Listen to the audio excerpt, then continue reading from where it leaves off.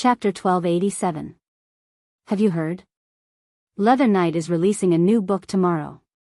Haha. Yanhuang College, cafeteria, lunchtime. Damn. I almost forgot that this guy said he would release a new book in March. I didn't expect that he would release it only when March is almost over. What a scammer. Hey. Yanfu. Is this news reliable? Leather Knight is really releasing a new book tomorrow? Hey. How can it be fake? I heard that early this morning, more than 1,000 people came from Chang and City to urge Leather Knight to release a new book. They blocked the Datong Daily's editorial department. In the end, Professor Ma stepped in and calmed them down. Most importantly, Professor Ma said that Leather Knight's new book would be released tomorrow. Haha. That's great. I've been waiting for his new book for half a year. But it's a pity that we have to plant trees with Yamacho tomorrow morning. We won't have time to buy newspapers. What a pity. Hee hee.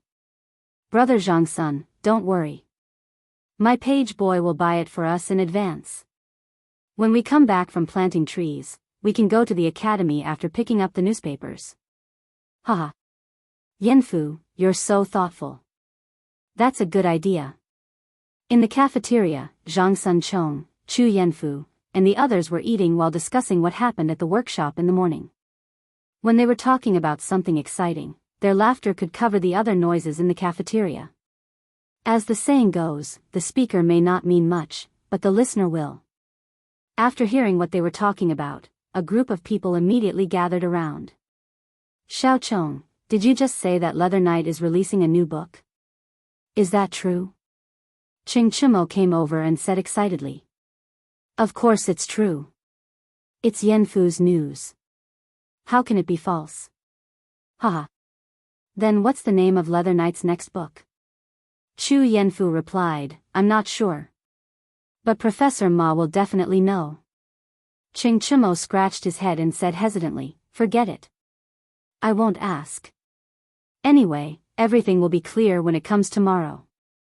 He was still a little scared to look for Ma Zhou, the leader of the economics department. Not far away, in a corner. After hearing the discussion, the three students looked at each other, put down their bowls and chopsticks, and walked out of the cafeteria together. Tianhua, Hong Yi, did you hear that? They said that Leather Knight will be releasing a new book tomorrow. Sigh, what's meant to come will come. Speaking of which, there's basically no new novel appearing in Big Words World this month. Everyone's just making way for Leather Knight. As the three of them walked out of the canteen, a young man with a medium build said. The person who spoke was Liao Feichen, one of the so-called heroes of Jianghu. Chen Tianhua wasn't as pessimistic as Liao Feichen. He smiled and said, Feichen, you don't have to say such depressing words. Although Leather Knight's influence in bragging world was huge, if he released a new book, it would also greatly boost the popularity of the entire bragging world. When that time comes, our readers might also gradually increase. Besides, aren't you curious about what kind of book Leather Knight will be releasing this time? For us, this is also an excellent learning opportunity. Hua Hongyi laughed loudly and said, haha. Feichen is right. I'm also very curious about what kind of book Leather Knight will be releasing this time. Of course, more importantly, I finally have a chance to compete with him on the same stage and determine who's better. Haha. In the afternoon, I'm going to take a break from class and go to Datong Daily's editorial department. Hearing that, Chen Tianhua and Liao Feichen were both stunned. After being stunned for a moment, Chen Tianhua said, Hong Yi, you're not really going to release a book on the same day as Leather Knight, right? Hua Hongyi nodded and said as if it was a matter of course, of course. I've already told you guys before. As the saying goes, a gentleman's word cannot be taken back. How can I go back on my words now? I've already prepared the manuscript. I'll show it to the editor of Dahua Jianghu in the afternoon. Liao Feichen was a little suspicious of his good friend's brain. He said, Hong Yi, it's hard to say if your novel can pass the editor's eyes. Previously, I asked you to show Tianhua and me the manuscript first, but you weren't willing. Now, sigh. Hua Hongyi said, Feichen, I appreciate your kindness.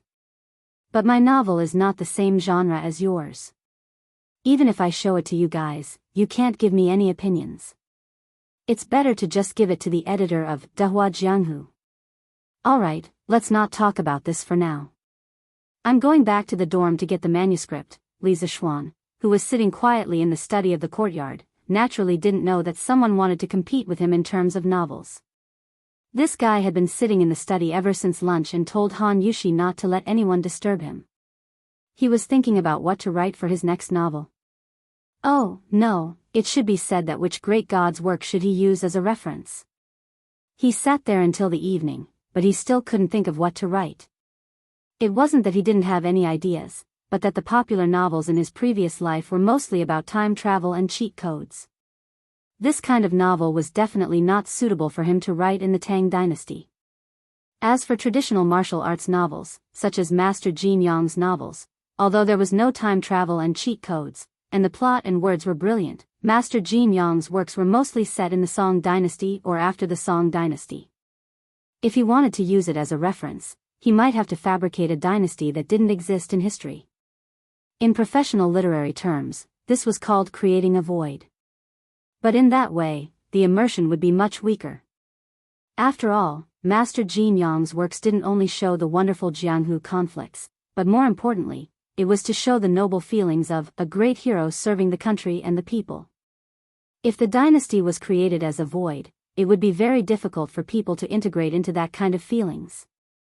Therefore, Li Zishuan's requirements for his next novel were no time travel, no cheat codes, and no background that would affect the immersion. There were actually many novels that met these three requirements, but other than that, it had to be something that Li Zishuan liked and had a brilliant plot. As a result, there were a lot fewer novels to choose from. Hey! I got it! Suddenly, a thought flashed through Li Zishuan's mind, and he shouted excitedly. Knock knock. At this moment, there was a soft knock on the door outside. Li Zishuan was stunned. He knew that Han Yushi was probably calling him for dinner. He quickly said, Wife, come in. With a creak, sure enough, it was Han Yushi who walked in. She was wearing a white dress. Although it was a little cold outside at night in March, the heating in the courtyard was still on, so there wasn't any cold at all. Husband. I know that you're busy, so I brought the food over. Please eat first. Han Yushi walked over with a plate of food and placed the food beside Li Zishuan. Inadvertently, her hair touched Li Zishuan's face, and the fragrance of her hair made someone's heart itch. Cough cough. Wife, I just had some inspiration. I'll eat later. Wife, you should go and rest first. Li Zishuan forcefully suppressed the wild thoughts in his heart and said in a serious tone. Han Yushi knew that Li Zishuan had been sitting quietly in the study for the entire afternoon because he was thinking about the novel. Hearing this, she didn't want to continue disturbing him. She could only say, then you must remember to eat. I won't disturb you anymore. After that, Han Yushi turned and left, leaving Li Zishuan alone in the study. Sigh. Other people read Swords by the Light at night, but I, as a marquis, have to write a novel by the light at night. Li Zishuan muttered, rolled up his sleeves and started writing. At the beginning of the paper, there were the words Celestial Slayer. Chapter 1288. Earning money from writing novels was not Li Zishuan's goal. He had a lot of responsibilities now and was even busier with official business. If it weren't for the fact that he had promised to start a new novel in March, he definitely wouldn't have started writing again. Poetry, songs, and prose was just a small matter. Similarly, writing novels was also a small matter in Li Zishuan's eyes. The reason he wrote novels was to guide the literati who were interested in this field to write novels that made people feel comfortable and happy. He wanted to add a new form of entertainment to this boring era and promote this form of entertainment. This way, he could realize his dream of staying at home and hugging his wife while reading novels. He was waiting for the Tang dynasty's novel world to flourish, or for someone to write novels that were close to or even better than his. When that time came, he would completely stop writing. After all, writing novels was not as comfortable as reading novels. There were originally no deities in this world, but since the ancient times, humans saw the world around them with all kinds of strange things. Lightning flashed, thunder roared, storms raged, natural disasters and man-made disasters. There were countless casualties and wails everywhere. It was definitely not something that humans could do or resist. Hence, they believed that above the 9 heavens, there were various deities. Below the 9 underworlds, there were also Een spirits and Yama's palace. Hence, the legend of deities was passed down to the world. Countless people sincerely kowtowed to the various deities that they imagined to create, praying for blessings and complaining. Incense was at its peak. In today's world, the righteous path flourished and evil retreated. The Central Plains had beautiful mountains and rivers, flourishing with people and abundant natural resources. It was firmly occupied by the righteous sections. Among them, Qingyan sect, Tian'an Temple, and Wuxia Valley were the 3 major pillars and were the leaders. This story began from Qingyan sect. The introduction of celestial bane was not strange, but there was a trace of majesty in the ordinary. However, a novel was not enough to attract readers just because of the introduction. The most important thing was the content. Celestial Bane was a pioneer in modern Xianxia novels and was known as the martial arts Bible of later Jianghu. Before the appearance of Celestial Bane, novels on the internet were mainly wuxia novels and fantasy novels. Celestial Bane was the first novel to combine the fantasy of the immortal world and the wuxia world. After the appearance of Celestial Bane, Xianxia novels on the internet rose as well. Celestial Bane also won the hearts of a large number of readers for Xianxia novels. Li Zixuan also fell in love with Xianxia novels at that time. Celestial Bane was undoubtedly a classic in terms of plot and writing style. Of course, Li Zixuan valued Master Shao Ding's portrayal of the characters in the book the most. All the characters, whether it was the main character Sha Danan, Lu Sueki, Bai Yao, or the other supporting characters, they were all made of flesh and blood. Lin Jingyu was righteous and talented, Xiao Huan, who was infatuated with Sha Danan, was naive and kind, and Sha Danan's first crush, Hidi, and so on. These characters each had their own personalities and stories. The word love was very heavy in Celestial Bane. Someone once commented that Celestial Bane was a romance novel in the guise of Xianxia. Although this comment was a little taken for granted, it could be seen that the description of love in the book was absolutely profound. The scene that Bai Yao left the deepest impression on Li Zixuan was the moment when she opened her arms to block the sword rain that filled the sky for Sha Danan. When Bai Yao lightly chanted, "Spirits of the netherworld, gods and demons of the heavens, with my blood and body, I offer you as a sacrifice. 3 lives and 7 worlds, forever falling into the king of hell, only for love, even if I die, I have no regrets." Even the most stone-hearted spectator could not help but feel a faint pain in his heart. That was the infatuation curse, the most tragic curse in the demon cult. Life was precious, but the value of love was even higher. Bai Yao died for Sha Danan, but in exchange, she also received 10 years of Sha Danan's care and nostalgia, as well as the half-piece of green cloth that was forever kept in Sha Danan's arms. In fact, Bai Yao's pure personality had already doomed her bleak fate. Even if life could be restarted, even if time could be reversed, Bai Yao would still block the fatal attack for Sha Danan, and she would never regret it. I am a demon, so what? If you are in danger, even if I have to exchange my life for yours, I am willing to do so. This was Bai Yao. She dared to love and hate, she was infatuated with love and loyalty. With the sound of pencil rubbing against paper, Li Zixuan gradually immersed himself in the poignant Xianxia world. Outside the house, the moon was bright and the stars were sparse. The people, birds, beasts, and insects on the cloud mountain seemed to have entered the land of dreams. Only Li Zixuan's courtyard was still lit by candles. At midnight, Li Zixuan stretched, walked out of the study, and came to the front yard. Feiji. Quickly send these manuscripts to the workshop and pass them to Mr. Ma. Tell him that these are 50 chapters of content. Other than the 10 chapters on the first day, We will send 5 chapters every day. In the front yard, Li Zishuan passed a thick stack of manuscripts to Pang Feiji and ordered. This was the hand speed of a grandmaster. How could an ordinary person compare to it? Yes. Marquis. Pang Feiji saluted with his fists and left the mountain with the manuscripts. This was the advantage of living on the Cloud Mountain. They could move around at night, unlike in Cheng, and where they were restricted by the curfew at night. The next day, the 20th of March, was the first tree planting day in Tang Dynasty. After breakfast, the students of Yanhuang College were called to gather at the field. Each of them received a bundle of saplings. Under Li Zishuan's command, each of the students took a shovel and carried a bundle of saplings.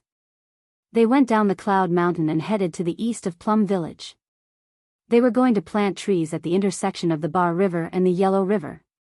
Walking on the cement road of Plum Village, the students were all staring in the direction of the workshop. They all knew that the newspaper that would be delivered today would have Pai Xiao's new book on it. Too bad they couldn't go and buy it now. However, the people in Cheng and did not have such a problem. At 7 in the morning, the Datong daily offices in every square and street officially opened to sell newspapers. The small newspaper boys also began to take newspapers and scooter to every street and alley. Selling newspapers. Selling newspapers. The freshly published Tang Dynasty Daily. After A Legend of a Mortal's Journey to Immortality, Leather Knight's new book, Celestial Bane, reappears in the world. The shouting of newspaper sellers caused an uproar in the morning in Cheng and City. Leather Knight's new novel is called Celestial Bane. Hey hey. Quick. Give me 2 copies of today's Big Talk World. I want 5 copies. 5 copies of today's Big Talk World. Give me 10 copies. Ever since the editorial department received more novels, the Big Talk World section was separated from Datong Daily and became a separate book.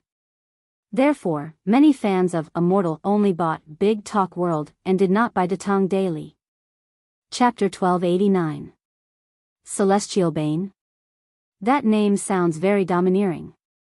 It should be the same genre as A Mortal's Journey to Immortality, right? That's great. Last time, I didn't get enough of Immortal, and other cultivator novels were boring.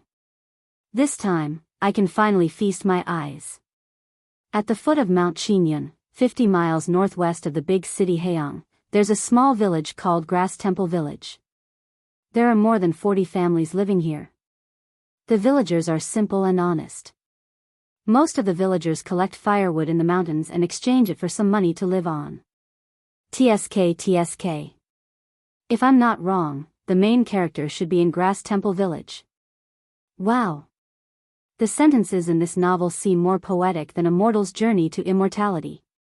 Looks like Leather Knight's writing has improved. That's right. It's very comfortable to read. I hope the plot will be more exciting. The fans of Mortals in Cheng and City bought the latest issue of Bragging World that they had been dreaming of early in the morning. After they finished reading the prologue in the first page of Celestial Bane, the fans could not help but discuss among themselves. Many people couldn't help but compare Celestial Bane to A Mortal's Journey to Immortality. From the first few chapters, they could see that Celestial Bane's writing was much more delicate. In fact, that was the case. As the first work of Xianxia novels, although Celestial Bane's word count was much less than A Mortal's Journey to Immortality, the novel's language chased after artistic conception. It was more like the artistic conception in Jin Yang's novel, and the language was very touching. Although The Mortal's Journey to Immortality's writing was not bad, it was still lacking compared to Celestial Bane. However, one couldn't say that Immortal was inferior to Celestial Bane just because of that. The world structure of Immortal extended from the human world to the spiritual world, and then to the heavenly realm. The world structure system was huge, but it was not messy and orderly. That was something that Celestial Bane couldn't compare to. It could only be said that both had their own merits. Apart from commenting on Celestial Bane in private, the people who bought Bragging World of Martial Arts flocked to the office of Tang Dynasty Daily, which was the closest to their homes, to gift Celestial Bane like crazy. Chang An's Chao family's eldest son, Chao Shi, rewards the Jade Dynasty Leather Knight with 3,000 Tang Yuan. Chang An's Murong family's young master, Murong Jun, rewards the Jade Dynasty Leather Knight with 1,000 Tang Yuan. Chang and Hu family's Hu Yuanbao rewards the Jade Dynasty Leather Knight with 1,000 Tang Yuan. Lin Hao of Chang An's Lin family rewards the Jade Dynasty Leather Knight with 1,000 Tang Yuan. Money, at this moment, seemed to be just a string of numbers, losing its original meaning of value. Countless amounts of money were sent to Datong Daily's office by crazy fans. The fans only wanted to show their faces under Leather Knight's new book. They only wanted to express their gratitude and support for their favorite author. Such a crazy scene reminded people of the day last year when mortal man came to an end. In a single day, over 1,000 alliance masters appeared. The coffers of the Tang Dynasty Daily's offices in Chang and were filled to the brim with copper coins. On that day, the cement road from Chang and to Plum Village was filled with horse carriages transporting copper coins. It stretched for miles, attracting the envy of countless shop owners. Today, Tang Yuan had become popular all over the world. Therefore, although there were more people who came to gift than last year, most of them settled in Tang Yuan. Therefore, the amount of money received by Datong Daily's office was not enough to fill the vaults. Jiangnan's Misty Rain Villa's young master, Jing Qianjun, rewards the Jade Dynasty Leather Knight with 5,000 Tang Yuan. Today was different from the past. Due to the ranking league organized by the Football Association, many people from other states and counties lived in Chang and city. These people used to read the legend of a mortal's journey to immortality through Datong Daily. However, due to geographical restrictions, the updates they saw were delayed by many days compared to those in Chang and city. Now, they were gathered in Chang and city because of football. They could finally be the first to see Leather Knight's new book, Jade Dynasty. How could they not express their gratitude? Wow! 5,000 Tang Yuan. Misty Rain Villa's young master? What's the background of this villa? Why is their young master so rich? Hey! You don't even know about Misty Rain Villa? This villa monopolizes the grain, porcelain, and silk business in Jiangnan. Manor Master Zhang might not even care about 5,000 Tang Yuan. Oh! So awesome! I heard that the boss of Team Tempest in this ranking league is Misty Rain Villa's old Manor Master Zhang. Yo! Team Tempest has won 10 matches in Group A recently. They are in the limelight. Old Manor Master Zhang's team is indeed awesome. Haha. That's right. Other than Team Tempest's young master who came over to reward Jade Dynasty, other teams more or less sent people over to reward. This scene was even better than the end of Mortal's journey last year. Hurry up. Get the masters to move faster. Badges, let's make the League Masters badge first. As for the rest, we'll owe them first. Let the readers who rewarded us receive their badges in 2 days with the note issued by Datong Daily's office. The people in Chang and city were frantically rewarding. In the workshop, Faubert was extremely busy. Everyone in the workshop started work before dawn. There was only one purpose, and that was to make badges for Jade Dynasty's fans. Last night, Ma Zhou and the others had only composed and printed Celestial Bane. The number of copies for this issue of Bragging World was 5 times more than the previous ones. Therefore, they did not have the time to arrange for people to make badges. After the novel was printed, Ma Zhou thought of the badges and immediately asked Song Xiaoxi to inform all the craftsmen to start work ahead of time. Although the workshop would have produced a batch of badges by the time Datong Daily and Bragging World were released, it was less than 2 hours before the various offices announced that they were running low on badges. Left with no other choice, Uncle Fu could only come up with this plan. He ordered the craftsmen to make a batch of Celestial Bane's leader badges as soon as possible. After all, relatively speaking, the number of leader badges was still much lower. Yes. Manager Fu. In Chang and city, all the Datong Daily's offices had urgently posted relevant announcements, saying frowny face due to everyone's excessive enthusiasm, Jade Dynasty's badges have been used up.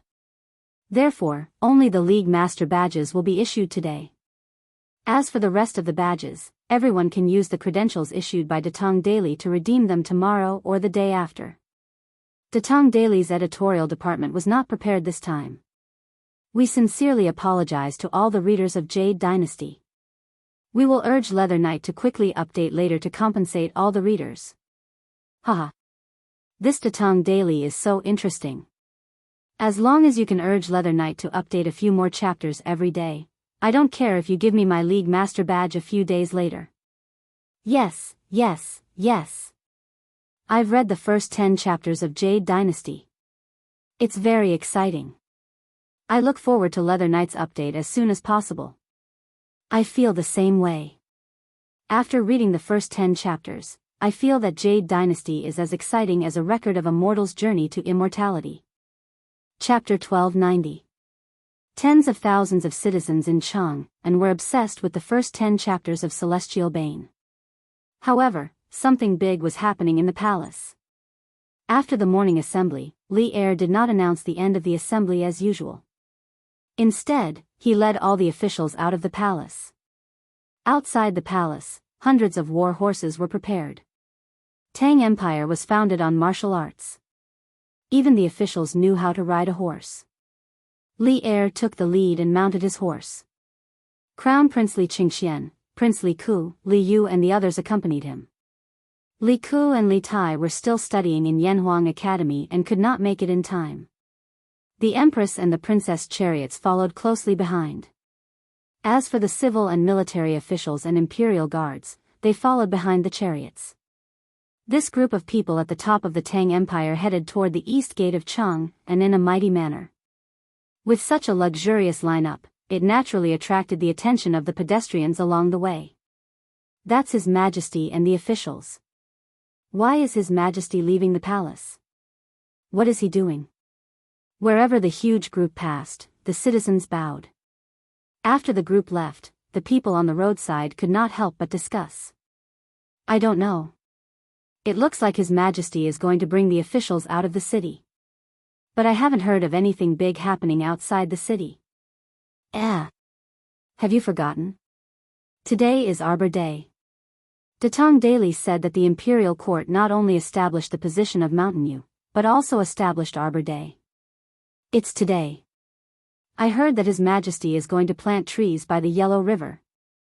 I heard that the Duke of Yong and brought all the students from Yanhuang College to plant trees early in the morning. Whoa. I almost forgot about that. Since His Majesty and the Duke of Yong and are going to plant trees, how can I be idle? I want to plant trees by the Yellow River too. That's right. I want to go too.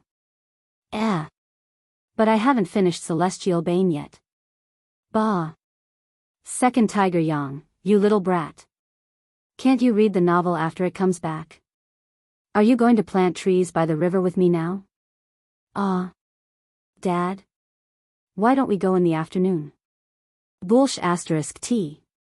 Come home with me to plant trees now. Dad. Let go of me. The power of a role model was infinite. If one were to ask who the first role model in the hearts of the Tang people was, it would definitely be Li Er. After all, old Li was the current emperor. Moreover, when Li Yuan raised his army in Taiyuan, half of the world's rivers and mountains were conquered by Li Shimen, the king of Qin, personally led the army. All along, Li Er's reputation among the people was very, very high. Now that old Li had become the emperor of Tang, even though the process of ascending the throne was a little disgraceful, history books were always written by the victors. Li Er's crime of murdering his brother and imprisoning his father was glossed over by the imperial censor as a victim who was forced to kill his brother and abdicate the throne. Other than Li Er, Li Zishuan, the Marquis of Tang also had a high reputation among the people. Ever since Li Zishuan's debut, the things he did were mostly good for the country and the people. Moreover, the Yanhuang College he founded was regarded by the people as the best place for the poor children to stand out. Therefore, when they heard that Li Zishuan led the officials out of the city, and that Li Zishuan led all the students of Yanhuang College to plant trees, the people on the streets all went home, took out their tools and saplings, and ran out of the city after the big group. Sigh.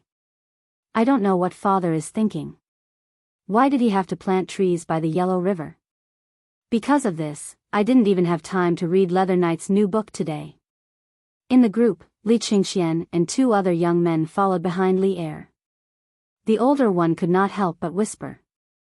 Li Qingxian frowned and scolded, "Brother, you don't spout nonsense. The construction of the Yellow River Shelter Belt is a national project that father has decided on. As father's sons, you and I should set an example. How can we let ourselves be distracted by novels?" So that young man was the future Prince of Qi, Li Yu. Yes. Brother, you're right. It was a slip of the tongue, a slip of the tongue. Li Yu didn't expect that Li Qingxian would hear him when he was only muttering in a low voice, nor did he expect that Li Qingxian would specially reprimand him for such a trivial matter, so he could only hurriedly apologize. However, in this little fellow's heart, it was inevitable that he would feel some degree of hatred towards Li Qingxian because of this. That's for the best. Li Qingxian nodded in satisfaction. Even though he hadn't had the time to watch Celestial Bane, he knew that he had to prioritize. Of course, the most important thing was that the idea of Arbor Day and the construction of the Yellow River Shelter Forest was proposed by his good friend and brother. Of course, he had to support it. In the eastern suburbs of Lantian County, at the entrance of the Bar River into the Yellow River, the students of Yanhuang College had split up into classes and started planting trees. Some dug holes, some helped trees, and some carried water. It was a lively scene. "Young master, let us plant these trees. These students from the college are all literary stars. They're going to do great things in the future. Planting trees is a rough job that farmers like us should do." As Li Zishuan's fief, all the farmers in Lantian County who had nothing to do came over to plant trees. Second Elder Lu, who was only wearing a coarse shirt, did not mind the cold. He walked over and spoke loudly to Li Zishuan. As soon as he finished speaking, some of the students nearby could not help but sneak a peek. It was obvious that they did not want to soak in sweat while digging holes to plant trees. Li Zishuan's facial features were sharp. He snorted and purposely raised his voice. "Second Elder Lu, thank you for your kindness. But who said that scholars can't plant trees? Since they are Yanhuang College's students, they can't be lazy. In the future, they will use their knowledge to benefit the people. If they don't work in the fields and don't work, how can they benefit the people?" Speaking of which, he was the Marquis of the Tang Empire and the Yamacho of the college. He stayed up so late last night to write novels, but didn't he come over early in the morning to plant trees? These little brats had eaten and slept well last night. Did they still want to be lazy today? After he finished speaking, he turned around and spoke loudly to all the students with a serious face. "Whoever doesn't finish planting their saplings today, don't even think about returning to the college today." He would leave the moment he finished planting them. Do you all hear me? Although the students were standing rather scattered, Li Zishuan's voice was transmitted to everyone's ears without any difference. Hearing this, they all responded, "We heard it." Yamacho. At this time, the students who wanted to be lazy could not help but give up completely. They dug even harder. Second Master Lu looked at Li Zishuan and the students of the Yanhuang Academy with mixed feelings. He shook his head and left. He muttered in a voice that only he could hear, "I'm sorry, Li Zishuan." Amazing. Young master's students will be amazing in the future. The people will have a good life in the future. Chapter 1291. Added to Ling Fanming's bounty. Haha. Mencius once said, "When the heavens are about to bestow a great responsibility upon a great man, they must first torment his will, toil his muscles and bones, and starve his body and skin." Marquis Yong, and we greatly admire your teachings. Coincidentally, Li Zishuan had just finished lecturing his students when Li Er arrived on horseback, laughing loudly. Behind him were the Empress, princes, princesses, and civil and military officials. Li Zishuan was startled. He hurriedly stepped forward and bowed. "This subject, Li Zishuan, respectfully welcomes your majesty." The students of Yanhuang College and the citizens of Lantian County who had come to plant trees all hurriedly followed suit and bowed. "We pay our respects to your majesty." There were quite a few people here, numbering at least a few thousand. Their voices were like a large bell, resounding through the clouds. Li Er loved the feeling of being supported by the people. After all, which emperor didn't have a bit of vanity? He raised his hands with a smile and said, "Rise. Today is tree planting day set by the imperial court. We are gratified that you can come here to plant trees." The citizens of Lantian County were only willing to plant trees because Li Zishuan had been promoting tree planting recently. Now that they heard Li Er's words, it was as if they had been conferred the title of Marquis. They were so excited that they didn't know where to put their hands. One had to know that the other party was the Emperor of Great Tang. The Emperor of Great Tang had actually personally praised them. How could they not be excited? As for the students of Yanhuang College, each of them held their heads high. Li Er was the dean of Yanhuang College in name. Today's praise made them, the emperor's students, very proud. At this time, there were no longer any students who were unwilling to plant trees. Haha. Continue. Continue to plant trees. Li Er said to the citizens on the shore. He then turned to Wuxia Xianxia and ordered, "Men, distribute saplings and tools to the officials." "Yes, sir." Wuxia Xianxia accepted the order and left. At this time, Empress Jianghu and Princess Tranquil also walked down from the imperial carriage. Tranquil smiled and said, "Imperial father, Tranquil also wants to plant trees. Mother's health isn't good, so I'll help her plant Tranquil." Hearing this, Empress Jianghu's eyes were full of love. "Tranquil, my body has been nourished for a winter. How can I be as delicate as you say? You, go plant trees with Qingxian and the others. Don't tire yourself out. Imperial mother will plant it with your imperial father." It was now the end of March. During the day, it was not as cold as before. It was because of this that Li Er dared to let Empress Jianghu leave the palace. Otherwise, her illness would easily relapse. On the other hand, not only was Tranquil's qi completely cured, but she also had Daoist genuine qi in her body. Her physique was much better than before. Li Er was completely relieved about this. "Yes. Tranquil, go plant trees with Qingxian. Your imperial mother has imperial father." Li Er smiled. His face was full of love. "Yes." Seeing this, Tranquil went to find Li Qingxian and the others. After a while, the civil and military officials were each given a shovel and 3 saplings. Seeing that the emperor and empress had personally planted the trees, what else could the ministers say? They all began to look for a place to plant the trees in groups of 3 or 5. "Little Xian, what's the name of your new book? After today's court session, I came straight here. I really didn't have time to read it." The 2 siblings, Li Qingxian and Tranquil, insisted on teaming up with Li Zishuan to plant trees. The former was there to hug his thigh and be a bystander, while the latter, while planting trees, Li Qingxian asked quietly. He and Tranquil were among the few people who knew Leather Knight's true identity. "Qingxian, when you go back later, get someone to buy you the latest Talking Big World, and you'll find out." Li Zishuan rolled his eyes and said unhappily. Without a doubt, he would be the one digging the tree holes.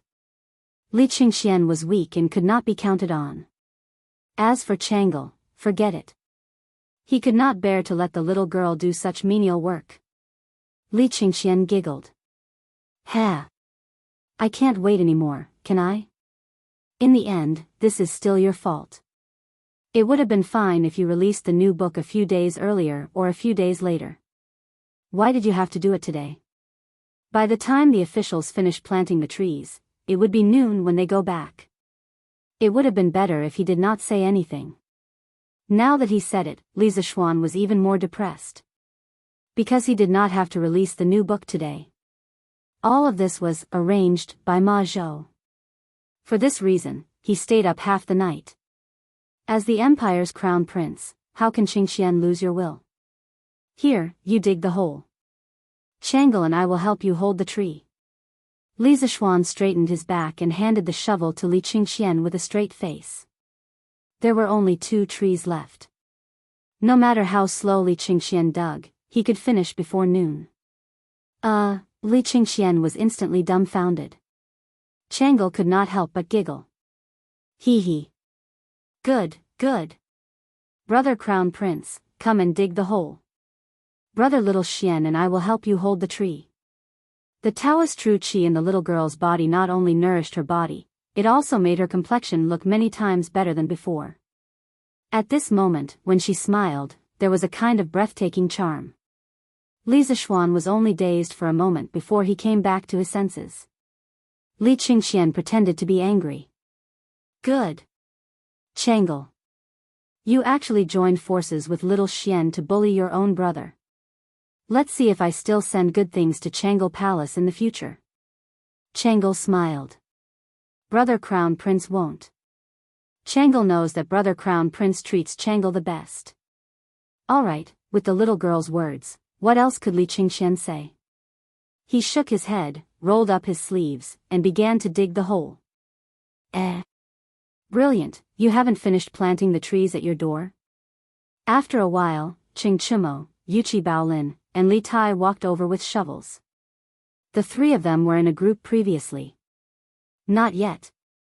Cho Nyo, Baolin, Qing Ke, you guys finished planting so quickly? Li Qingxian raised his head and said in surprise. He had heard from Li Zishuan that each student of the academy was given at least 8 saplings. If Qing Chimo and the others were in a group of 3, that would be 24 saplings. It wouldn't be easy to finish planting all of them. Haha. What's this? A mere 20-something saplings aren't even enough to fill the gaps between my teeth. Oh, right. Brilliant, have you read Leather Knight's new book? Qing Chimo smirked and asked again. Li Qingxian shook his head and said, not yet. Qing Chimo said regretfully, sigh. Then forget it. After saying that, he turned to Li Zishuan and said, Yamacho, Qing Ke, Baolin, and I have finished planting the trees, so we'll be returning to the academy first. This time, I might be able to learn something from Leather Knight's new book. When the time comes, I, Qing Chimo, might be able to become a god with one book. Haha. Li Zishuan didn't know where this idiot's confidence came from. He thought for a while and said, Chimo, on next year's Arbor Day, I want to plant a tree in your heart. Qing Chimo was stunned and asked, what? Li Zishuan smiled and said, the name of that tree is called the Force Tree. Qing Chimo was still confused, what do you mean? Li Zishuan said unhappily, I want you to know the force in your heart. You want to write a novel? You better pass all the subjects first. Pfft. Ha ha ha. Li Qingxian, Li Tai, and Yuchi Baolin burst into laughter. Li Zishuan was too funny. Tranquil's face was red. She wanted to laugh but was too embarrassed to do so.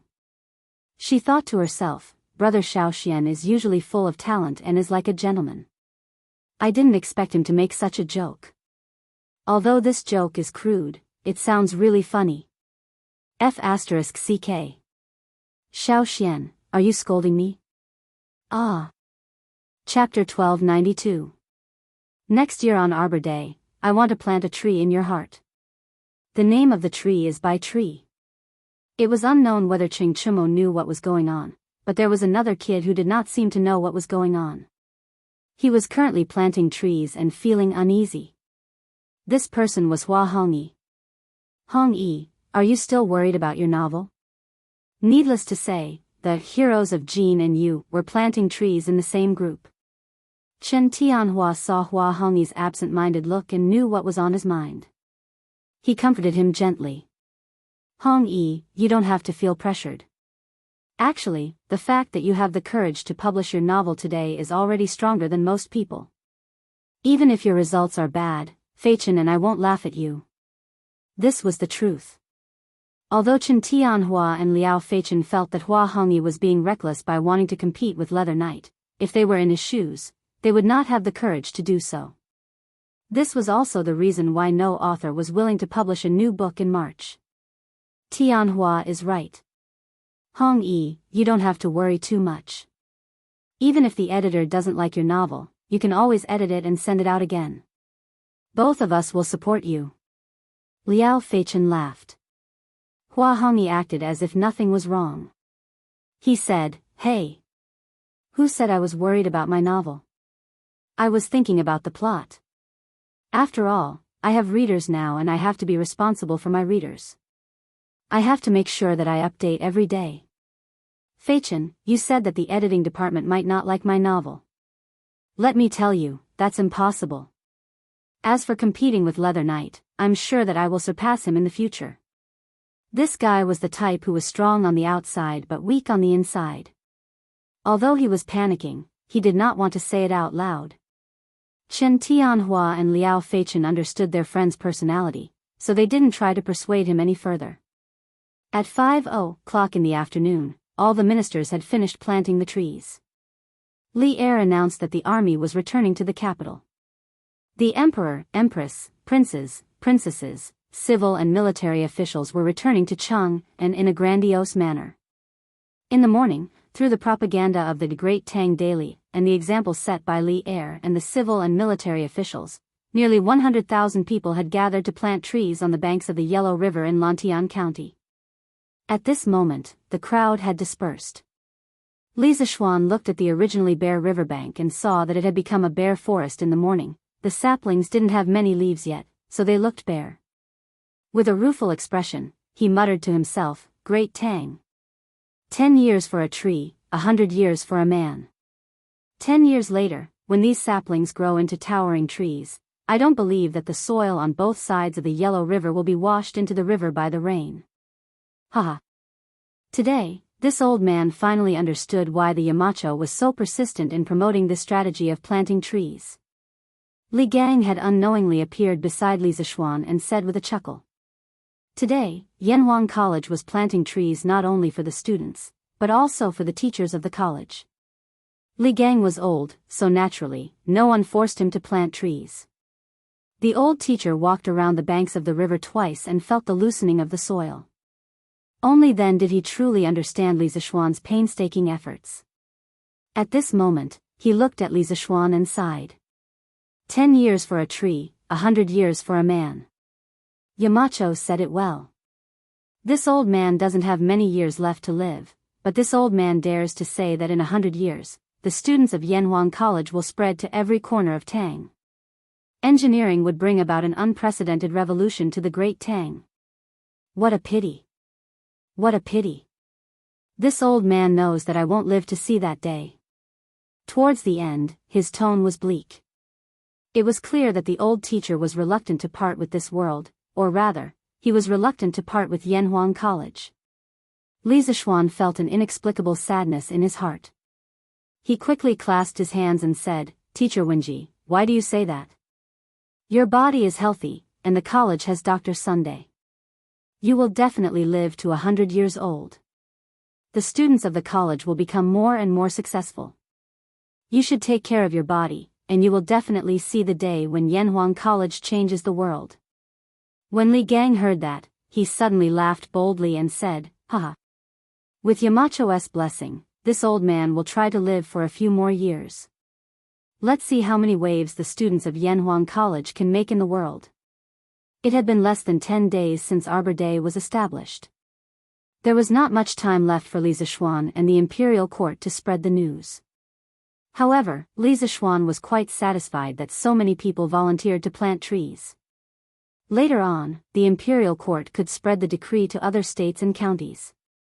Datang Daily could also spread the benefits of planting trees to other states and counties. Therefore, next year's Arbor Day would definitely be more lively than this year's. This was also Li Zishuan's goal.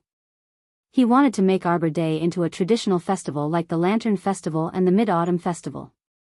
He wanted to cultivate the environmental awareness of the Yanhuang people 1,000 years in advance. F***CK. F***CK. F***CK.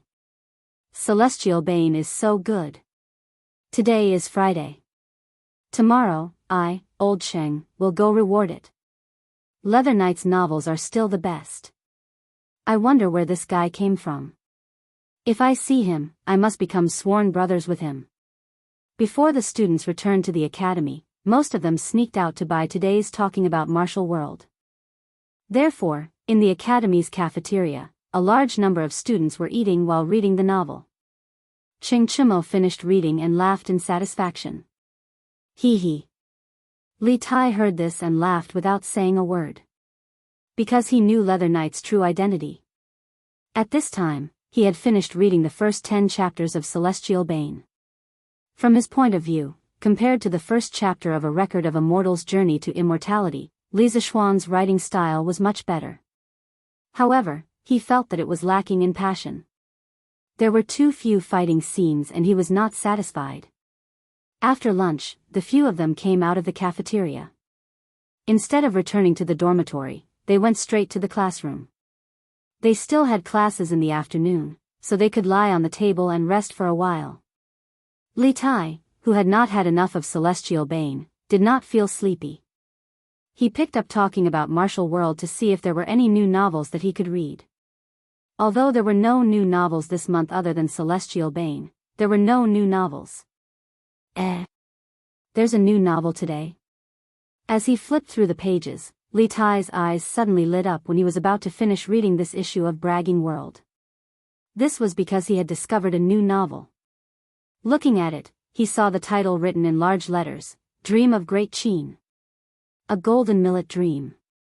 Hua Ziyu, a young engineering student from Tang Dynasty's Yanhuang College, dreamed that he came to the Great Qin from 800 years ago and became a powerful ranger. At that time, the Great Qin Empire had just pacified the 6 states and was awe-inspiring.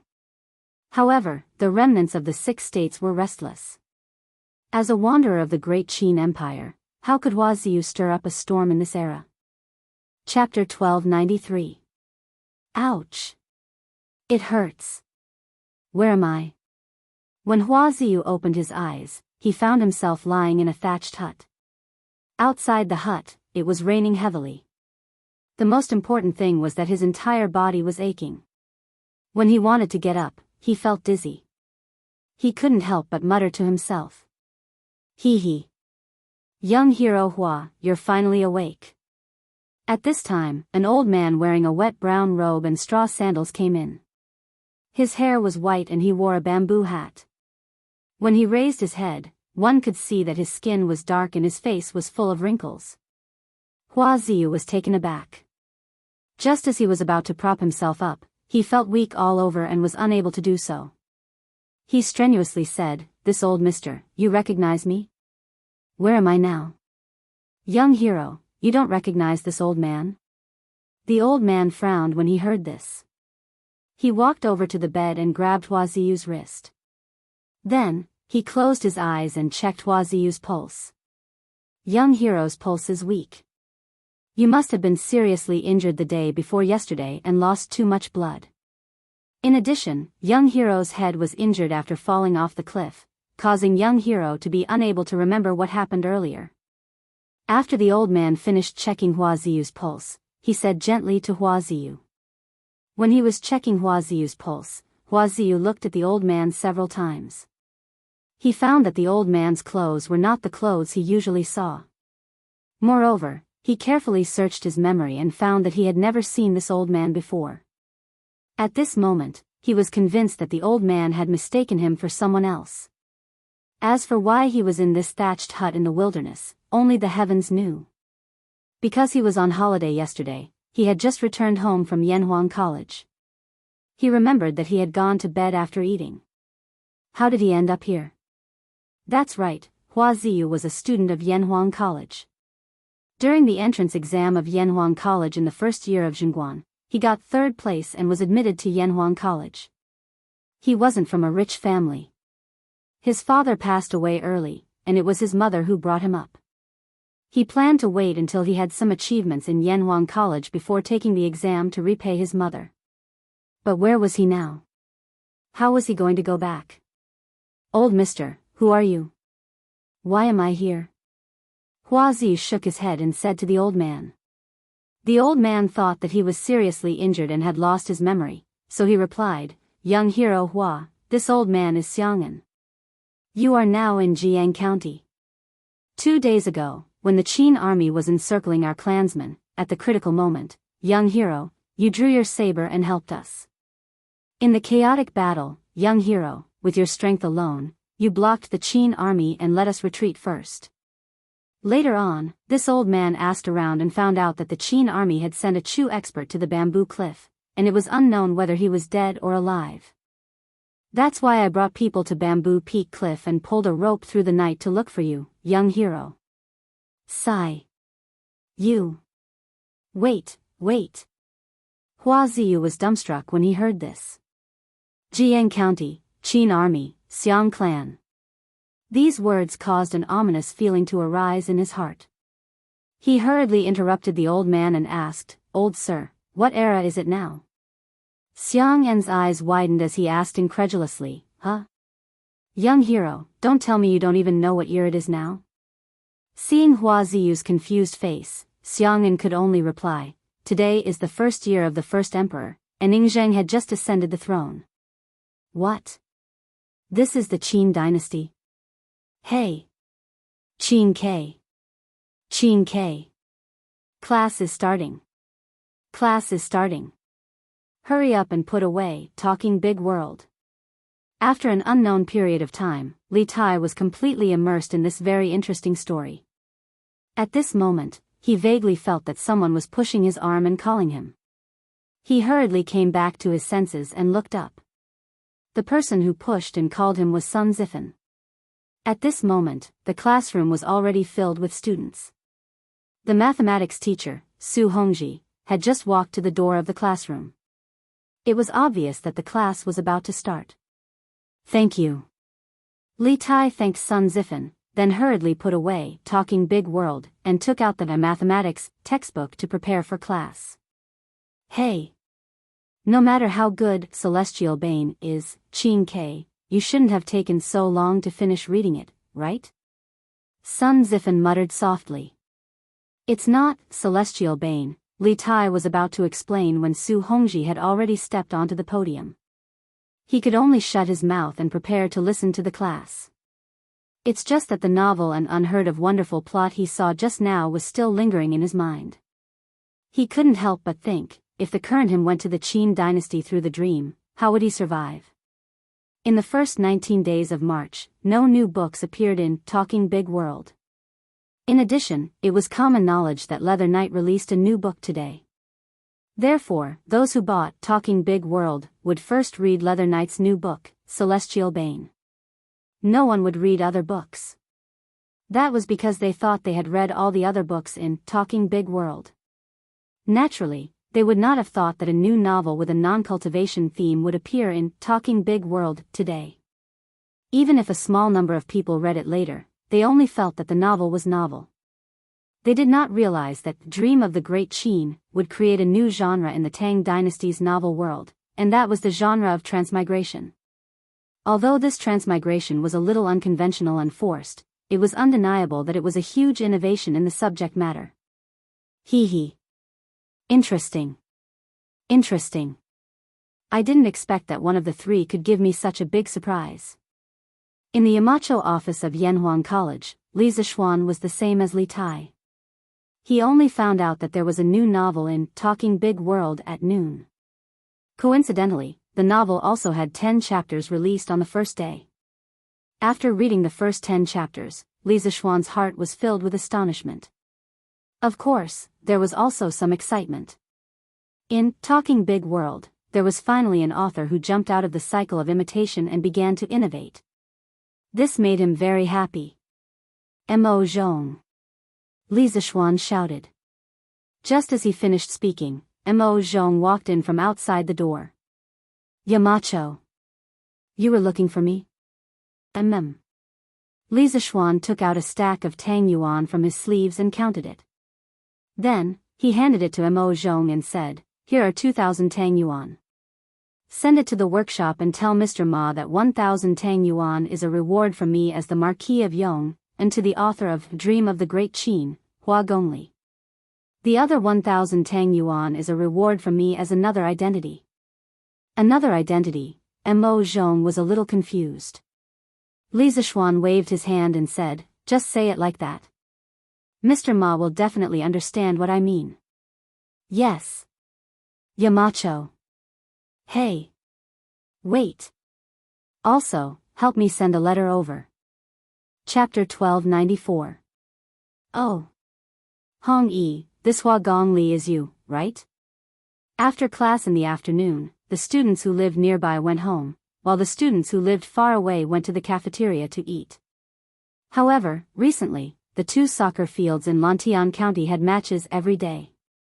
Although the students who lived far away stayed on campus during the weekend, most of them would go out to watch the matches during the day and return to the academy at night. At this time, Chen Tianhua, Hua Hongyi, and Liao Feichen had just finished their dinner. On the path back to the dormitory, Liao Feichen sighed in disbelief. Hee. Feichen, how do you know that Hua Gongli is me? Hua Hongyi did not deny it. Instead, he joked with interest. Liao Feichen crossed his arms, rolled his eyes, and said, Hey. Even with my toes, I can guess it's you. Hua Hongyi, 3 words, taking the radical of the last 2 words, isn't that Hua Gongli? Other than you, who else would give themselves this name? Hua Hongyi praised, Feichen is indeed quick-witted. Admirable, admirable. Che. Hongyi, don't give me that. Liao Feichen said unhappily, and then said, Hey. But I read Hongyi's Dream of Daqin at noon, and I think it's really interesting. I have a feeling that your book's results won't be bad. Chen Tianhua at the side also interrupted at this time. Feichen is right. Last year when novels were just popular, Hongyi, you didn't want to imitate Legend of a Mortal's Journey to Immortality. You said that you wanted to write a novel about the main character roaming the Jianghu and doing chivalrous deeds. At that time, we all thought it was very interesting. But we didn't expect that you would use a dream to put the main character in the Qin dynasty and let him do chivalrous deeds in the Qin dynasty. This idea is really too bold, too amazing. Hongyi, can you tell us how you came up with this idea? Yes. I also want to know. Liao Feichen nodded. Hua Hongyi smiled. After thinking for a moment, he sighed heavily and said, When I was young, I also admired those wanderers. I also thought that when I grew up, would go to the famous mountains and rivers to learn martial arts. But when I was old enough, my father died of illness, leaving my mother to support the family alone. At that time, I knew that I had no fate with being a wanderer. Because I wanted to study hard, get a good reputation, and let my mother live a good life. Last year, when Datong Daly's novels were just becoming popular, I did want to write a novel about a ranger's adventures in the Jianghu and upholding justice. This was my childhood dream. But after thinking about it repeatedly, I felt that the story's appeal was not good enough, so I temporarily gave up. When I was admitted to Yanhuang College, I found that Yamacho had opened the door to a new world for us. The earth under our feet is round, people can communicate with each other even if they are far away, and the sun has 7 colors. After entering the college, I felt that inspiration for writing came rolling in. I felt that Yamacho's engineering could change the Tang dynasty and the world. At that time, I had another idea, which was to combine engineering and wanderer. Imagine, if someone is proficient in both martial arts and engineering, how wonderful would his life be? In the current era of peace and prosperity, there might not be much use for people with strong martial arts. However, in a different era, such as the Great Qin that had just unified the 6 nations, there would be no need to worry about not having a place to use these people who were proficient in both martial arts and the workmanship of the Yanhuang Academy. There was no need to worry about not having a place to use them, and there was no need to worry about not being able to achieve great things. In fact, the idea of returning to the Great Qin in a dream was not something that I thought of out of thin air, but I really dreamed about it before. I dreamed that I returned to the Qin dynasty, but my dream was very short. But Hua Ziyu's dream was very long. He wanted to help me complete the dream that I could not complete. The main character of this novel is him, or rather, I am myself. The Qin dynasty destroyed the 6 countries in a remote area. How tyrannical was its strength? But the dynasty only lasted for a short 14 years. Have you ever thought about what kind of sparks we, Yanhuang College's students, who are proficient in engineering, will use our engineering to create when we return to the Qin dynasty? I think that those who read Dream of Great Qin in the future will have this idea, and I call it the sense of immersion. Back then, the reason why The Legend of a Mortal's Journey to Immortality was so popular in the Great Tang was because of this sense of immersion.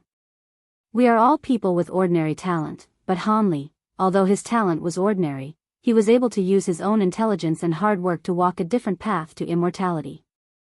Those who read The Legend of a Mortal's Journey to Immortality will all be immersed in it, and so this novel was successful. And now, as long as I firmly grasp this point, my Dream of Great Qin will definitely be successful. I firmly believe in it. After saying this, Hua Hongyi's eyes suddenly shot out a dazzling light. At this moment, he was so confident and extraordinary. Chen Tianhua and Liao Feichen were both stunned. It was because of Hua Hongyi's childhood experience, Hua Hongyi's original intention of writing Dream of Great Qin, and even more so because of Hua Hongyi's conclusion of The Legend of a Mortal's Journey to Immortality, that swept the Great Tang. After a long time, Chen Tianhua solemnly cupped his hands and said, after listening to Hongyi's words, "This foolish little brother has learned a lot. Now I understand why my and Feichen's novels have never been able to surpass The Legend of a Mortal's Journey to Immortality. It is because we have forgotten our original intentions. Novels are just a product of people's dissatisfaction with reality. Hong Yi, you are better than us, and you have done better than us. If you continue to write Dream of Great Qin properly, it might really be able to compete with Leather Knight's Jade Dynasty in the future. If you have any requests in the future, Feichen and I will definitely do our best to help. We only hope that you will never forget your original intentions. Only then can you become a god with one book." Liao Feichen's expression was complicated. He did not expect that the existence of the bottom of the three of them would have the opportunity to take a peek at the supreme throne of the Great Tang novel world. At this time, he also said, "Tianhua is right. After listening to Hong Yi's words, we have indeed benefited a lot. Haha. Without a doubt, before the workshop closes, I will go and reward my good brother. Although I can't afford to be the Alliance Master, I should still be a Hall Master. Don't you think so?" Although Liao Feichen had been writing novels in Datong daily for more than half a year, 20 strings of coins was still a cut of flesh and blood. Chen Tianhua also reacted and hurriedly said, "Yes, yes, yes. Feichen, let's go to the workshop to reward now." Hey, hey, hey. Don't. We are all good brothers. Why are you treating us like outsiders? Hua Hongyi stopped the two and then said with a smile, "If you two good brothers want a reward, why don't you just give me 20 strings of coins each? If you send it to the workshop will have to split it in half." "Get lost," the two angrily said in unison. Chapter 1295. Guangqing County, Yang Square. There was a house with 3 entrances with the words House of Yi written on it. There were 2 servants guarding the door. Looking at this house, it was obviously a rich family. As night fell, 2 lanterns were lit at the entrance of the house, illuminating the street in front of the house. In a side room in the backyard of the House of Yi. "Monk, I heard from your second uncle that Guangqing County was attacked by a large number of bandits a while ago, so the security in the city was handed over to the state government. But I feel that this is not the case, something is not right." In the side room, Little Yu and Yi Fashion sat opposite each other. The dim candlelight shone on their faces, and there was a hint of depression in the silence. Hearing this, Yi Fashion shook his head and said, "I also feel that something is not right. It has been a few months since the bandits attacked Guangqing County. The state government's troops should have dispersed long ago, but now they are still guarding Guangqing County. And from what my second uncle said, Weizuoqing is not in the county. There must be something wrong." Little Yu frowned and thought for a moment. Suddenly, her eyes lit up and she said, "Monk, could it be that your second uncle is hiding something from us? I saw that when he mentioned Weizuoqing, his face was a bit unnatural. He even advised us not to ask about things that we should not ask about, or else he would not be able to protect us. Today, I went to the city to ask a few people about Weizuoqing's whereabouts, but the people said that Weizuoqing left Guangqing County a month ago and returned to the capital to report on his mission. How is this possible? If it is really as they said, we would definitely have seen Wuxia County in Cheng, and before coming to Jianghu. Yi Fashion closed his eyes. After a while, he opened his eyes and said, Miss Liu, your analysis is right. But the reason why my second uncle deliberately hid it from us is because he wants to protect us. The situation in Guangxing County is very delicate now, and anyone can see that there is something wrong. Although my second uncle is only my distant uncle, he has always been close to the Yi family. And he has always been an upright person. He would never harm me. Monk, what are you thinking? I did not say that your second uncle wants to harm us. Seeing that Yi Fashion seemed to have misunderstood, little Yu hurriedly explained, I just wanted to say that your second uncle might think that we are still young and is afraid that we will be implicated in Wei Wuqing's disappearance and meet with misfortune. However, I can directly reveal my identity to your second uncle and say that I was sent by the Marquis of Yong, and to investigate the disappearance of Left Deputy Wei. Once your second uncle knows of my backing, he will definitely tell me the truth. Absolutely not. Yi Fashion's expression changed, and he shook his head without thinking. Miss Liu, your identity is special, and my cousin has a blood feud with the Chui family. Even I have to deliberately conceal myself in my second uncle's house, and I don't want to see outsiders, let alone you. You don't know how powerful the Chui family is in Jianghu. They have many spies in Guangxing County. If old Chui finds out that you were sent by my cousin, he will definitely bring people to kill you. When that time comes, even my second uncle won't be able to protect you. What's more, the inner city of Guangxing County is heavily guarded, only people can enter and not leave. Even if they kill you and me, my cousin won't be able to get the news in a short period of time. Therefore, your identity cannot be easily revealed. Do you understand? Little Yu bit her lips and nodded. Yes. Fashion, from what you're saying, you also think that the delicate situation in Guangxing County is caused by the Chui family? Yi Fashion said in a deep voice, if it's not the Chui family, who else could it be? This Jianghu provincial governor Pan Jinyue was a retainer of the Chui family. With him around, if old Chui wanted to mobilize the state's army, wouldn't it be easy for him to do something? Little Yu frowned. Then do you think that Left Deputy Wei's disappearance was caused by the Chui family? Yi Fashion stood up with his hands behind his back.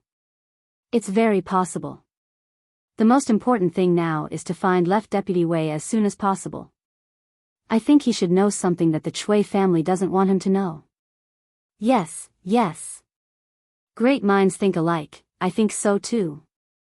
Little Yu blinked her eyes playfully, and then frowned. But where should we go to find Left Deputy Wei?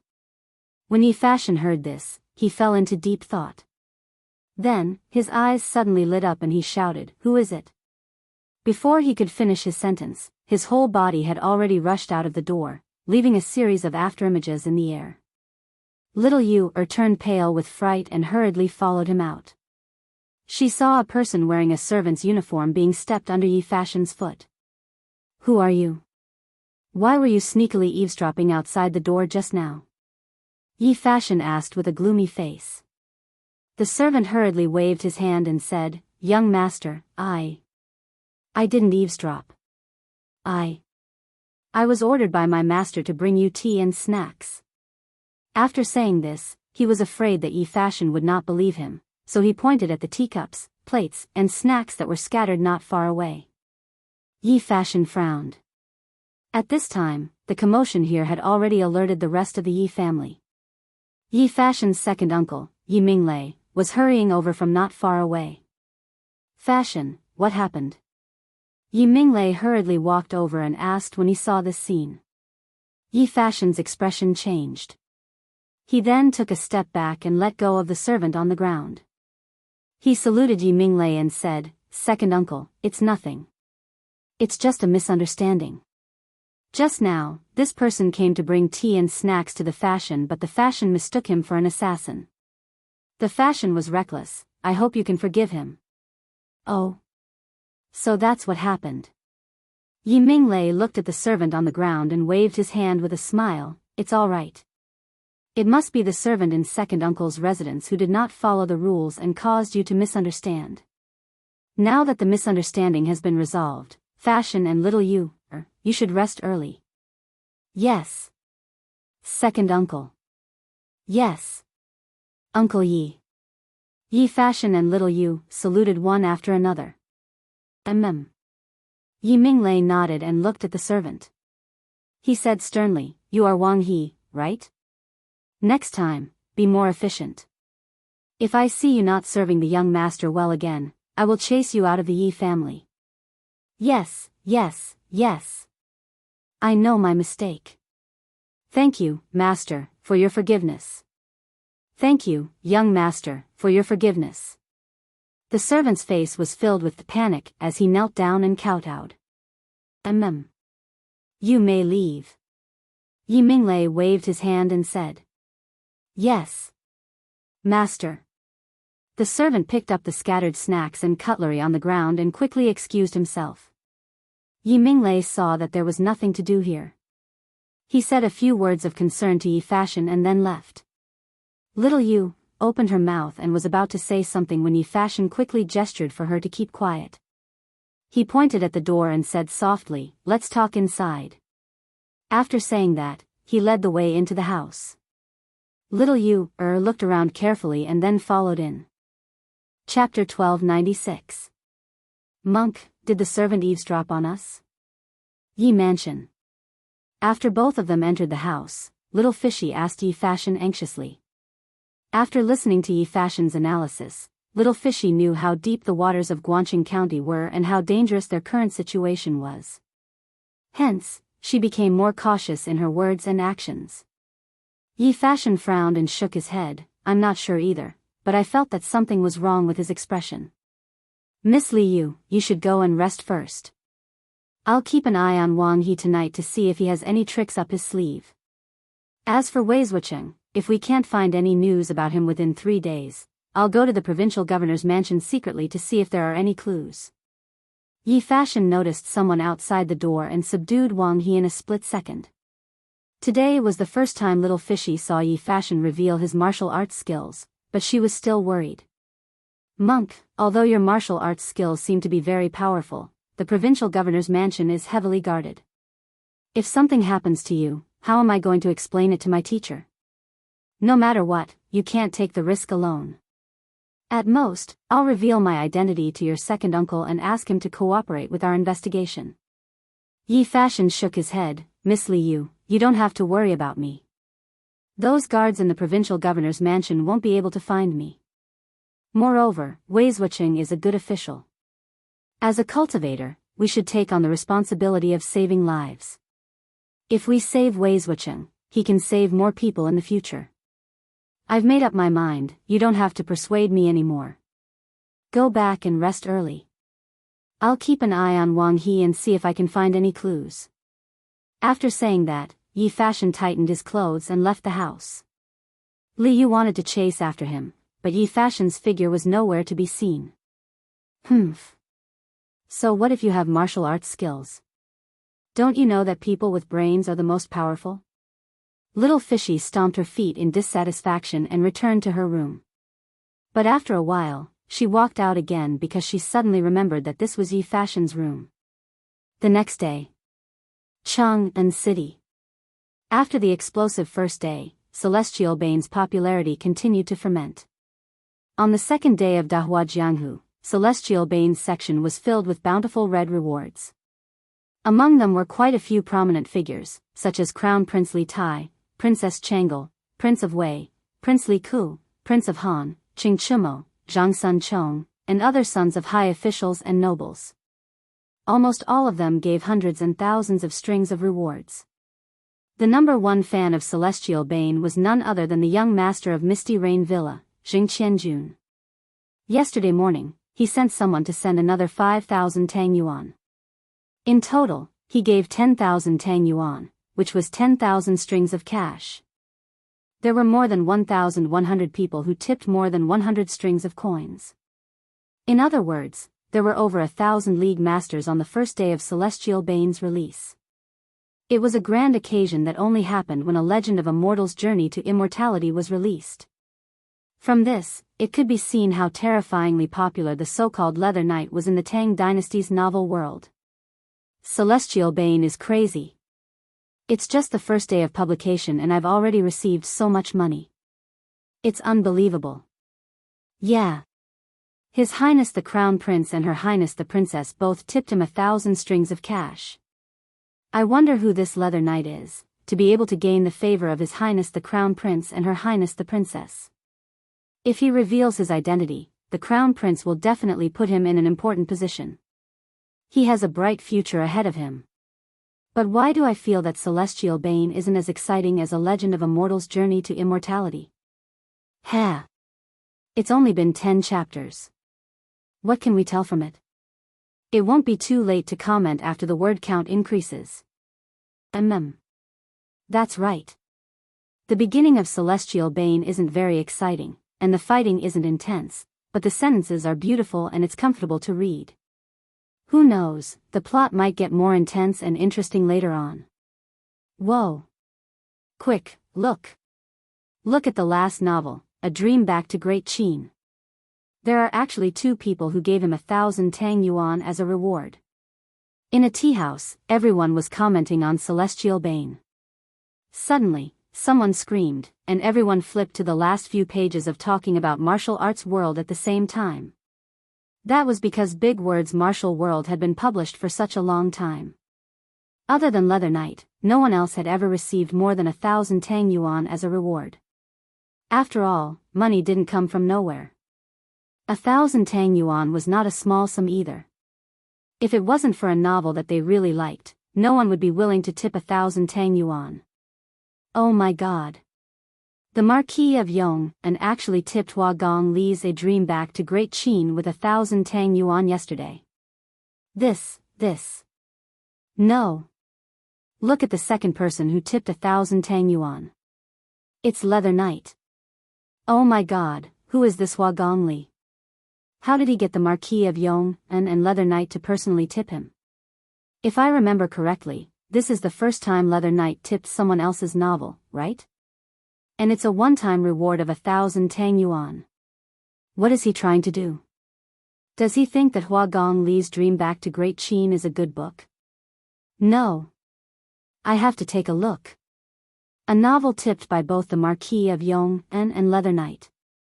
I have to take a look at it no matter what. That's right. Tong, and go and find me the contents of the previous editions of Dreaming of the Great Qin. Yes. Young Master, I found it. Here you go. What do you mean? Why is there only one? Young Master, there's only one. This Dream of Great Qin was only published yesterday. What? You're saying that Dream Back to Great Qin was published on the same day as Celestial Bane? F***CK. This Hua Gong Li has guts. He actually dared to publish it on the same day as Leather Knight. No wonder I've never heard of this book before. Haha. I'm definitely going to read this book. Haha. Just based on Hua Gong Li's courage, I'm definitely going to read Dream Back to Great Qin. If it's really well written, I'll definitely reward it. After all, even though Leather Knight writes a lot every day, it's still not enough for me to read. The news of Leather Knight and the Marquis of Yong and working together to reward a newcomer's novel quickly spread throughout Chang and city.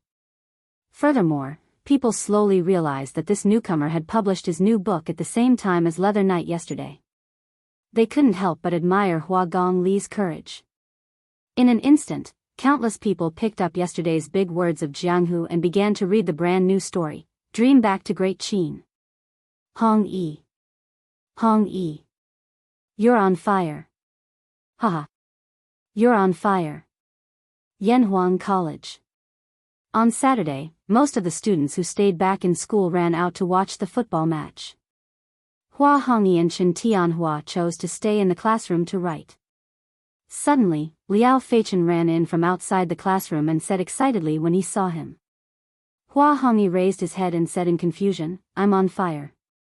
"What fire?" "Feichen, what are you talking about?"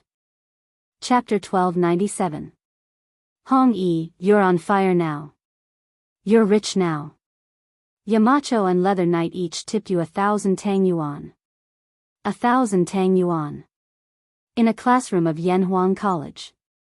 Liao Feichen panted heavily and said with a flushed face. What? Yamacho and Leather Knight each tipped Hong Yi 1,000 Tang Yuan? Chen Tianhua exclaimed. He knew that Hua Hongyi's novel, Dream of the Qin, would be successful, but he didn't expect it to be so successful. He actually won 2,000 Tang Yuan on the first day of publication. This kind of result was probably only The Legend of a Mortal's Journey to Immortality could compare. Hua Hongyi himself was also shocked by the news. Obviously, he didn't expect that he would receive such a huge reward on the first day of publication. After a long while, Hua Hongyi said, Dream of the Great Qin Empire, Great Qin Empire. Feichen, you're not joking with me, right? Liao Feichen said unhappily, who's joking with you? Here. This is today's bragging world. Why don't you take a look at it yourself? Hua Hongyi took the bragging world from Liao Feichen with trembling hands. He flipped to the end and found the section of Dream of the Qin. Sure enough, at the end of the main text, there were 2 lines of red rewards. Reward, extravagant extravagance, moving me to tears.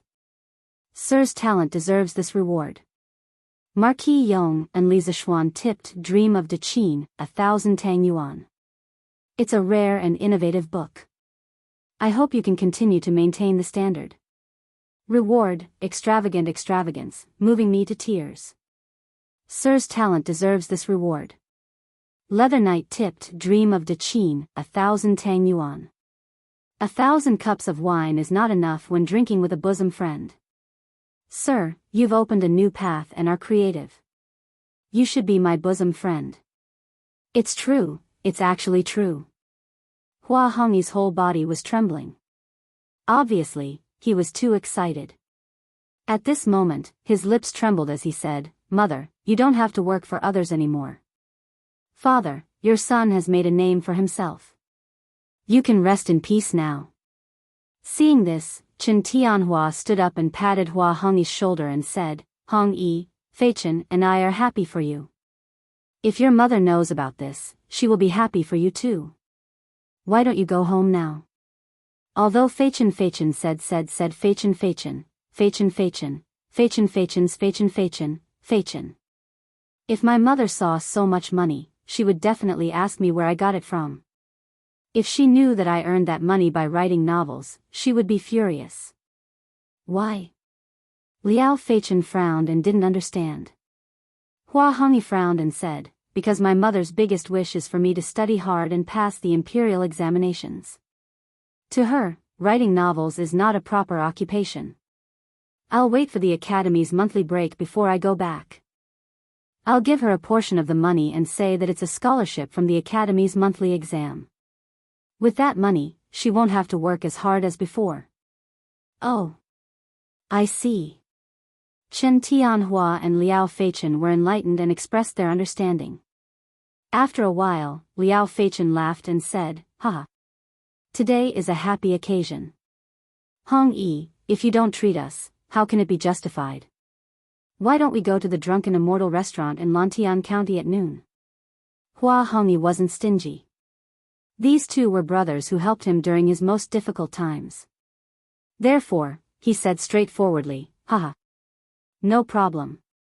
Drunken Immortal restaurant it is.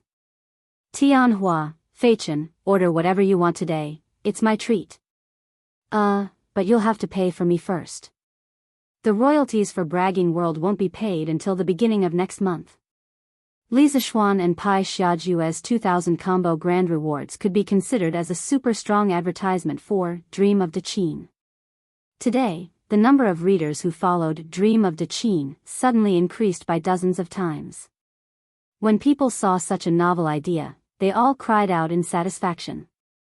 After all, they had never read a time travel novel like this before. If people who read it thought it was good, they would definitely recommend it to the people around them. Therefore, the good reputation caused Dream of the Qin to become popular on the second day. The number of people who rewarded it was also countless. Although the total amount of rewards couldn't be compared to Celestial Bane, Dream of Daqin still sat firmly on the second throne of Bragging World, making other authors envious. Guanqing County, Yi Mansion. Monk. Early in the morning, Yi Minglei came to the backyard and shouted as he walked towards Yi Fashion's room. Uncle Yi, the monk isn't here. At this moment, Little Fishy came out from another room and quickly replied. Yi Minglei was puzzled. The monk isn't here? Where did he go so early in the morning? Little Fishy pretended to be nonchalant and replied, the monk said he went out to buy something and will be back soon. Why? Uncle Yi, are you looking for the monk? I'll ask him to look for you when he's back. Oh. It's nothing. Yi Minglei's eyes flashed and he quickly said with a smile, I just wanted to remind the two of you that the city hasn't been peaceful for the past few days. If there's nothing, it's best that you don't leave the residence. If there's anything you want to buy, just ask the servants to buy it for you. Little Fishy blinked and asked in a seemingly casual manner, the city hasn't been peaceful for the past few days? Uncle Yi, do you have some news? Can you tell me a little? Yi Minglei's expression suddenly became unnatural. He quickly waved his hand and said, No. I don't know anything. Miss Fishy, you must tell him what I said just now. I'm on duty at the county office. After that, he turned around and left. Little Fishy felt that something was wrong with Yi Minglei. She stood there and frowned for a while before turning around and returning to her room. With a creak, Little Fishy pushed open the door and entered. However, she was almost scared to death because when she came out just now, the side room was still empty.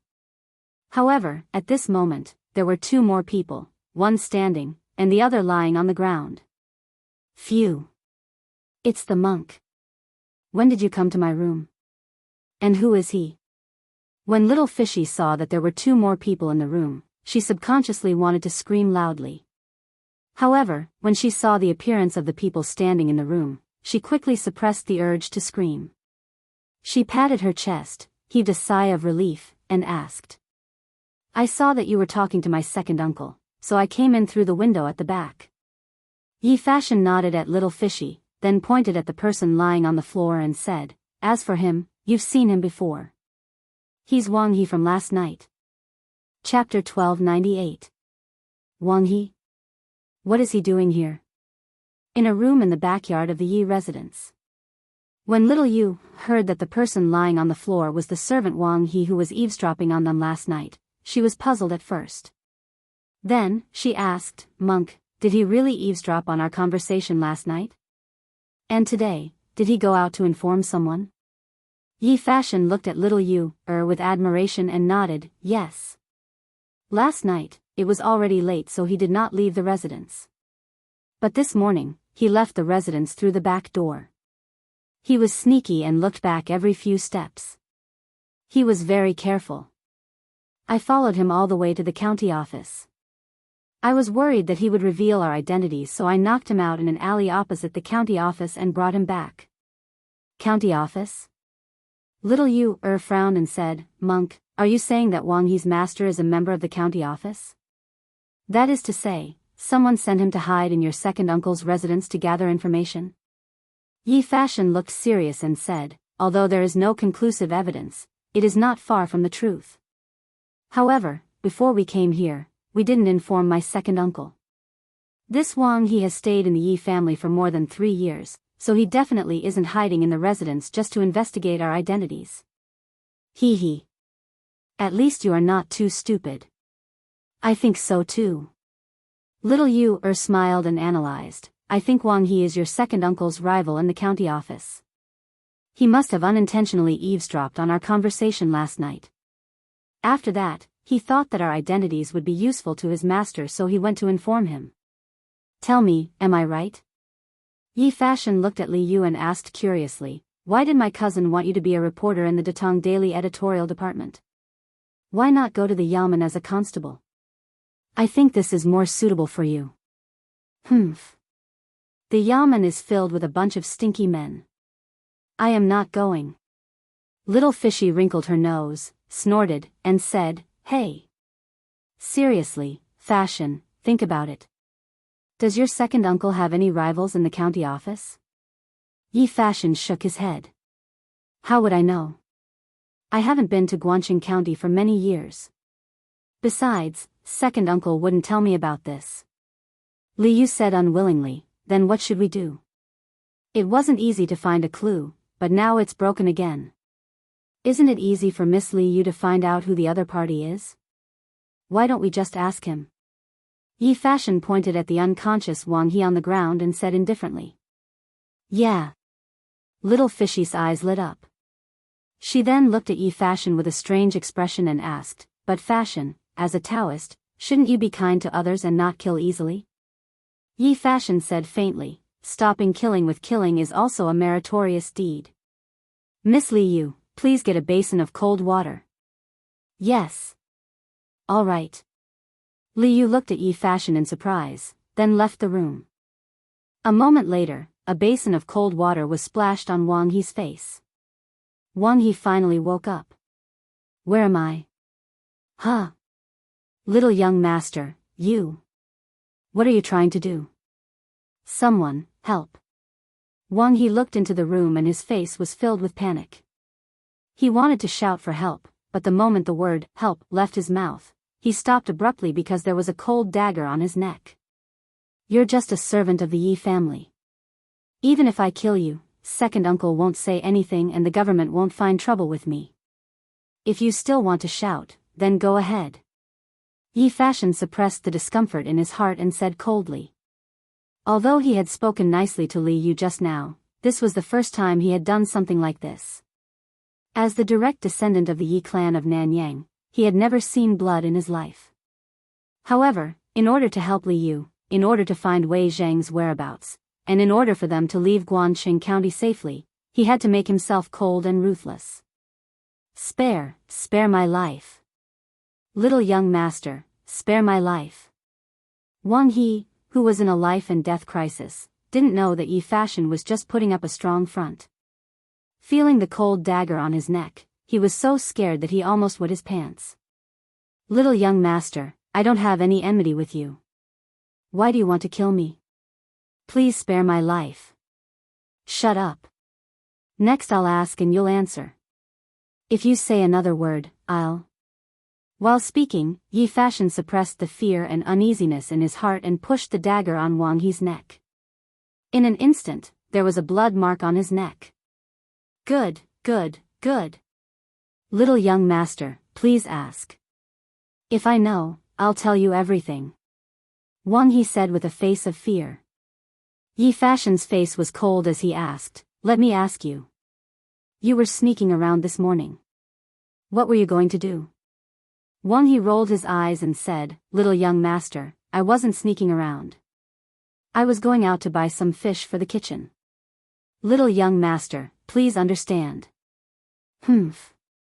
Still lying?" Yi Fashion snorted and said, "You should go to the market to buy fish. Why did you go to the county office? Don't think that I don't dare to kill you." After saying that, he pushed the dagger in his hand into Wang He's neck. Blood immediately oozed out from Wang He's neck. Little Yu covered her mouth and didn't dare to look anymore. Wang He was scared out of his wits. At this moment, he really felt the threat of death. He hurriedly cried and begged, "Little young master, please spare my life. Little young master, please spare my life. I'll tell you everything. Please spare my life." "Humph. Then hurry up and say it." Yi Fashion secretly heaved a sigh of relief. Although Wang He's neck was cut, it didn't break any blood vessels. It wasn't a big deal. He had a sense of propriety. From the beginning to the end, he had never thought of killing anyone. If he really met someone who wasn't afraid of death, he would probably be at his wit's end. Wang He didn't dare to hide anything and hurriedly said, It's Registrar Zhang. I went to report to Registrar Zhang. Registrar Zhang asked me to monitor the Yi residence. If I discover anything that's unfavorable to Old Master, I have to report to him." "Unfavorable to my second uncle?" Yi Fashion frowned and asked, "What did you eavesdrop on last night?" Wang He hesitated for a moment and gritted his teeth. "I heard that Miss Yu was sent by Duke Yong, and to look for Left Deputy Wei. In this month, everyone who came from Chang and was arrested by the provincial governor's residence. Old Master hid you in the residence. If the provincial governor knew about this, Old Master would be sentenced to prison. So I wanted to take this information to Registrar Jing to exchange for money. I know my mistake. I hope little young master will spare my life." "Humph. You're a traitor who lives off me." Yi Fashion was furious when he heard this. He couldn't help but punch Wang He in the stomach. The latter instantly arched his body in pain. Bam! Yi Fashion used his palm to chop the back of Wang He's head. The latter made an ugh sound and fainted again. "Miss Li Yu, help me find a rope. I want to tie him up and hand him over to second uncle." Chapter 1299. 2 in 1 chapter. "Monk, you want to hand Wang He over to your second uncle? Then are you going to tell your second uncle about the purpose of our trip?" Li Yu asked cautiously. Yi Minglei's words in the morning and the collusion between Wang He and the county magistrate made her feel that the current situation in Guan City was complicated and confusing. It was like the calm before the storm. "Miss Li Yu, take a look at this first. I bought it on my way back." Yi Fashion shook his head and did not answer Li Yu's question directly. Instead, he took out a roll of paper from his sleeve and passed it to her. "What is this?" Little Yu took it and read the content clearly. She could not help but be shocked. Jianghu Daily? Monk, who is so bold to print newspapers privately? Ever since Li Yu sent you Shernan and the rest to monitor the content of Datong Daily was officially taken over by the state. Although the imperial court did not make any explicit rules, it was an undeniable fact that it was forbidden to publish newspapers privately. After all, the imperial court had to control public opinion. But now, there was a newspaper similar to Datong Daily in Jianghu. This was shocking. What was the Jianghu provincial governor trying to do? Or what was the Chui family trying to do? Yi Fashion said in a low voice, "Read the content first." Li Yu obeyed and lowered her head to read it carefully. The more she read, the more surprised she was. Tang Dynasty Daily had 3 sections: interaction between literati, current news, and boastful words of Jianghu. However, Zhengzhou Daily only had 1 section that was similar to interaction between literati. It was full of articles written by great Confucians. What shocked little Yu was not this, but the content of the articles. The current emperor did not obtain the throne properly. He killed his brother and imprisoned his father. Heaven and earth cannot tolerate this. The fake emperor, Li Shimin, is of Hu blood. He destroyed the foundation of the Han people. He should be punished by both humans and gods. Taking over one's brother and sister-in-law. Violating human relations. Destroying morality. Everyone should abandon him. The descendants of Yan and Huang, the Han people, should rise in rebellion. Destroy the tyrant, restore morality, and restore order to the people. The titles of these articles were shocking enough, not to mention the content. Li Yu could not help but break out in cold sweat. "Monk, is someone trying to incite the people of Jianghu to rebel?" Putting down the newspaper, Li Yu's face was frighteningly pale. After a while, she looked at Yi Fashion and asked. She had initially decided to come to Jianghu because she thought that Wei Zheng had been retaliated against by some corrupt officials. She wanted to investigate clearly. However, she had never expected that the waters in Jianghu were so deep that there were actually people who wanted to rebel. This was equivalent to poking a hole in the sky. Yi Fashion's expression wasn't any better. His eyes were like lightning as he looked at Li Yu and said word by word, "It's not that someone is inciting the people to revolt, but that within Jianghu, the Chui family is planning a coup d'état from top to bottom. In the morning, second uncle told us not to go out for the next 2 days, so I think they will definitely take action in the next 2 days." Li Yu's expression changed. Her heart was also in turmoil. "Monk, do you know how long this Jianghu Daily has been published?" Yi Fashion's expression was gloomy. I asked the bookstore owner. He said that a month ago, Guangxing County already had the Jianghu daily. At the beginning, the content was still normal. However, later on, there were many articles criticizing His Majesty and attacking the court. All of them were written by famous scholars in Jianghu. These scholars often have students all over the country and have a great influence. In addition, this month, there were many scholars giving lectures in Guangxing County. The content of their lectures were all criticizing His Majesty. As the saying goes, 3 people make a tiger. These scholars have always had a high reputation among the people. Now, there are many people in Jianghu who are hostile towards the court and His Majesty. As long as there is someone who wants to incite them, this group of people will become the vanguard of the aristocratic family's rebellion against the court. Little Yu's face was aghast. She staggered back 2 steps and said, if that's really the case, then what should we do? Also, where is Wei Wuxia now? Could he have been harmed by them? I don't know. However, I plan to make a trip to the provincial governor's office tonight. Time waits for no one.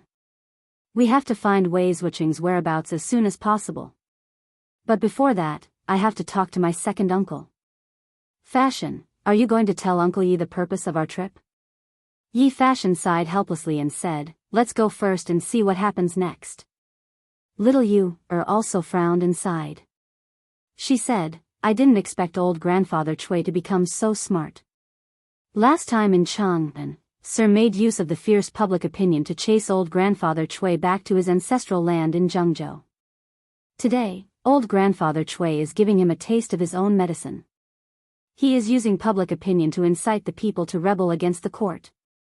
Although using Jianghu to rebel against the entire Tang Empire is tantamount to throwing an egg at a rock and they don't have much chance of winning, these people who are controlled by public opinion will have to pay with their lives for the Chui family's ambition. When the time comes, who knows how many people will die. In the evening, Yi Minglei returned from the county yamen. The moment he entered, he was invited to the backyard by Yi Fashion. Yi Fashion told Yi Minglei about how Wang Yi secretly went to the county yamen in the morning to inform him. When Yi Minglei heard the news, his eyes darkened. After a moment of silence, he said, Men. Old master. At this moment, 2 powerful servants came in. The 2 of them bowed and said. Yi Minglei's eyes were cold as he ordered, drag Wang Yi away. Drown him in the pond. Old master, please spare me. Old master, please spare me. I know my mistake. I won't dare to do it again. Wang Yi was tied up like a dumpling. When he heard that Yi Minglei wanted to drown him, he immediately struggled violently and begged for mercy. Take him away. Yi Minglei was unmoved and said coldly. Only then did the 2 servants react. They quickly dragged Wang Yi away. Old master. I know my mistake. Spare me. Spare me. Ha ha ha ha. Yi Minglei, if you kill me, you won't live for long. The county magistrate and the registrar will avenge me. Avenge. Outside the house, Wang Yi's pleas and vicious cries were getting further and further away. At this moment, Yi Minglei turned around and looked at Yi Fashion with a burning gaze. He asked, Fashion, you didn't come here just to visit second uncle, right? Although it was a good thing for Yi Minglei that Wang Yi was caught for leaking information, the person who caught Wang Yi was Yi Fashion. Under normal circumstances, Yi Fashion would not follow a servant. Hence, there was definitely something fishy going on. Yi Minglei had been in the bureaucracy for a long time. How could he not have thought of this? Under his intense gaze, Yi Fashion nodded slowly and said, Second uncle's guess is correct. This Fashion did not come here just to visit you. But before I tell you the truth, I would like to ask second uncle, which is the most important in your heart, the Chui family or the emperor? After saying that, Yi Fashion's eyes stared unblinkingly at Yi Minglei's face. Yi Minglei frowned deeply and his expression changed. Fashion, why would you ask such a question? Second uncle, don't hide it from me. Although I don't fully understand the current situation in Jianghu, I still know a little about it. As an official of the imperial court, you should know that the Jianghu daily is a taboo, not to mention the articles that incite the people to rebel against the imperial court. Now that things have come to this, I want to know, second uncle, which side will you stand on? Will you go with the flow and betray the imperial court, or will you expose the traitors and turn the tide? As Yi Fashion spoke, he took out the newspaper from his sleeve. Yi Minglei's expression immediately darkened. Beside him, little Yu was also extremely nervous. If Yi Minglei chose to stand against the imperial court, then both of them would probably die today. Yi Minglei's expression changed. After a while, he finally opened his mouth and said, Fashion, second uncle can't stand on either side. I'm just a lowly county magistrate. I don't have any troops or authority. If I stand on either side, my family will be destroyed. Fashion, since you've already guessed some things, then I'll tell you everything today. Ever since old Master Cui was sent back to Jianghu in the first month of the year, Wei Zuoqing had followed the imperial edict and carried out a comprehensive investigation of the Cui family's illegal activities. However, the Cui family had been in Jianghu for many years and had long been deeply rooted. Wei Zuoqing's stubbornness was met with a lot of opposition from the lower-level officials. Although they didn't dare to openly challenge Wei Zuoqing, they could still secretly oppose him. However, Wei Zuoqing's character was unyielding. How could he tolerate his subordinates' opposition to him? Using the power granted by the emperor, he dismissed the county magistrates of 5 counties in Jianghu. In a short period of time, the officials of Jianghu were in danger. Just as Wei Zuoqing was about to wield the butcher's knife against the Cui family, on the 15th of the first month, a group of bandits near Meishan, numbering at least a few hundred people, infiltrated Guangqing County in batches and suddenly exploded. Thousands of people were injured and Guangqing County was in chaos. Jiangzhou's provincial governor, Pan Zhenyue, urgently ordered 6,000 state troops to enter the city to eliminate the bandits. After the commotion was quelled, Wei Zuoqing went missing. The imperial guards who came with Wei Zuoqing were all killed. When the provincial governor learned of this, he was furious and ordered the provincial government to lock down the city. No one was allowed to leave. Li Yu and Yi Fashion couldn't help but widen their eyes. They never thought that so many things would happen in the few months that Wei Zheng had been in Jiangzhou. Crazy.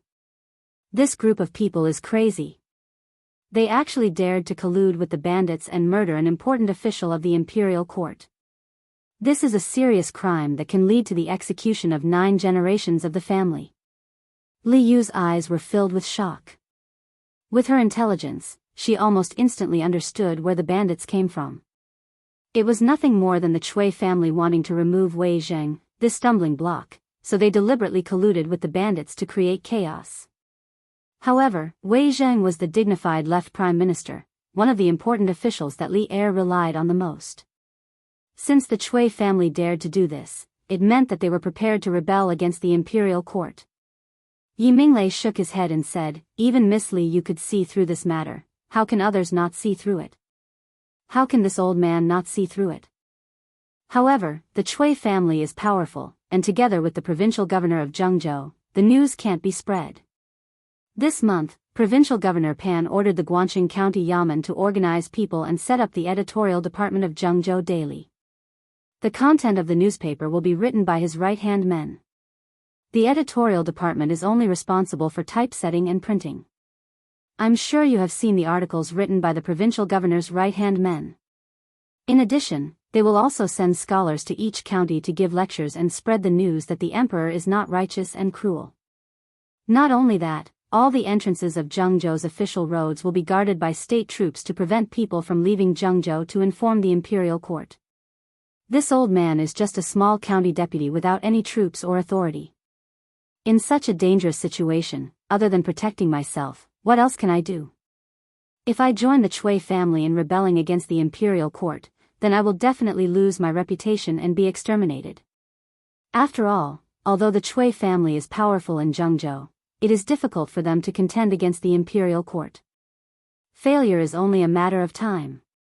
However, if this old man opposes the Cui family and goes to inform the imperial court, then my entire Yi family will die without a burial ground. Therefore, this old man can only help no one. I will try my best to avoid any involvement and try my best to distance myself from any involvement. In this way, even if the imperial court blames me, I will only lose my official position. However, the dozens of people in the Yi family will be spared. Yi Fashion and Li Yu couldn't help but fall silent after listening. It turned out that Yi Minglei was a bystander. Although he didn't have much power, his heart was as clear as a mirror. He had already seen through the situation in Jianghu. What he wanted was very simple. He just wanted to protect the lives of his entire family. Second uncle, it's not wrong for you to choose to protect yourself. However, have you ever thought that when the Chui family really wants to rebel, they will not tolerate a subordinate who wavers between two sides? Those who achieve great things will plan before acting, let alone something as big as a rebellion. Fashion dares to guarantee that before the rebellion, the Chui family will force you to make your stand clear. When that time comes, what will you do? In the room, the three of them were silent for a moment. Then, Yi Fashion looked at Yi Minglei and said in a low voice.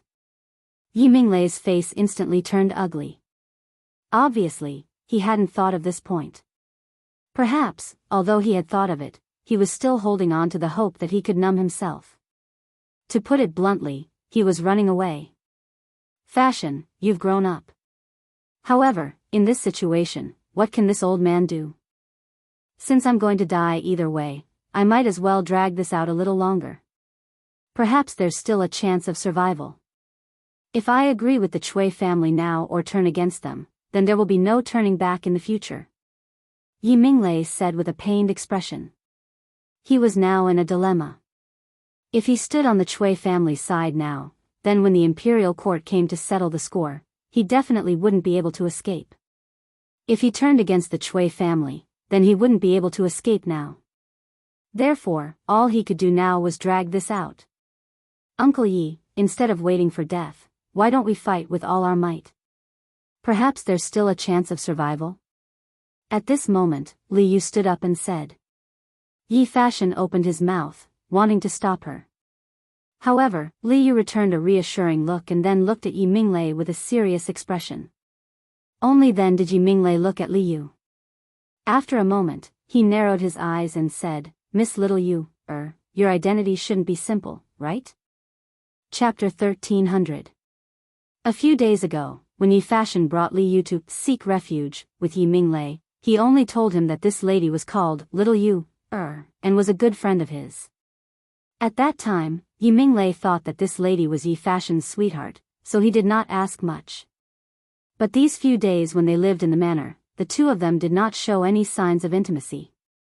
They really seemed like good friends, which made Yi Minglei very suspicious. At this moment, Li Yu's provocative words made him start to seriously examine this lady in front of him. Li Yu smiled and said, Uncle Yi, I am from the Chang and Datong Daily editorial department. Little Yu, was not stupid. From the previous few conversations, she could tell that Yi Minglei was a hesitant faction, and could not be considered as the Chui family's lackey. Since that was the case, she had a chance to win Yi Minglei over to their side. After all, Jiangzhou's current dangerous situation could not be solved by just her and Yi Fashion, these two outsiders. If she could win Yi Minglei over, then it would be much easier for them to do things. Although Yi Minglei had no military power, he was after all the county magistrate of Guangqing County, so he had a lot of information. If she wanted to win Yi Minglei over, then she could only come clean and tell him the truth. From the Datong Daily editorial department? Just a few words, but it was like a rolling thunder, shaking Yi Minglei's heart and soul. After a while, Yi Minglei came back to his senses and asked, this old man used to read Datong Daily every day. There were many current news articles written by a person called Li Yu. Could it be you? Mentioning this, Little Yu, was abnormally happy and said, yes, yes, yes. It's me. It's me. Yi Minglei's gaze focused and asked, then Lady Li Yu, why are you here? Could it be that His Majesty or Marquis Yong already know about the current situation in Guangqing County? If the imperial court knew about the news and took action in advance, he might be able to make some arrangements to protect his family. To his disappointment, Little Fishy shook her head and said, the imperial court and sir. Oh, it's the Marquis of Yong'an. It's just that I'm used to calling him sir. Actually, the imperial court and sir don't know what's going on in Jianghu. I only heard that Jianghu was in chaos some time ago, and I was worried that a good official like Wei Wuxia would be harmed by scoundrels, so I asked teacher to let me come to Jianghu to investigate. I didn't expect the Chui family to be so daring as to plot a rebellion. From these words, it wasn't difficult to discern that Li Yu had a rather good relationship with Li Zishuan, and this caused Yi Minglei to be unable to help but have a whole new level of respect for Li Yu. Miss Li Yu, how many guards did Marquis send to escort you this time? Where are they now? Did you sneak into the city? Li Yu didn't know whether to laugh or cry. It turned out that this person was still hoping that he could call for reinforcements. Speaking of which, she couldn't even protect herself now, all right? Uncle Yi, little fishy only has Fa Shan by her side this time. Li Yu said weakly. When Yi Minglei heard this, he couldn't help but be disappointed. With just the two of you, how am I supposed to fight with all my might? When the time comes, I'll only have 2 more heads. From what I see, it's better for the 2 of you to hide during this period of time. After all, this matter has nothing to do with you. Even at this time, Yi Minglei had never thought of harming Yi Fashion and Li Yu. From this, it could be seen that he could be considered a righteous man. It was just that he had his family behind him that he had to be wary of, so he had no choice but to be an ostrich for the time being. Li Yu bowed and said, "Many thanks for Uncle Ye's good intentions, but I'm definitely going to take care of this matter. I can't just stand by and watch the people of Jianghu be deceived and muddled into rebelling. When the time comes, they'll end up with their families ruined. They're innocent. Although I didn't bring any guards with me this time, but with the current situation in the city, no matter how many guards I bring, it's useless. If we want to break out of this situation, we can't fight them head-on, we can only use our wits." Yi Fashion nodded, his face full of agreement. Yi Minglei frowned and said, "How do we use our wits?" Li Yu smiled and said, "Before answering this question, I'd like to ask Uncle Yi, is Wei Wuxia dead or alive? If he's still alive, where is he now? If they could find Wei Zheng, then everything would be easy." The civil officials of the early Tang dynasty were not as weak as the civil officials of the Song, Ming, and Qing dynasties. Most of the civil officials at this time had fought with the army, and Wei Zheng was not an exception. At the end of the Sui dynasty, when the 18 rebellions rose up, Wei Zheng was even a dog-head military advisor for Li Mi in Wagong village. So, although Wei Zheng was not good at war, in terms of commanding, Old Wei still had his own way of doing things. Now, if they could find him and let him command, then their chances of breaking out of this situation would be much higher. Yi Minglei thought for a while and replied, "I don't know if Wei Wuxia is dead or alive. The county government and state government have no news of his whereabouts. But I feel that Wei Wuxia is definitely not dead." "Why does Uncle Yi say so?" Li Yu's eyes lit up as he asked excitedly. Yi Minglei replied, "Because we haven't found Wei Wuxia's body. As for the imperial army guards that came with Wei Wuxia, they were all stabbed to death.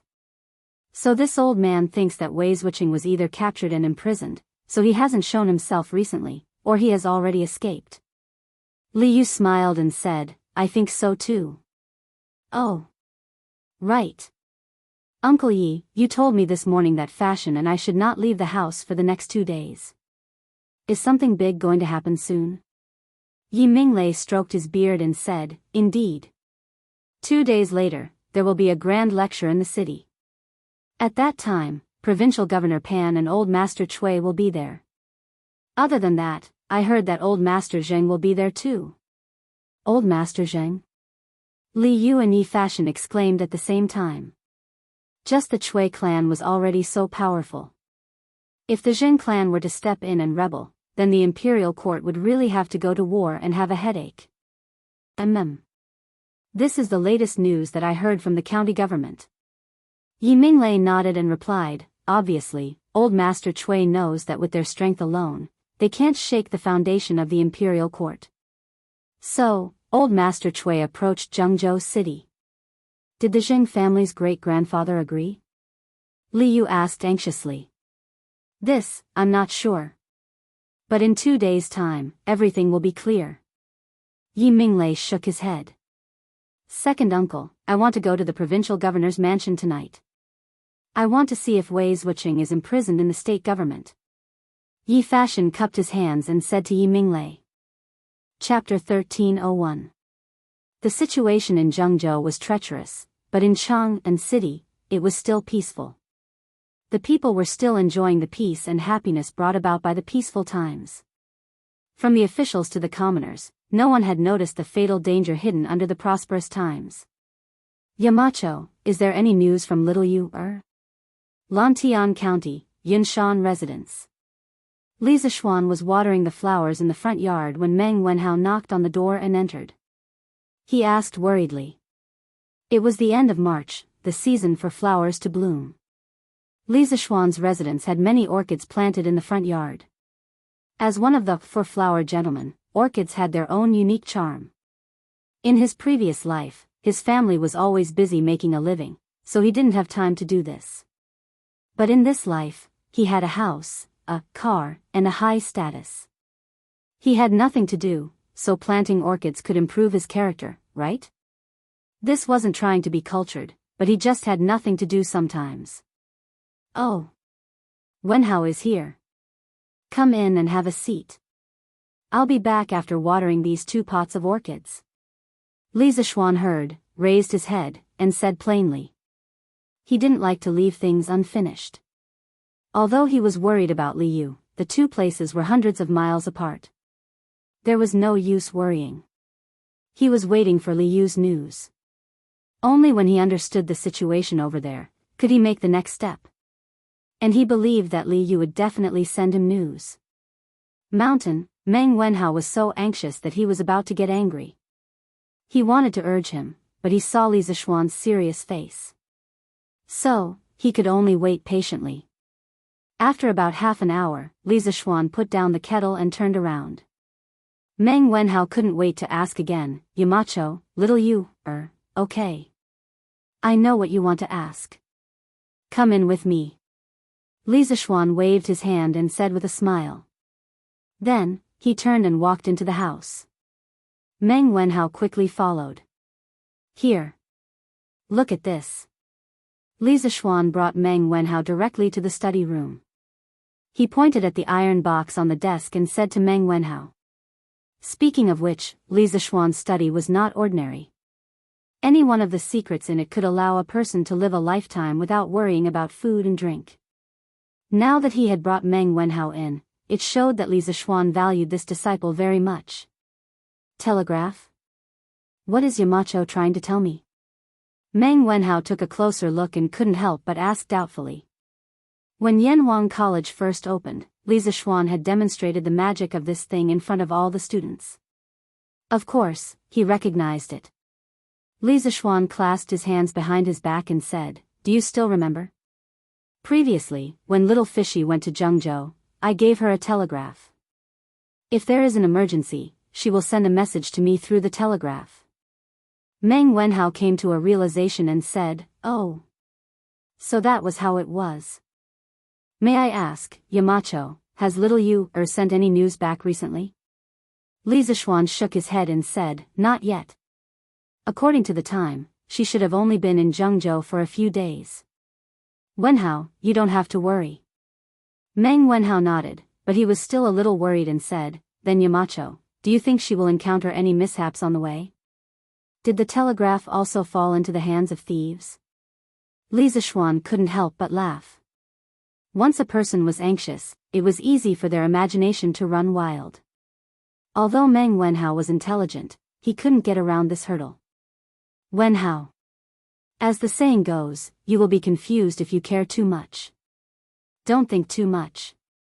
My cousin Yi Fashion went to Hunan province with Little Yu, this time. Although his martial arts can't compare to the older generation of Jianghu masters, it won't be a problem to deal with some ordinary thieves. Oh. When Meng Wenhao heard this, he nodded thoughtfully. Although he wasn't so worried anymore, there was still a trace of jealousy in his heart. After all, when Little Yu's fortune was unpredictable, the one who was helping her was not him, but Yi Fashion. Haha. Wenhao, as the saying goes, there is a specialization in every field. Your specialization is in your studies. Don't think about those useless things. When you learn engineering thoroughly, you will realize that the most powerful force in the world is not those peerless masters, but engineering. Do you understand? Li Zishuan had lived 2 lives, and his eyes were sharp. How could he not see through Meng Wenhao's little scheme? Seeing this, he said meaningfully. Meng Wenhao felt ashamed for being seen through by the person he respected the most. He blushed and bowed, saying, "Thank you, Yamacho, for reminding me. I really shouldn't have those dirty thoughts. When I go back, I will reflect on it." "All right. I don't mean to blame you." Li Zishuan waved his hand. He could see that this child was just a little jealous and didn't have any malicious thoughts. His temperament was still good. Then again, anyone in Meng Wenhao's situation would inevitably feel jealous even if they didn't say it. This was human nature. "Wenhao, you go back first. If there is any news about little fishy, I will send someone to inform you," Li Zishuan said with a smile. Meng Wenhao cupped his hands and said with a pleading face, "Yamacho, I wonder if you can let Wenhao take care of the telegraph for a few days. I feel that the current situation in Jianghu is not simple. Little fishy is like a wolf in a tiger's den.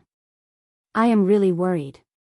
Yamacho, you are busy every day and can't keep an eye on the telegraph all the time. However, Wenhao is free these 2 days and is willing to take care of it. I hope Yamacho will allow it." Li Zishuan hesitated for a moment, but finally nodded and said, "All right. I can promise you. However, this telegraph is the highest secret of the Tang Empire and cannot be casually leaked. I will lend it to you, but you must use it on Yunshan and cannot take it out of Yunshan. Therefore, you will stay in the academy's dormitory for the next 2 days." It was not that he did not trust Meng Wenhao, but the telegraph was a technology that was ahead of its time. If it was stolen and controlled by someone else, it would be a considerable loss to the Tang Empire. After all, it was not an exaggeration to say that this thing could be used in the military. Meng Wenhao nodded without hesitation and said, "Yamacho, no problem. I will stay in the academy for the next 2 days." That's good. You can take the telegraph machine away." "Oh, right, this is a codebook.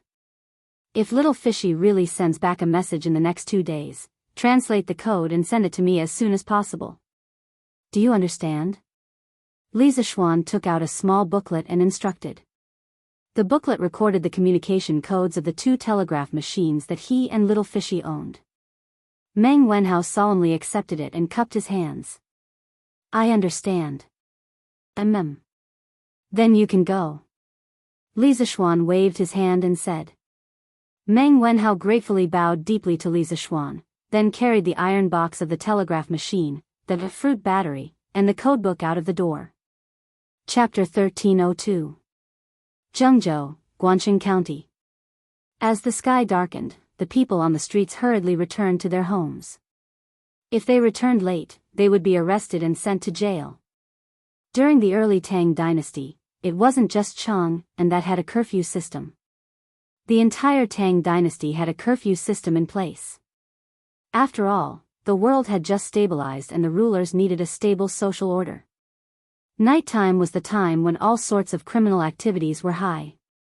At the same time, it was also the time when the rulers were most worried. Throughout China's ancient history, many coups and revolts were launched at night. Therefore, nighttime became the time when the rulers were most vigilant. The best way was to let the people return to their homes to eat and sleep as soon as the sky darkened. After another half an hour, the sky was completely dark. All the doors of the houses were closed and teams of soldiers began to patrol the streets. Tonight, there was no moon and there was a light breeze. The sky was as dark as ink. No one noticed that in a mansion on the west side of Guangxing County, a black shadow darted out. The black shadow's qigong was quite good. Along the way, he darted across the roofs of the houses without making a single sound. Under the protection of the night, not a single patrolling soldier noticed his presence. After a while, the Black Shadow arrived near a mansion in the center of Guangxing County. Under the light of the lanterns in front of the mansion, the 3 words, Provincial Governor's Mansion, could be vaguely seen in the middle of the mansion door. Let's go to the Provincial Governor's Mansion first to see if Minister Wei is imprisoned by Pan Jinhua. Then, we'll go to the state prison. The Black Shadow was Yi Fashion. In the evening, he told Yi Minglei that he would make a trip to the Provincial Governor's Mansion. Yi Minglei naturally didn't agree. After all, Yi Fashion was the eldest grandson of the Nanyang Yi clan. If anything happened to him, Yi Guizhong and Yi Huiming wouldn't let him off. However, Yi Fashion said, if we can't find Minister Wei, the person who broke the stalemate, everyone will die. Yi Minglei couldn't stop him anymore. Now that they were in a dangerous situation where they had to fight with all their might to have a chance of survival, family and seniority weren't important. Only by surviving could they have the right to talk about these things. At this moment, Yi Fashion was on the roof of a house opposite the provincial governor's mansion. He carefully observed the layout of the provincial governor's mansion. Then, he took 2 deep breaths and circulated his qi through the soles of his feet. He then headed towards the side courtyard of the provincial governor's mansion. Because there were many guards in the main courtyard, it was easy to be discovered. Phew! I didn't expect there to be so many guards in the provincial governor's mansion. Pan Jinhua has done too many bad things. Yi Fashion dodged and dodged along the way, bypassing over a dozen patrolling soldiers before hiding at the corner of the roof of an attic. He took the opportunity to catch his breath as he thought angrily in his heart. Smack! At this moment, about 50 feet away from Yi Fashion, a tile suddenly fell to the ground, making a crisp sound. Who is it? It just so happened that a small group of soldiers was passing by. The leading soldier immediately stopped in his tracks and walked towards them. Yi Fashion's heart was in his throat. In terms of martial arts, he was completely confident that he could defeat this group of soldiers. However, he wasn't confident that he could subdue this group of soldiers without making a sound. The provincial governor's mansion was heavily guarded. As long as the sound of fighting here spread out, he would quickly be surrounded. At that time, even the gods wouldn't be able to save him.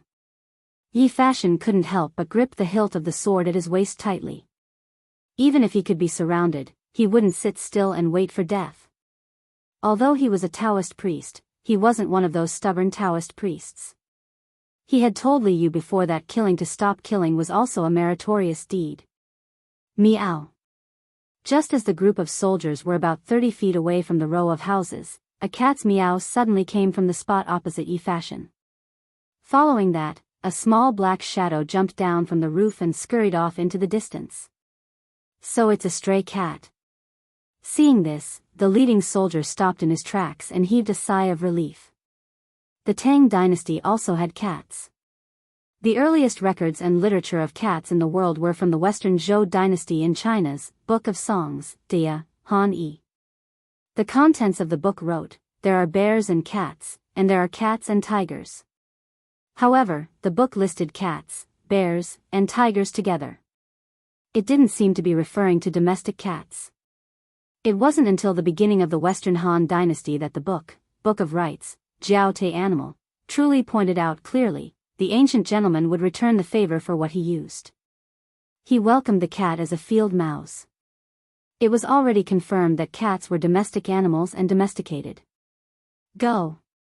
Continue patrolling. Tonight, the provincial governor is hosting a banquet. If anything goes wrong, we'll all lose our heads. Keep your spirits up, do you understand? The leading soldier looked around cautiously again, then turned around and ordered the soldiers behind him. Yes. The soldiers responded one after another. After a while, they continued patrolling in other directions. Huff. Almost dying under the foot of a stray cat, Yi Fashion's mood was extremely gloomy. However, it wasn't like he didn't gain anything. Hosting a banquet for guests? Don't tell me. Yi Fashion muttered in his heart. Then, he looked at the brightly lit main hall of the provincial governor's office in the distance. His mind couldn't help but become active. Let's go take a look. Maybe there'll be clues about Wei Wuxiang. After a while, Yi Fashion made up his mind. His whole person was 120% alert. Then, he carefully moved toward that direction. He didn't advance rashly due to his greed for merit, nor did he have the courage to be skillful. At this moment, Yi Fashion was like a patient hunter. He was quietly waiting for the best opportunity to make a move. For every step forward, he had to be alert and alert. After confirming that there was no danger, he would dash out. He would rather be slower than be discovered by others. Therefore, he walked for nearly half an hour for a distance of less than 1,000 feet. However, he finally arrived at the main hall of the provincial governor's office. Moreover, he was on the roof of the main hall. Yi Fashion calmed his heartbeat. Then, he held his breath and carefully crouched down. He put his ear on the roof tiles, wanting to listen to the voices in the room. Unlike some masters in ancient dramas, Yi Fashion didn't dare to lift the roof tiles directly. He peeked while eavesdropping. After all, he had just evolved to the Qi state. His martial arts cultivation wasn't profound. Who could guarantee that there weren't one or two masters who were stronger than him in this huge provincial governor's office? First, there was a sound of music. Presumably, there were dancers playing and dancing in the main hall.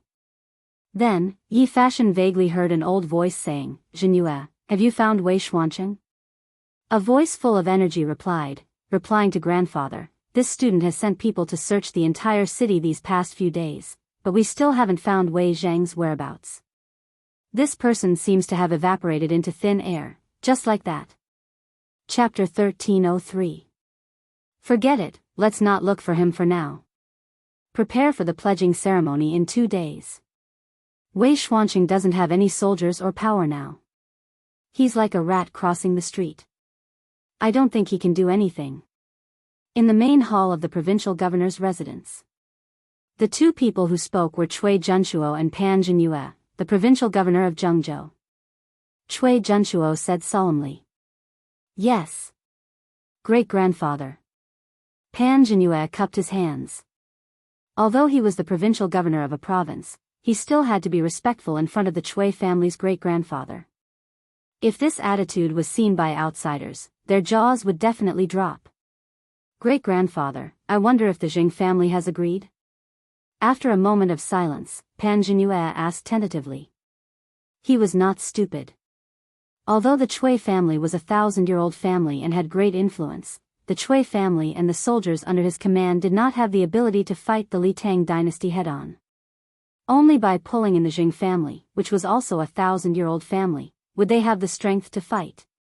Jing Shuwu. Humph. That old bastard agreed. Hearing this, Cui Junshuo's face turned a little ugly. After a long while, he squeezed out these words from between his teeth. It seemed that he had paid a heavy price for the Jing family to take action. This was also reasonable. After all, the imperial court had sent Wei Zhang to deal with the Cui family, not the Jing family. The Jing family had no reason to not live a good life and rebel against the imperial court for no reason. In addition to the Jing family, this old man has already spoken to the Bowling Cui family. "Jianyue, you will be the commander-in-chief this time. The three of us will provide people, money, strength, and weapons. Let's try to quickly take down Luoyang before the imperial court can react. At that time, we will be able to compete with Chang An's Li Shimin." Cui Junshuo added.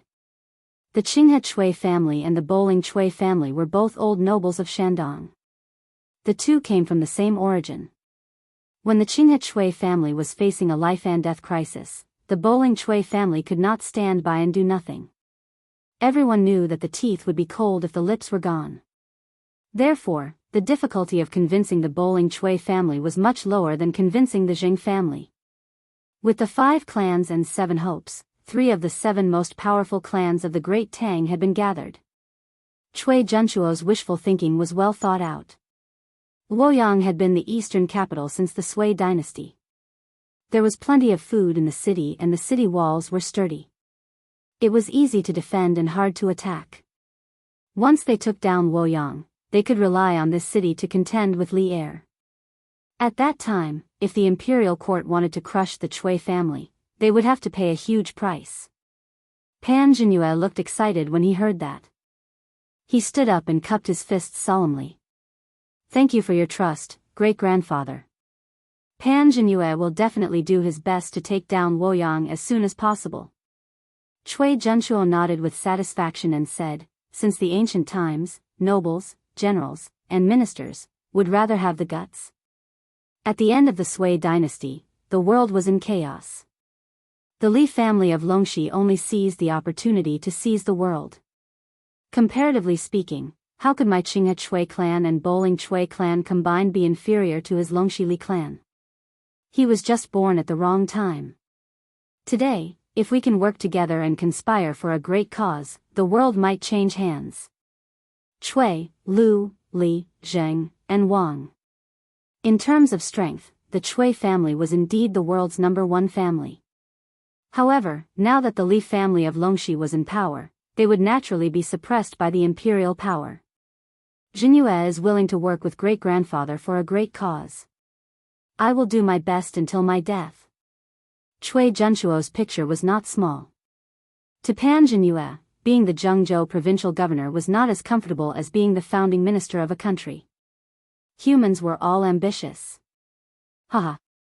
Good. Cui Junchuo praised with a smile. Then, he stood up with the help of the guard beside him and said, it's getting late. I will go back first. Jinhue, prepare well. In the future, the world that the Chui family conquered will definitely be yours. This old man gives you my word. Pan Jinhue bowed slightly and cupped his fists excitedly. Farewell, great-grandfather. The sky is dark and there is no moon tonight. Jinhue will send someone to escort you back.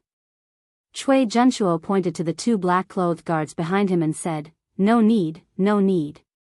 The 2 of them are enough. After that, he walked towards the door step by step. One of the guards behind him suddenly stopped in his tracks and looked thoughtfully at the top of the hall. At that moment, Yi Fashion felt that he was being stared at by a fierce tiger. He could not help but tense up. He did not dare to move and even stopped breathing. Guru. There was a guru in this hall. At this moment, Yi Fashion wanted to turn himself into a wisp of air. No one could see or feel him. Fortunately, the night in March was not hot, but a little cold. Otherwise, with Yi Fashion's current nervous state, he would definitely be dripping with sweat. Although the sound of sweat dripping on the tiles was small, it could not escape the guru's ears. Qili, why are you still here? Cui Junchuo's dissatisfied voice came from the door. Great-grandfather, please wait a moment. Qili will be here soon. A light voice came from the hall. Then, the sound of footsteps gradually faded away. On the roof, Yi Fashion still did not dare to make the slightest movement. He was afraid that the other party had not left, or that the other party had left and would come back to kill him. After half an hour, when there was no sound in the hall, Yi Fashion finally dared to breathe heavily. His legs and feet were already numb at this moment. Qili. It's Qili of the 4 ghosts of Tai Bai. The Supreme Court has put the other 3 on the wanted list. I did not expect that they would return to Cui Junchuo's side in the end. Yi Fashion was extremely shocked. At that time, Li Zixuan used Wanjin Gang to set up an ambush in the Right Marquis Mansion. He lured the Chui family to send people to the Right Marquis Mansion's prison to silence them. As a result, the second of the 4 ghosts of Tai Bai, Mei Lian, was killed. The eldest, Qili, escaped safely. Although Yi Fashion did not personally experience it that night, later on, the imperial court issued a notice and wanted the 3 people. He still knew some inside information. However, compared to the current situation in Zhengzhou, these were not important. Yi Fashion shook his head and tossed aside these random thoughts. He sat cross-legged on the roof and regulated his breathing for a quarter of an hour. Then, he used his qinggong, carefully evading the guards in the provincial governor's manor while dashing towards the back door. Hee hee. It seems that my intuition was right. There really is a gentleman on the roof eavesdropping. But you are really patient, little guy. You made me wait here for almost an hour. In the darkness of the night, the wind rose. On the back door of the provincial governor's office, a person landed lightly and blocked Yi Fashion's path. His cold voice was like a demon from hell, causing Yi Fashion's hair to stand on end. It was Qi Li. He never expected that Qi Li would still not leave after such a long time. Run. Without any hesitation or words, Yi Fashion turned around and ran. Hee hee. Run? I'd like to see where you can run to.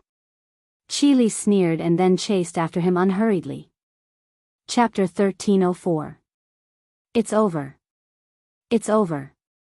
Why hasn't the monk returned after such a long time? Could he have been discovered by the provincial governor's residence? In the backyard of the Yi residence, Li Yu paced back and forth anxiously. Seeing that it was already 9 in the evening and Yi Fashion still hadn't returned, she couldn't help but feel a chill in her heart. Wait a little longer. Wait a little longer. The monk will be fine. Yi Minglei was also not asleep. He was also waiting in the backyard for Yi Fashion's return. Oh. Miss Li Yu, you said that the Duke of Yong'an and Shan Shan are cousins. Is that true? Yi Fashion was anxious, but when he thought of what Li Yu said to him after Yi Fashion left, he could not help but feel shocked. Last year, Yi Guizhong had brought his family to Beijing to acknowledge their relatives. Although Yi Huiming had returned to Nanyang from Chang, and before the new year, the result of the acknowledgement in Beijing had never been spread. As a distant cousin of the Yi family in Guan City, he naturally didn't know that Li Zishuan's birth mother was the daughter of the Yi family back then. Now that he knew this news, Yi Minglei felt a burst of joy even though he was in a desperate situation. Because if this was the case, Li Zishuan would have to call him second uncle when he came over. Who in the world did not know that Li Zishuan was the most powerful and influential person in the empire? His future was limitless, but now he had inexplicably become Li Zishuan's second uncle. This was truly a miraculous situation in life. Of course it's true. Uncle Yi, why are you saying this now? Why don't you send someone out to investigate? If the monk is discovered by the provincial governor's residence's guards, it will be bad. Little Yu stomped her feet and said unhappily. Yi Minglei's face turned red. He knew that this was not the time to think about this, but he could not help but think about it. Now that all the shops are closed and there are soldiers patrolling the streets, even if we want to send someone out to investigate, we will have to wait until dawn. Yi Minglei looked outside the house and said worriedly. Dawn? By the time dawn comes, it will be too late. If the monk is really caught by the guards, Provincial Governor Pan will not let him go. Sigh. If we knew this would happen, we wouldn't have let him go out. Let's think about it. I'm sure we can think of another way. Fishy sighed faintly. At this moment, she couldn't help but think, if only Mr. was here. The Chui family, the provincial governor's mansion, as long as Mr. is here, they will all turn into ashes. That's right, in her heart, Li Zishuan was omnipotent. Be it civil or martial. Miss Li Yu, I'll send a messenger pigeon to the Southern Sun ancestral mansion tomorrow morning. I believe that once my big brother receives the news, he'll definitely think of a way. If it doesn't work, he can ask the Marquis of Yong, and to ask the Emperor to send troops to conquer Jianghu. After pondering for a while, Yi Minglei said. Li Yu was shocked. Uncle Yi, you're still sending pigeons to Nanyang? Although messenger pigeons were a very awesome ancient technology, if one wanted to use pigeons to send a letter to another party, the carrier pigeon's hometown had to be on the other side as well. The ancients made use of the pigeons' homing ability. They could return home no matter where they were, to achieve messenger pigeons between two places. The reason why pigeons could identify directions and find their nest was that they were very sensitive to the Earth's magnetic field, as if they had a compass in their bodies. Of course. Every branch of the Yi family has messenger pigeons with the Southern Sun ancestral mansion so that if one side is in trouble, the Southern Sun ancestral mansion can help as soon as possible. Yi Minglei smiled and nodded. Oh. Li Yu nodded thoughtfully, then shook her head and said, "No, no. If there's a sharpshooter at the city gate who shoots down the carrier pigeon, then we'll all be exposed. Uncle Yi, this plan will not work. But don't worry, as long as the monk can come back safely tonight, I have a way to send the news back to the capital. Once Mr. knows about the changes in Jianghu, he'll definitely think of a way." Yi Minglei thought about it and agreed. Seeing how confident Fishy was, he could only nod and say, "All right then. I'll listen to your arrangements." Swoosh. Swoosh. Guangxin County was not peaceful in the middle of the night. At this time, two shadows, one tall and one short, were running quickly in the city. Yi Fashion poured all his internal strength into his legs and ran at full speed. He had no intention of fighting with Qi Li, who was behind him. The difference in strength between the two was too great. If it were not for the Yi family's exquisite body movement technique, he would have been captured by now. He did not dare to run directly to the Yi mansion in the west of the city, as that would expose Yi Minglei and Li Yu. At this moment, he could only lead Qi Li around the city. In a short while, he had already run to the south of the city.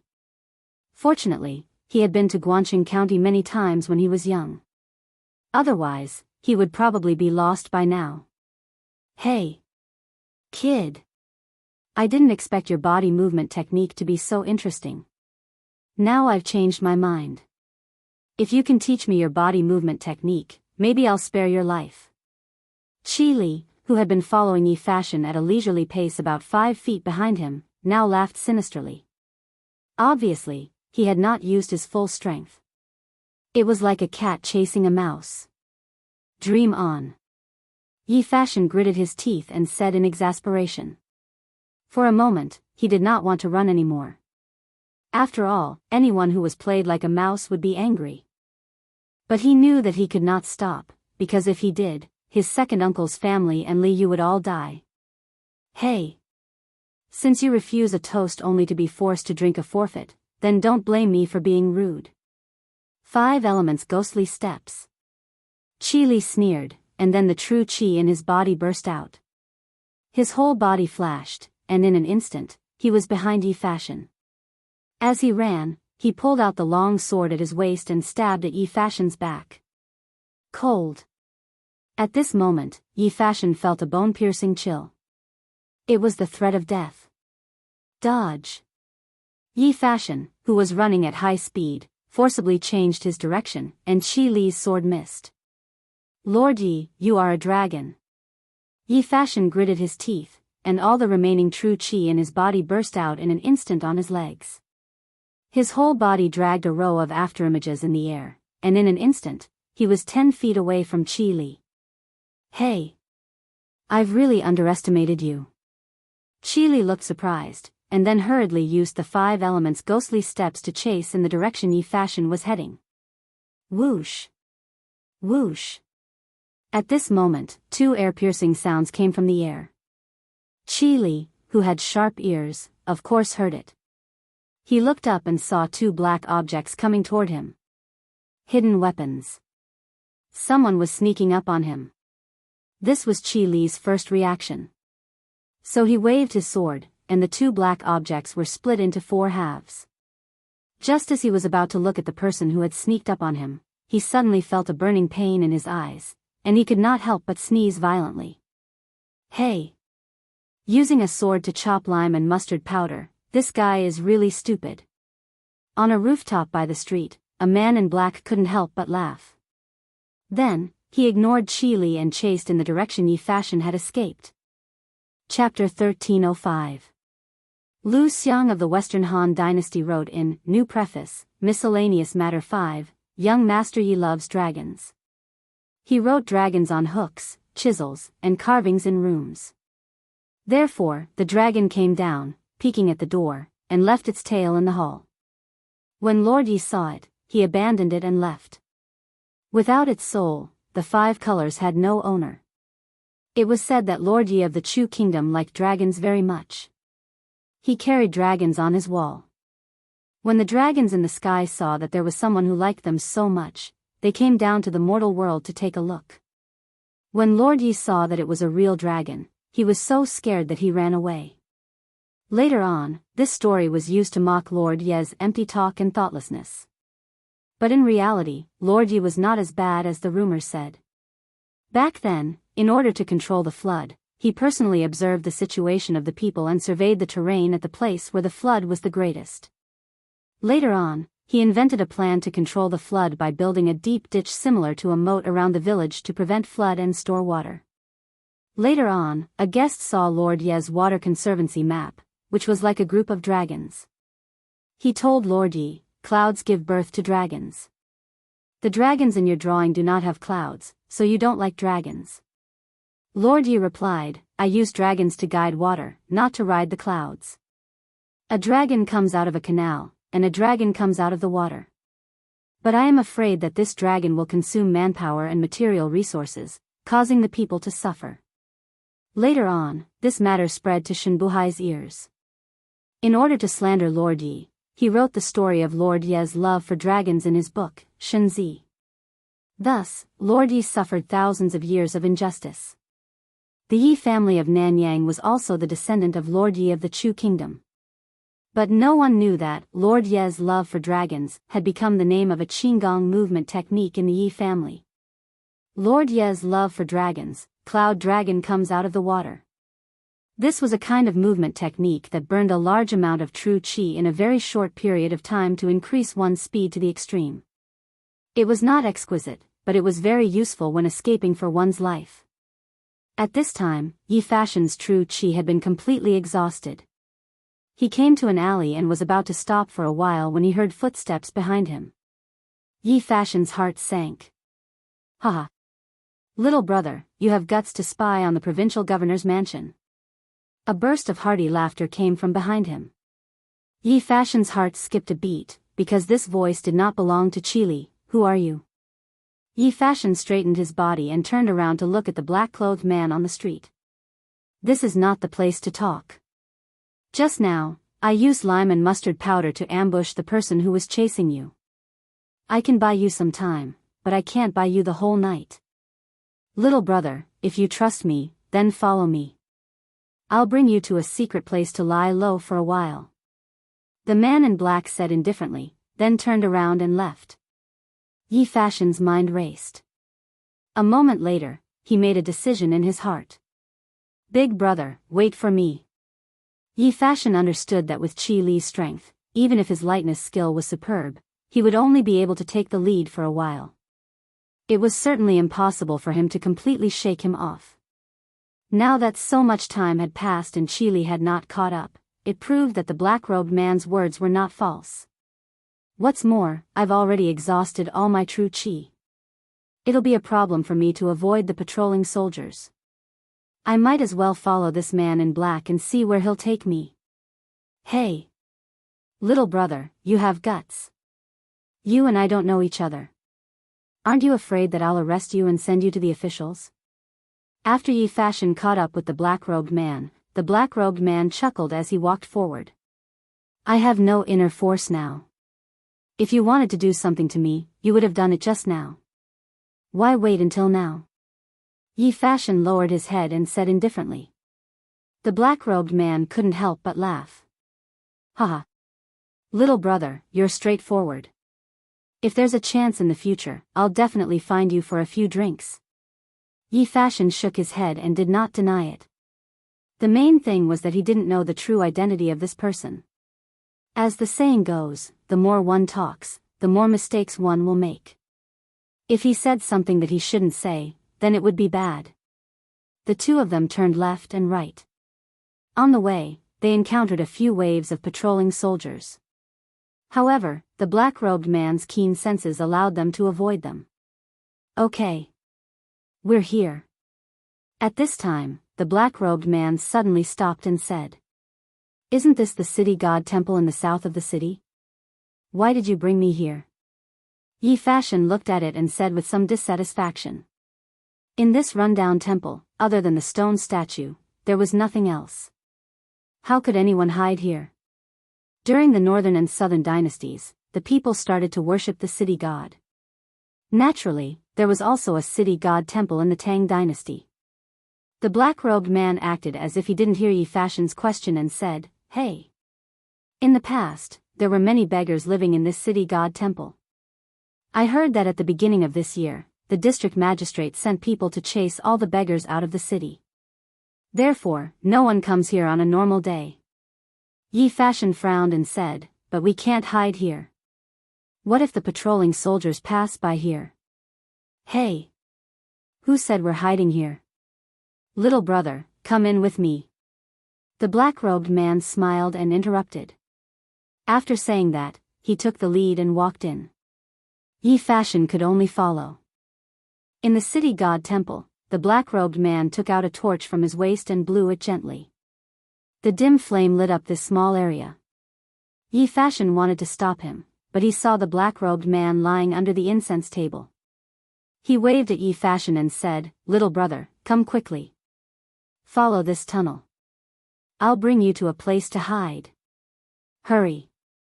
Time is of the essence. Don't let the soldiers outside discover the fire here." As he spoke, the black-robed man used his strength to lift a stone slab under the incense table. He then jumped down first. Yi Fashion was shocked. He didn't expect there to be a tunnel in the city god temple. However, he didn't have time to think about it. He walked to the incense table and jumped down. He even covered the stone slab with his hands. "Now that all the people's houses are closed and there are people guarding them, I can only bring you through the tunnel to find a place to hide." In the tunnel, the black-robed man held a torch and led the way in front as he spoke to Yi Fashion. "Who are you? How do you know there's a tunnel under the city god temple?" At this moment, Yi Fashion couldn't help but be suspicious of the black-robed man's identity. Hee. I'm not a bad person." The black-robed man chuckled and said, "Moreover, I didn't ask you about your identity, did I? Compared to you who had the courage to sneak into the provincial governor's mansion at night, my little strength is only fit to be a nobody." "You went to the provincial governor's mansion tonight too?" Yi Fashion suddenly remembered the sound of the tiles falling to the ground that almost killed him. Hence, he quickly stopped and stared at the black-robed man's back. He asked in a deep voice. Chapter 1306. Clap, clap, clap. "Little brother, you're smart." In the tunnel, the man in black clapped his hands and exclaimed, "That wild cat in the provincial governor's mansion not only saved you, but also saved me. So you and I can be considered brothers in distress now." Haha. Yi Fashion was just testing the waters. He didn't expect that he wasn't the only one who sneaked into the provincial governor's mansion tonight. He was shocked and asked, "Who are you? Why did you sneak into the provincial governor's mansion?" The man in black chuckled and said, all right. Now isn't the time to talk about this. Let's get out of here first. But, little brother, you should know my identity very soon." "Oh, it's just ahead.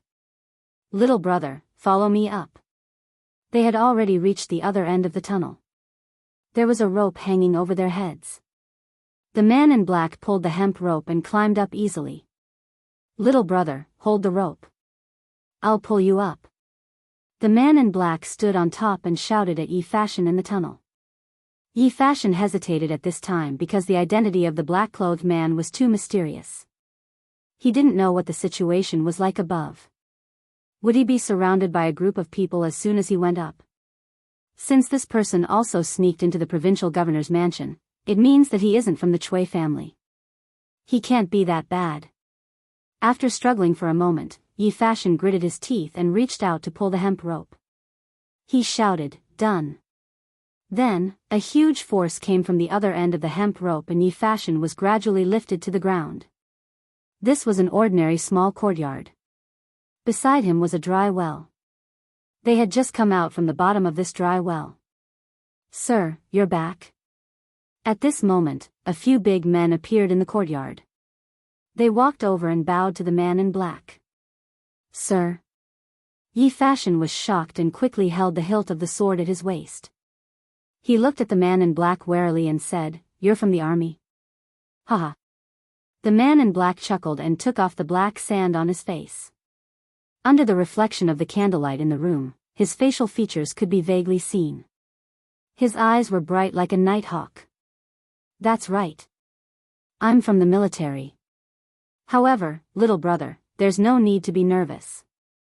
Just because I'm in the military doesn't mean that I'm on Governor Pan's side. We might even become friends. Men, invite this little brother into the house to have a seat. After the black-clothed man finished speaking, he turned around and walked into the house. Immediately, a few of the soldiers in the courtyard walked towards Yi Fashion, obviously to prevent him from escaping. Yi Fashion frowned and said, I don't need your invitation. I can walk on my own. Although the identity of the black-clothed men was indeed beyond his expectations, it was fine as long as they were not from the Chui family or the provincial governor's office. Yi Fashion thought to himself. In order to avoid any accidents, I would like to ask little brother to hand over your weapon first. A burly man stood in front of Yi Fashion and said in a low voice. Yi Fashion frowned, but he did not refuse. He handed over the sword at his waist and walked into the house. Haha. Our servants have offended you just now. I hope little brother can forgive us. After Yi Fashion walked into the house, he saw that the black-clothed man had changed into a gray unlined garment. He cupped his fists and apologized to Yi Fashion. It's fine. Yi Fashion waved his hand and then took off the black veil on his face. When the man saw this, he was immediately surprised and said, I didn't expect little brother to be so young. You're really a hero from the younger generation. Haha. Yi Fashion was unmoved. He said directly, Sir, can you tell me your true identity now? The man stopped smiling and nodded. Since little brother wants to know, I won't beat around the bush with you. My name is Lu Rengui, and I am the Bian Province Army Officer. Bian Province Army Officer? Then what are you doing in Guan County? Yi Fashion asked curiously. Haha. Little brother, why don't you tell me what you heard on the roof of the main hall of the provincial governor's mansion? Lu Rengui said with a faint smile. Yi Fashion said in a low voice, Why should I tell you? Because we have a common enemy. I think that is enough, right? Lu Rengui's eyes flashed and he said meaningfully. Yi Fashion was silent for a while. Then he looked outside the house and said, If I don't tell you, will I not be able to get out of this house? Lu Rengui laughed and said, Little brother, what are you talking about? I have always treated you as a friend. If you don't want to tell me, I won't force you. Wait until tomorrow morning and you can leave by yourself. Yi Fashion didn't know how sincere this man's words were, but he could conclude that Lu Rengui was definitely not with Pan Jinhua. After pondering for a moment, he looked at Lu Rengui and said, No matter what, I have to thank Lu Rengui for saving my life tonight. As for what I heard in the provincial governor's office, I can also tell Lu Rengui that the people in the main hall should be Chui Zhenshuo and Jianghu provincial governor Pan Jinhua. From their words, I can roughly tell that Chui Zhenshuo has joined forces with Xingyang's Xing family and Boling's Chui family to start a rebellion. In Guangqing County, it was very lively at this time. A large group of soldiers held torches and ran through the streets of the city. They didn't miss any corner, as if they were searching for something. West of the city, Chui Mansion. The conversation between me and Jinhua must have been heard by that thief. Qi Li, take Wangjin and Swan Xiao and immediately go to the city to search for this thief. Now all the doors of the houses in the city are closed. I think he can't escape anywhere. Chui Zhenshuo said with a gloomy face. At the same time, a bad premonition rose in his heart. As time passed, the premonition became stronger and stronger. Yes. Grandfather. Qi Li's eyes and nose were red. He was probably scalded by the lime and spicy mustard powder. He cupped his fists and turned to leave. Grandfather, could that person be sent by Wei Zheng? Chui Xuanji, who was serving Chui Zhenshuo, asked at this time. At that time, he spread rumors and encouraged the widows of the soldiers who died in Snake Spirit Mountain to go to Li Zishuan's house to make trouble. In the end, Chui Yunhan took the blame for him and was exiled to Cheongzhou. He himself was scared back to Jianghu. Now that Chui Zhenshuo was going to start a rebellion, as a junior, of course, he had to come out and help. Chui Zhenshuo thought for a moment and said, impossible. All the people Wei Xuanqing brought have been killed. Even if he is not dead, there is no one we can use now. Cui Xuanji wondered, then who could it be? Cui Junchuo sighed worriedly and said, it's not Wei Zhang's people, nor is it our people.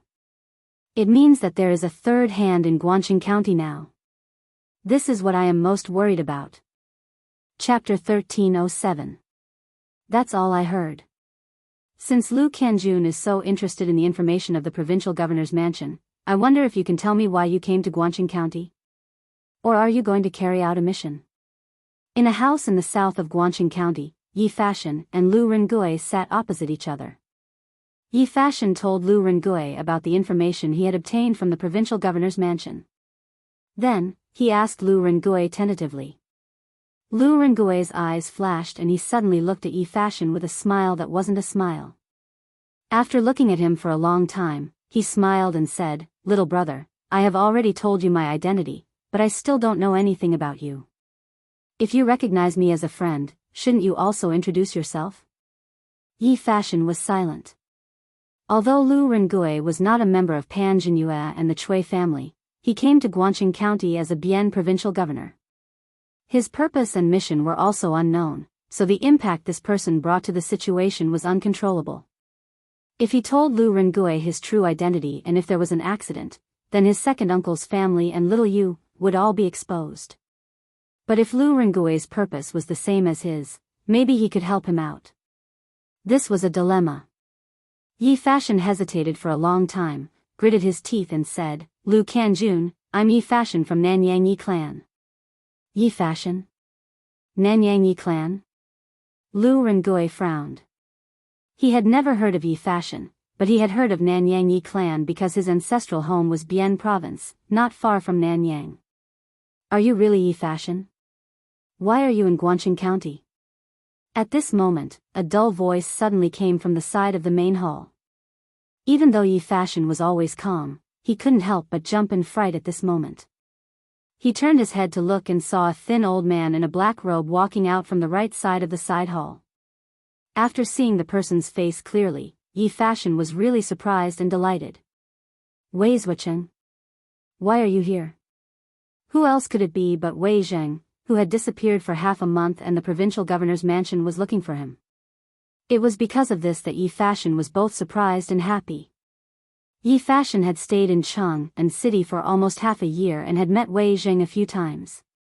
For example, on New Year's Eve last year, Li Er had brought his family and many civil and military officials to Yun Mountain to watch the fireworks.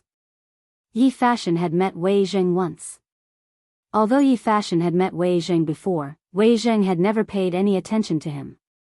However, he had heard about the Nanyang Yi family's visit to the capital last year. Therefore, when he heard Yi Fashion's introduction, Wei Zheng came out from the side hall. Seeing Wei Zheng come out, Lu Rengui's face didn't have the slightest bit of surprise.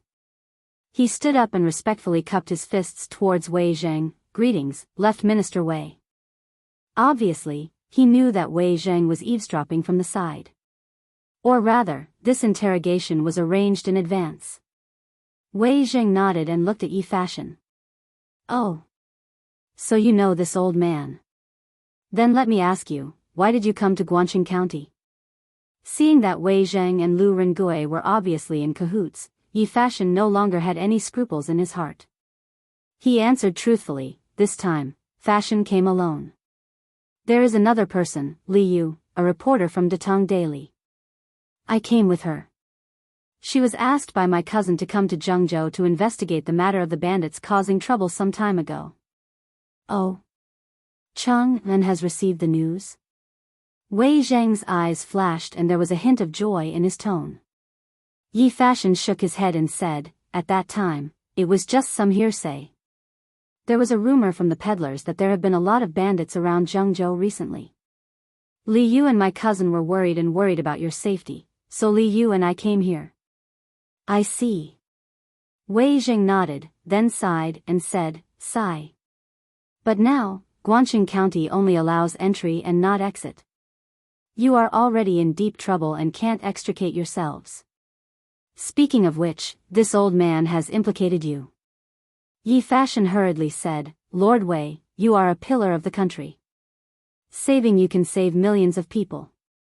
Although Fashion and Li Yu are in danger now, we have never regretted it. Lu Rengui couldn't help but laugh. Brother Yi is really a bosom friend. Who in the Tang Empire doesn't know that Wei Zhuqing is a rare good official? If it weren't for this, I wouldn't have brought my men and risked my life to save Wei Zhuqing. Wei Jing shook his head and said, saving me can save millions of people. This old man can't afford it. Looking at the whole world, other than the current emperor, I'm afraid only your cousin, Duke Yong-en, has the ability to save millions of people. Yi Fashion was speechless. He was quite convinced of his cousin's abilities. After a long pause, Yi Fashion looked at Wei Zheng and asked, Wei Zhuqing, Fashion heard from Lu Kanjun that when the bandits caused trouble in the city, he was the one who led the troops to save you? What exactly happened? Can you tell me? Wei Jing smiled and looked at Lu Rengui. This question, you should ask Lu Kanjun yourself. After Lu Rengui heard about Yi Fashion's background, he let his guard down. He grinned and said, hee hee. Actually, this is nothing.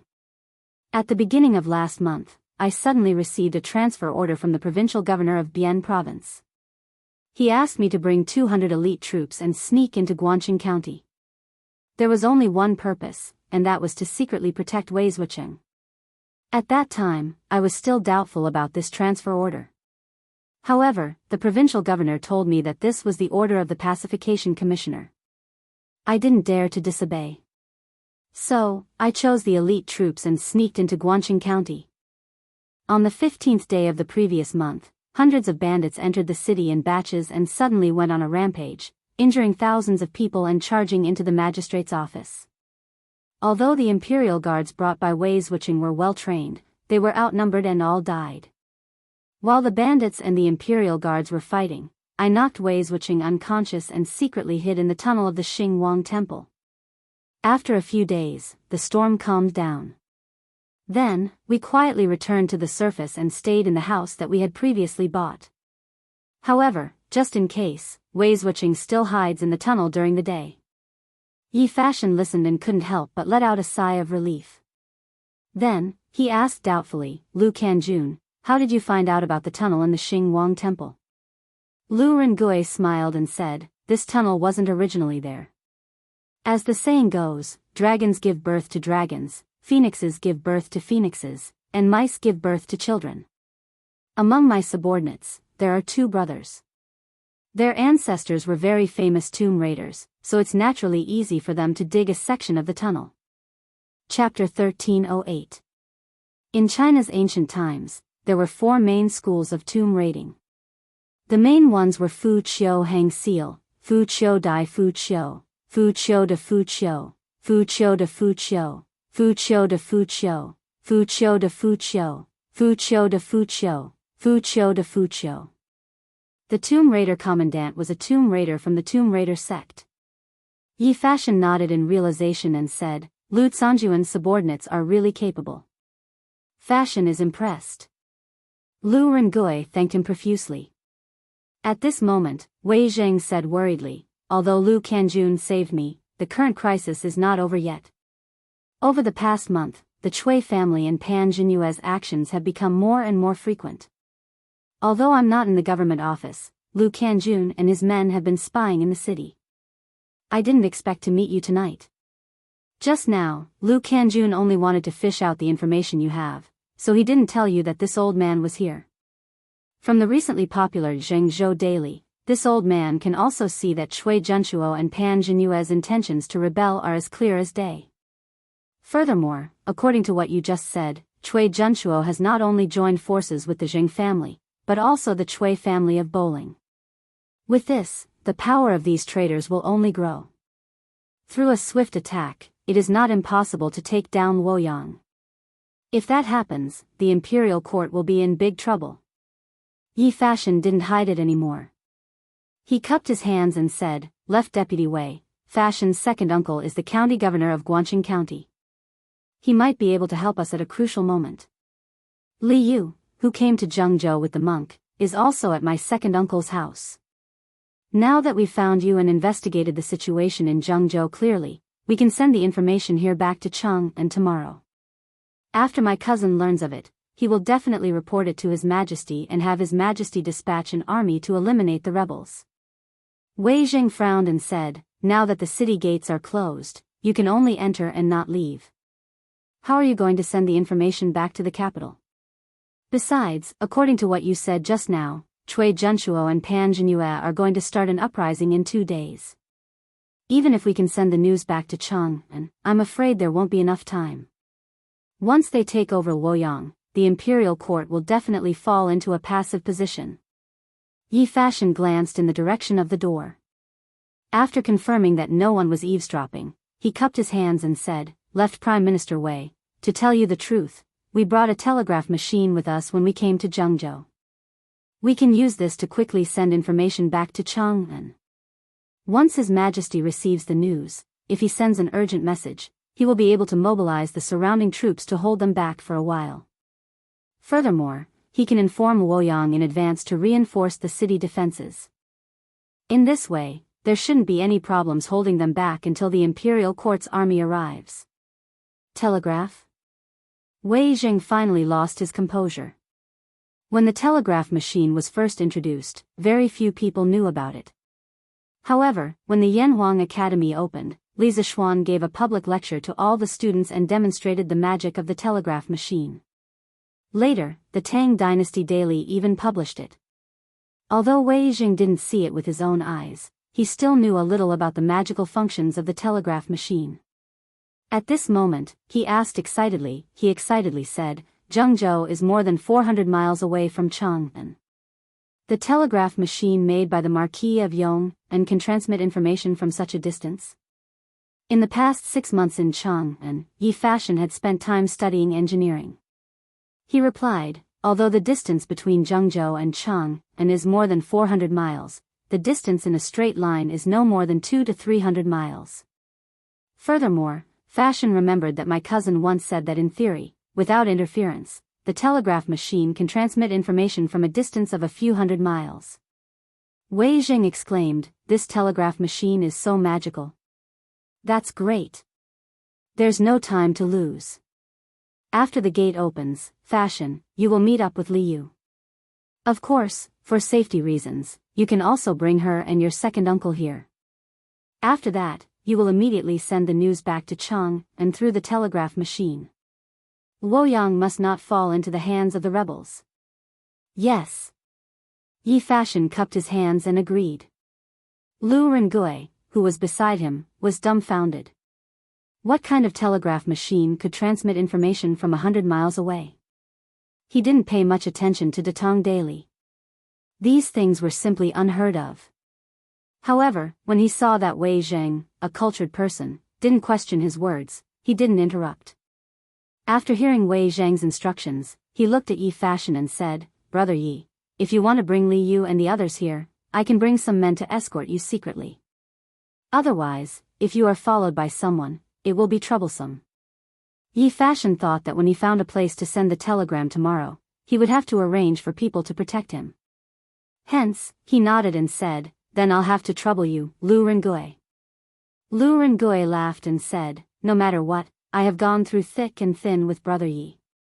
If Brother Yi doesn't mind, you can call me Big Brother Lu. Previously, I didn't know your identity and offended many of my subordinates. However, I was also protecting left Prime Minister Wei's safety. It was my duty. I believe Brother Yi won't mind, right? Yi Fashion wasn't an unreasonable person. When Wei Jing appeared, all the doubts in his heart were cleared. At this time, he cupped his hands and said, Big Brother Lu, what are you talking about? No matter what, if it weren't for Big Brother Lu's help tonight, I would probably be in prison by now. How can I be blamed? Lu Rengui laughed and said, Good. Good.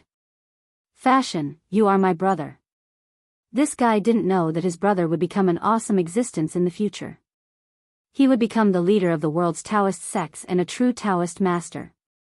Yi Fashion also didn't expect that his unintentional friend would become a famous general of the Tang Empire in the future. The night passed very quickly. This night, many people didn't sleep at all. For example, Cui Junshuo, Cui Xuanji, Qi Li, Little Yu, and Yi Minglei. Uncle Yi, Fashion didn't return last night. Something must have happened. I'll go out and look for him now. Little Yu, didn't know how many times she had cried that night. At this moment, her eyes were red as she looked at Yi Minglei and said, "Sigh. Miss Li Yu, your identity is special. It's inconvenient for you to appear in public. Let me go. At least, I'm still the deputy county magistrate. Eat some porridge and rest for a while." How could Yi Minglei not be anxious? Yi Fashion didn't return last night. He was so worried that his hair was turning white. He pointed at the breakfast that the servants had just brought over and said to Li Yu, "No. Uncle Yi." Little Yu also stood up and said stubbornly, "This time, I came to Jianghu on my own initiative. It has nothing to do with Fashion. He didn't have to come here to take the risk. It's all because of me that he got involved in this dispute. Now that he's in trouble, I can't just stand by and do nothing. I have to go and look for him." Chapter 1309. Yi Minglei couldn't persuade Little Yu. The two of them rested for a while and prepared to go out to find Yi Fashion. "I'm back." What they didn't expect was that as soon as they left the backyard, they saw Yi Fashion standing there with his back straight, looking at them with a smile.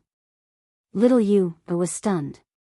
She was already in despair, but her heart was suddenly filled with joy. "Fashion, you're okay? That's great. I thought you were caught by the provincial governor's mansion. Uncle Yi and I were going to the provincial governor's mansion to get some information." Little Yu rubbed her eyes to make sure it wasn't a dream. She took 2 steps forward and grabbed Yi Fashion's arm and said excitedly, "That's great. That's great." Yi Minglei was in tears. Yi Fashion didn't return last night. The pressure he was under was no less than Li Yu's. Yi Fashion looked at the 2 people in front of him. Their eyes were red with dark circles and they looked haggard. He knew that Li Yu and Yi Minglei must have been worried and didn't sleep last night. He said apologetically, "Second uncle, Miss Li Yu, I'm sorry. I made you worry. There was an accident last night, so I came back now." Yi Minglei smiled and said, "That's great. That's great. Let's talk inside." Li Yu quickly shook her head and said, "That's great." Yi Fashion stepped aside and said, "Li Yu, second uncle went to the provincial governor's mansion last night. Not only did he get some information, but he also brought us some reinforcements. This is Brother Lu from the Bian Province Army. The other 2 are Brother Lu's subordinates." Yi Minglei and Li Yu were shocked. Their attention was on Yi Fashion just now, so they didn't notice the 3 people behind Yi Fashion. Of course, what surprised them more was Lu Rengui's identity, the Bian Province Army Adjutant. How could the Bian Province Army Adjutant be in Guangqing County? Could it be that the army sent by the imperial court had started to sneak in? "I'm Yi Minglei. Greetings to Army Officer Lu." Yi Minglei bowed to Lu Rengui and said. The position of Deputy County Magistrate was lower than Grade 8. Bianzhou was the administrative center of Hunan Province and belonged to the Upper Province. The military officer in Bianzhou was lower than Grade 7. Therefore, in terms of rank, Lu Rengui was indeed his superior. "Deputy Yi, you don't have to be so courteous. This is not a good place to talk. Please find a quiet room. What we are going to talk about next is top secret. It is about life and death." Lu Rengui was not arrogant. He cupped his fists and returned the greeting. Yi Minglei hurriedly said, Okay. This Yi understands. Adjunct Lu, come with me." Then, he brought Lu Rengui, Yi Fashion, Li Yu, and the others to a side room in the backyard. The few of them went in to discuss matters. The 2 guards that Lu Rengui brought along stood guard outside to prevent anyone from eavesdropping. Jing family ancestral home. Bastard. For an entire night, they had sent out so many people, but none of them were able to catch a single thief.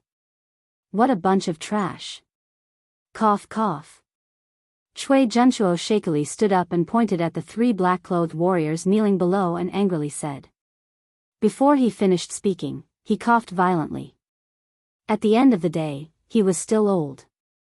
In addition, he didn't sleep at all last night. How could he bear it? Grandfather.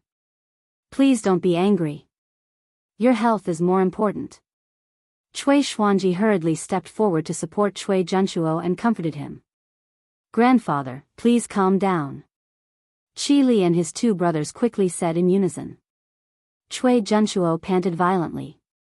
After a while, he said angrily, "What are you waiting for? Hurry up and continue to search." Yes. Grandfather. The 3 of them cupped their fists and took their leave. Cui Xuanji carefully helped Cui Junchuo to sit down on the couch. Then, he asked tentatively, "Grandfather. Now that our plan has been heard, do we still need to hold the morale-raising ceremony the day after tomorrow?" Cui Junchuo sighed faintly.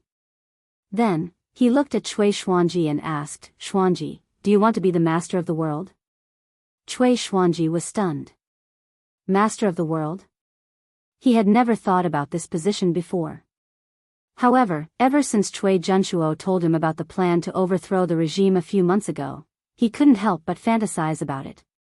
If the Cui family could really gain power, then as the eldest grandson of the Cui family, he would be able to ascend to the throne one day. By then, thinking of this, Cui Xuanji couldn't help but breathe heavily. After a while, he noticed that Cui Junchuo was staring at him. Cui Xuanji shuddered and quickly said, "Grandfather, I believe that the Cui family will be able to defeat the Li family of Longxi. By then, you will be the master of the world. All I want is to kill Li Zishuan and Li Shimin to avenge my mother."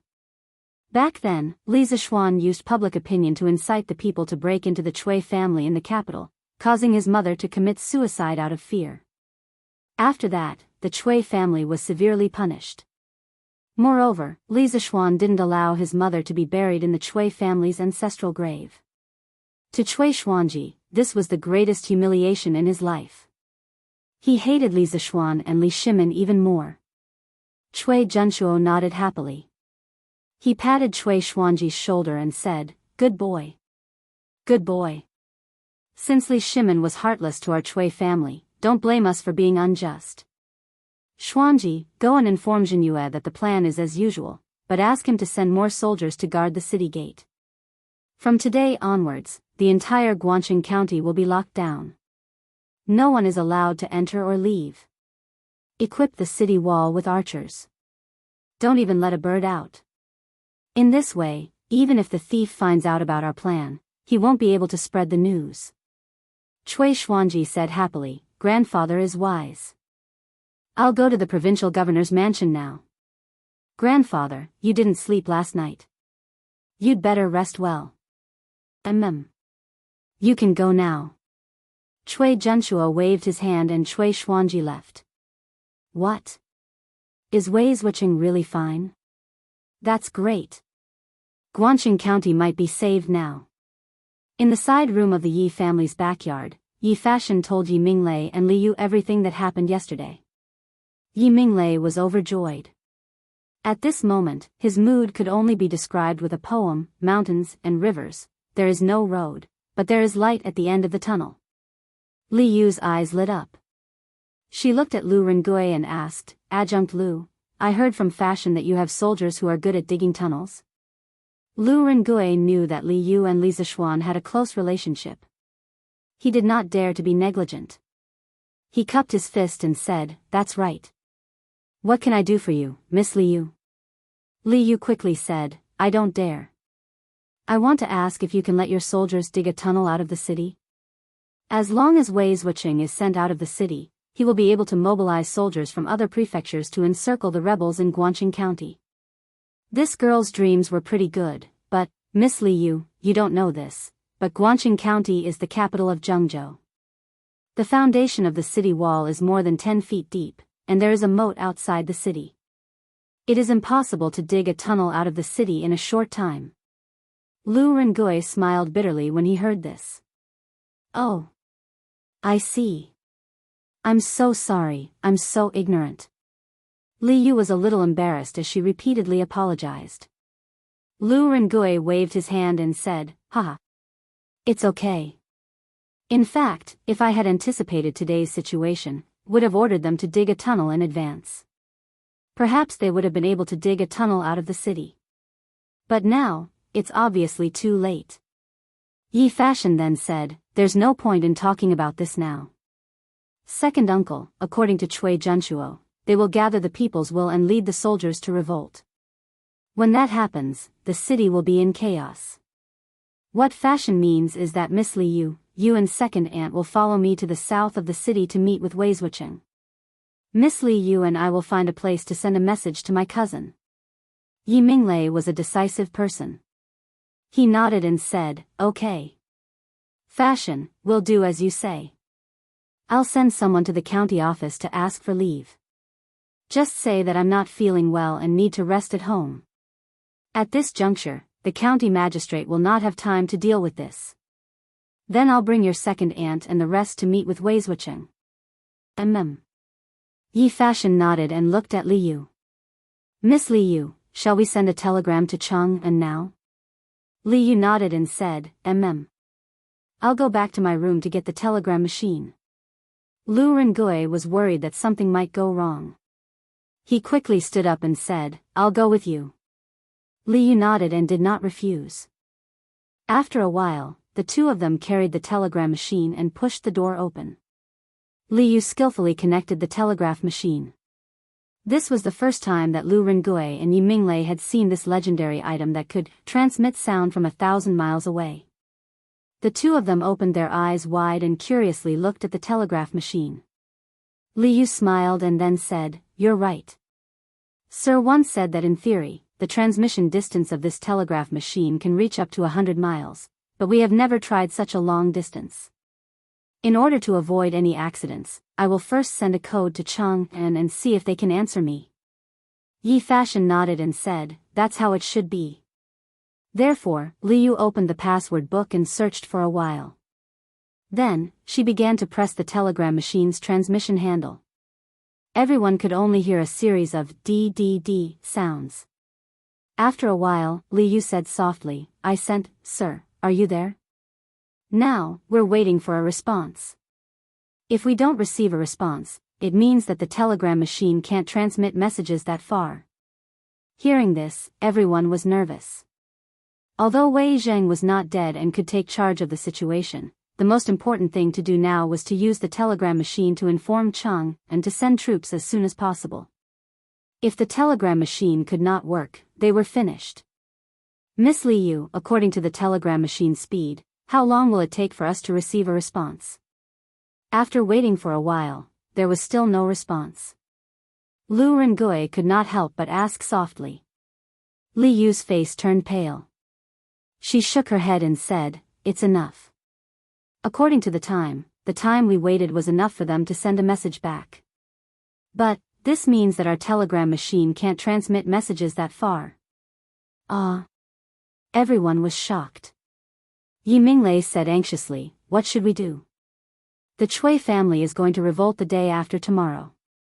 Even if they didn't lock down the county, it would be too late for us to send a message back to Chang'an. Lu Rengui said in annoyance, Miss Li Yu, didn't Marquis Yong and say that the telegram machine can transmit messages from 100 miles away? Why can't it work now? Li Yu shook his head and said, like I said, that's only in theory. In reality, when this thing is in the process of transmitting a message, it can easily be damaged due to some other factors. Oh right, I have an idea. Uncle Yi, is there a particularly tall pagoda or attic in Guanxing County? Yi Minglei asked curiously, Miss Li Yu, why are you asking this? Li Yu said excitedly, I remember Mr. once told me that the telegraphic machine's transmission can be understood as a formless energy.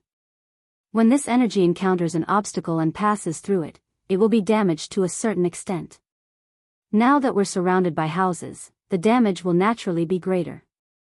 Therefore, if there is a very tall pagoda or attic in the city, sending a telegram from there can greatly reduce the damage to the building. At that time, Chang'an might be able to receive the telegram from us. In ancient times, ordinary houses were usually 1 to 2 stories high. There were very few that exceeded 3 stories. Pagoda was an exception. Normally, pagoda would have 10 to dozens of stories. In ancient cities, pagoda was equivalent to a crane and a flock of chickens. Yi Minglei did not fully understand, but he understood the general idea. Hearing this, he quickly said, "Yes, yes, yes." There is a relatively tall pagoda in the city. It is located in the Songhua Temple in the south of the city. It was built in the 2nd year of Emperor Xuanwu's Yongping. It was originally Emperor Xuanwu's Li Palace, but it was later changed into a Buddhist temple.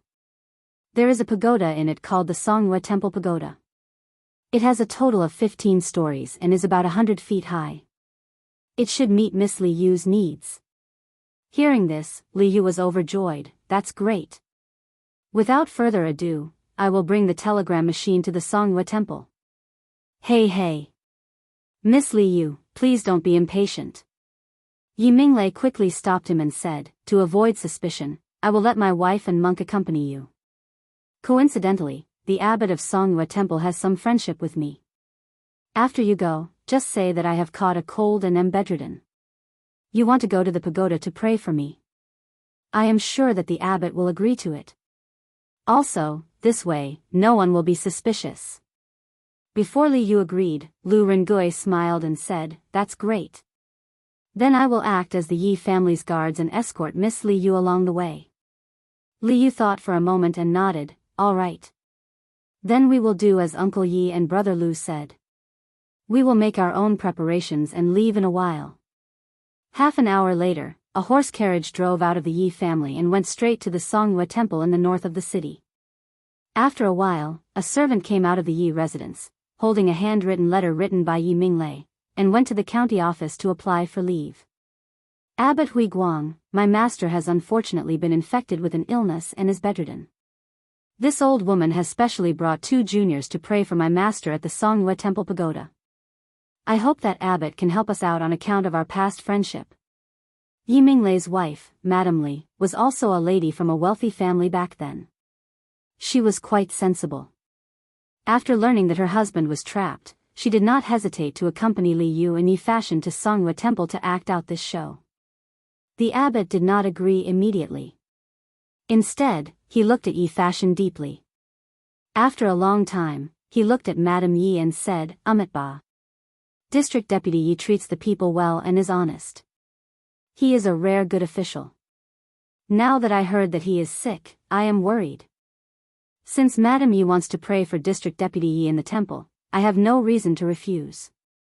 Hui En, quickly bring Madame Yi and the others to the Buddhist pagoda." At this moment, a young monk stood out from the side.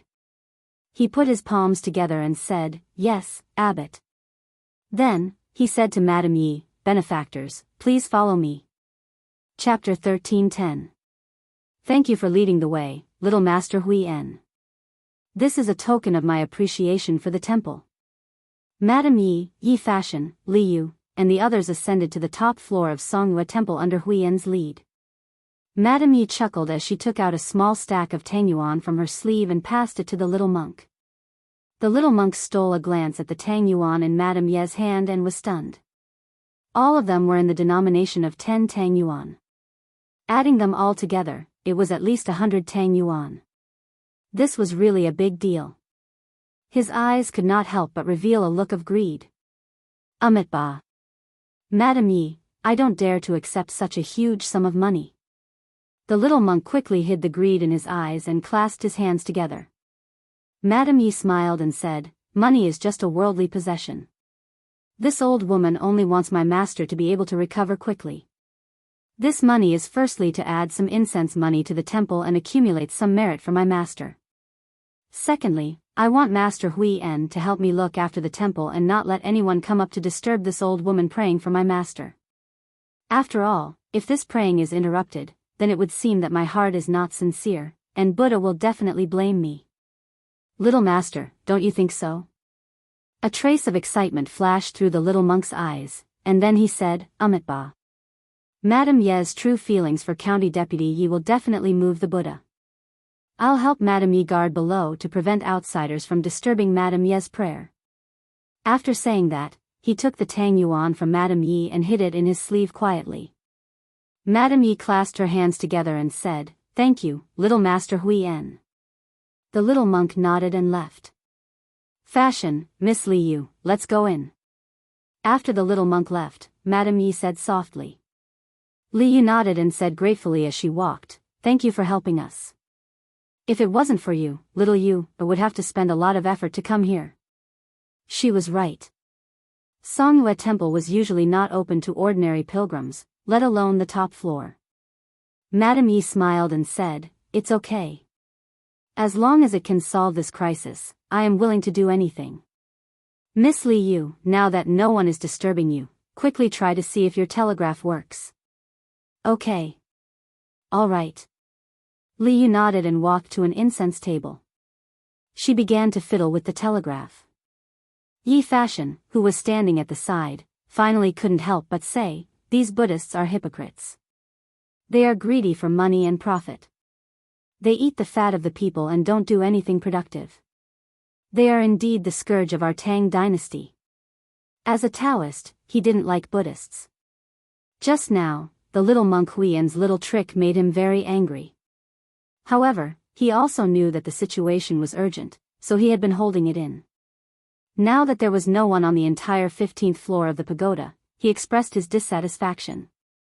Just now, the abbot of the temple had been staring at him because he had felt the pure Taoist aura on him. A Taoist priest came to a monk's temple to pray for blessings. Presumably, the abbot was in a state of confusion for a moment. Madame Yi smiled and said, "Monk, what's the point of saying all this now? As long as Miss Li Yu can achieve her goal here and send the news back to Chang'an, my money will be well spent." "Yes. Second aunt is right." Yi Fashion nodded. At this moment, he finally turned his attention to Li Yu. "Miss Li Yu, how is it?" Li Yu heaved a sigh of relief and said, "I just sent it. I'm just waiting for a reply." Then, she clasped her hands together and bowed to the Buddha statue. "Buddha, please bless Mr. He will definitely receive the news." This was the last method she could think of. If it still didn't work, she would be completely out of ideas. Actually, sending a telegraph from a high tower could indeed send it further.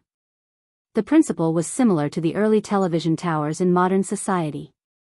Back then, television towers were usually built very high to expand the range of electromagnetic waves that could receive and transmit signals. This was because electromagnetic waves were easily affected by obstacles near the ground. They would weaken or change. This was not conducive to signal transmission. However, there were no obstacles at high altitudes. In addition, the electromagnetic waves could be transmitted further from high altitudes. Perhaps Buddha had heard Li Yu's request, or perhaps Li Yu's method had played a key role. Lantian County, Yunshan. Yanhuang College Dormitory 007. Suddenly, there was a DDD sound. Meng Wenhao, who was reading on the bed, suddenly sat up and ran to the telegraph machine. He quickly picked up a pen and started to record the code. "Mister, are you there?" This string of code was very short. Meng Wenhao quickly recorded and translated it. Looking at the 4 words on the paper, he was indescribably excited. "It's little fishy. It's little you." She had finally replied to the letter. "That's great. No. Maybe she's in an emergency. I have to reply to her quickly." Meng Wenhao forcibly suppressed his excitement and sat down to reply to the telegram. "Little fishy, I'm here. I'm Meng Wenhao. I'm helping Yamacho look after the telegraph machine." Without flipping through the password book, Meng Wenhao sent the telegram directly. Ever since he received the telegraph machine and password book yesterday, he had already memorized the password in the password book by heart. He knew in his heart that once he encountered such an emergency, time waits for no one. If he replied quickly and translated the code quickly, he could buy Li Yu a moment more. This was a matter of life and death. DDD.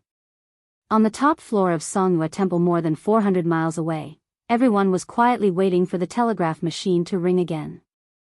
At this moment, they all felt that time was passing very slowly. It was like a year. Finally, after much anticipation, the telegraph machine finally emitted a series of "dee-dee" sounds. Little Fishy immediately moved. She bent over the table and quickly recorded the code.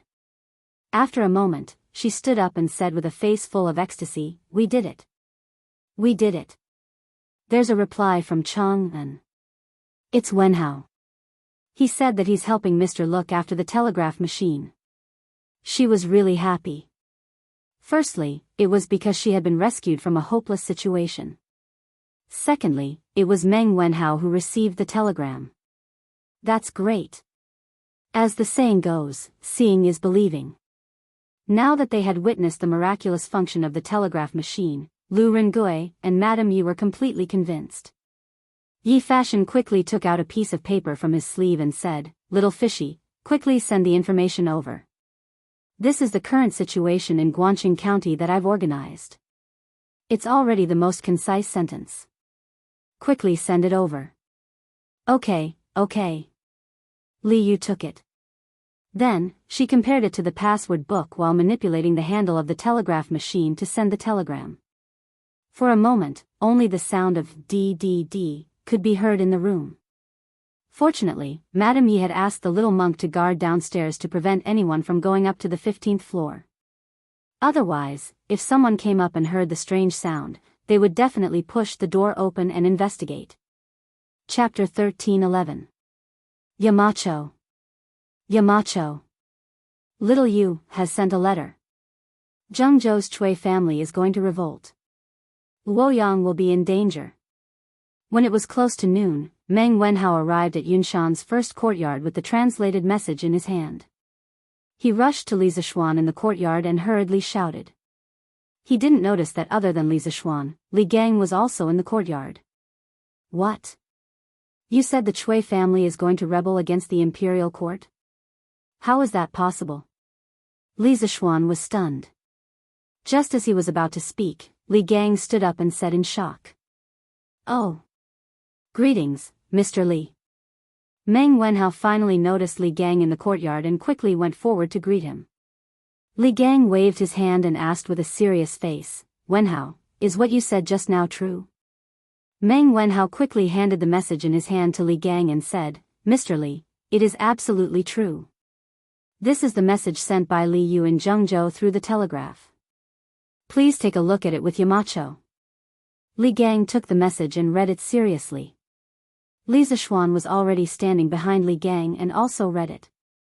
In the second month of the second year of Xinguan, Guangqing County was attacked by bandits. Wei Zhuqing's whereabouts are unknown. In the third month of the second year of Xinguan, Zhengzhou Daily appeared in Zhengzhou. The content criticized the imperial court and His Majesty. The Chui family's intention to rebel is clear as day. Last night, Yi Fashion risked his life to sneak into the provincial governor's mansion and found out that the provincial governor of Zhengzhou had colluded with Chui Zhenchuo. Furthermore, the Chui family has joined forces with the Zheng family of Xingyang and the Chui family of Bowling to launch a rebellion the day after tomorrow. They are going to attack Luoyang directly. The Chui family wants to take down Luoyang and rule the world with the imperial court. The situation is urgent. Please make a decision and send an army to eliminate the rebels. The message wasn't long, only about 300 words in total. It could be seen that the message had been condensed before it was sent out. However, the amount of information contained in the message was far more than 300 words. Zhengzhou was about to undergo a great change. Hunan province is going to change. If this matter wasn't handled properly, the Great Tang would undergo a major change. How would the Chui family dare?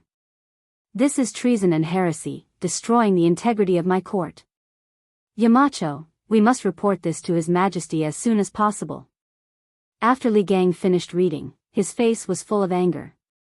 If it wasn't for the urgency of time, he would have scolded these traitors.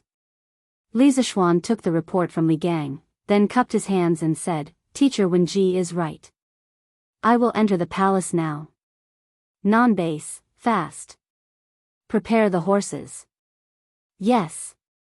Marquis. After a while, Li Zishuan and Pang Feiji rode down the Cloud Mountain and headed straight for Chang'an City. In the Imperial Palace, the morning court session had just ended. Li Er was resting in the Suite Du Hall. After all, the morning court session every day was extremely exhausting for an emperor like him. Your Majesty. The Marquis of Yong'an is requesting an audience outside the hall, saying that it's an extremely urgent matter.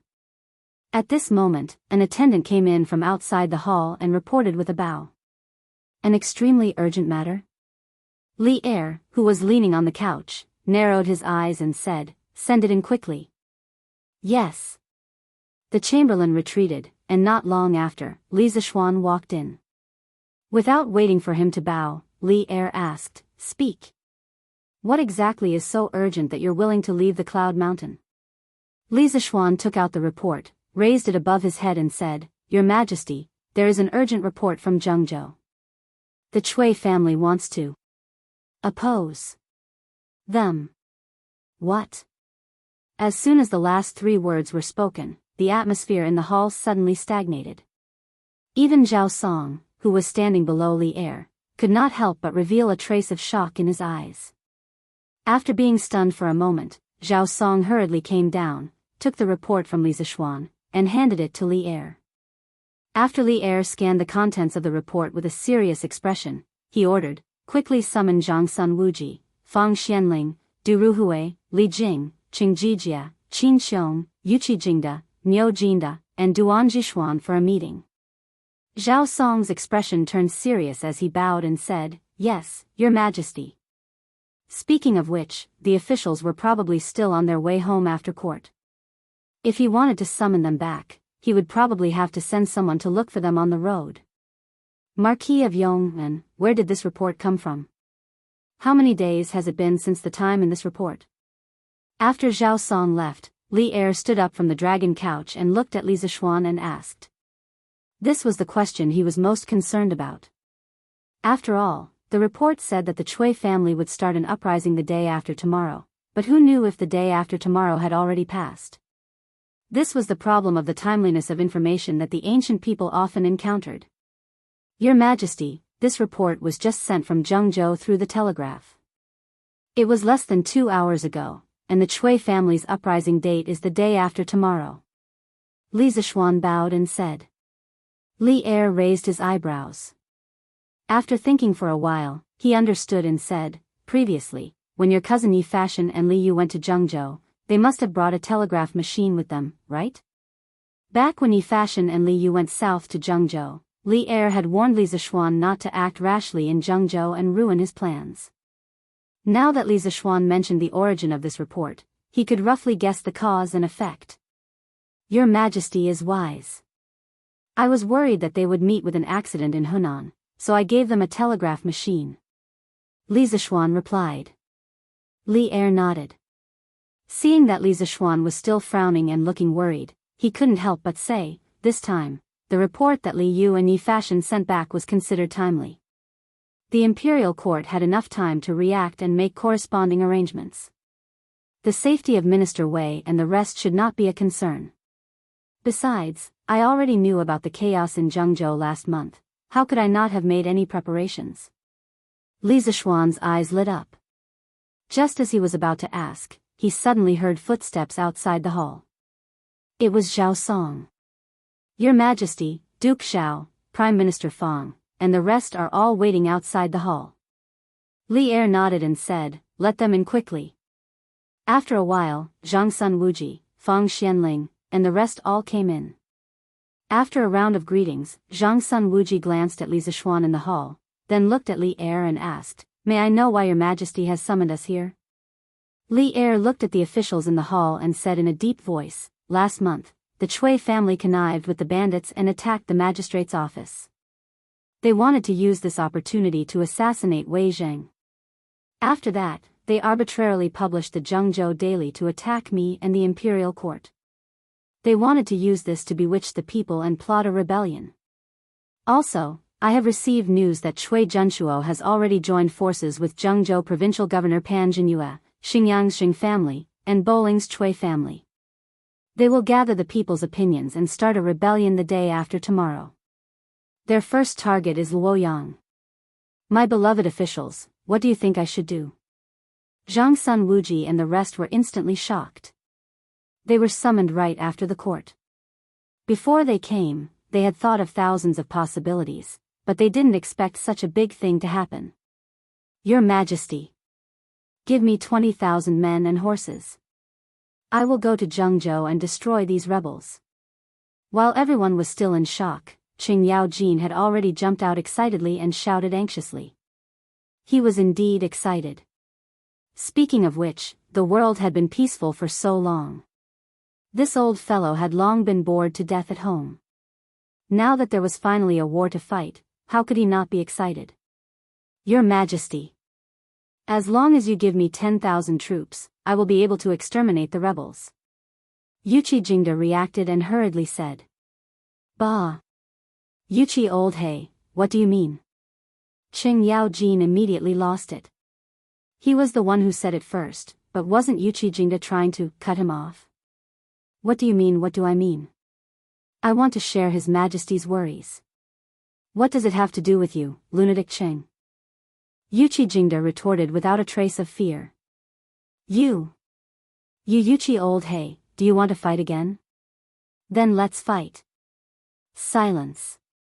These two people were enemies in the previous life. They fought as soon as they met. Li Er's face turned darker and darker as he watched. Finally, he couldn't hold it in and shouted. As expected, Qing Yaojin and Yuqi Jingda immediately quieted down. In the court, the military situation is extremely urgent. As important officials of the court, you two are actually quarreling. Where is the propriety? Aren't you afraid of being laughed at by the younger generation? Li Er criticized in annoyance.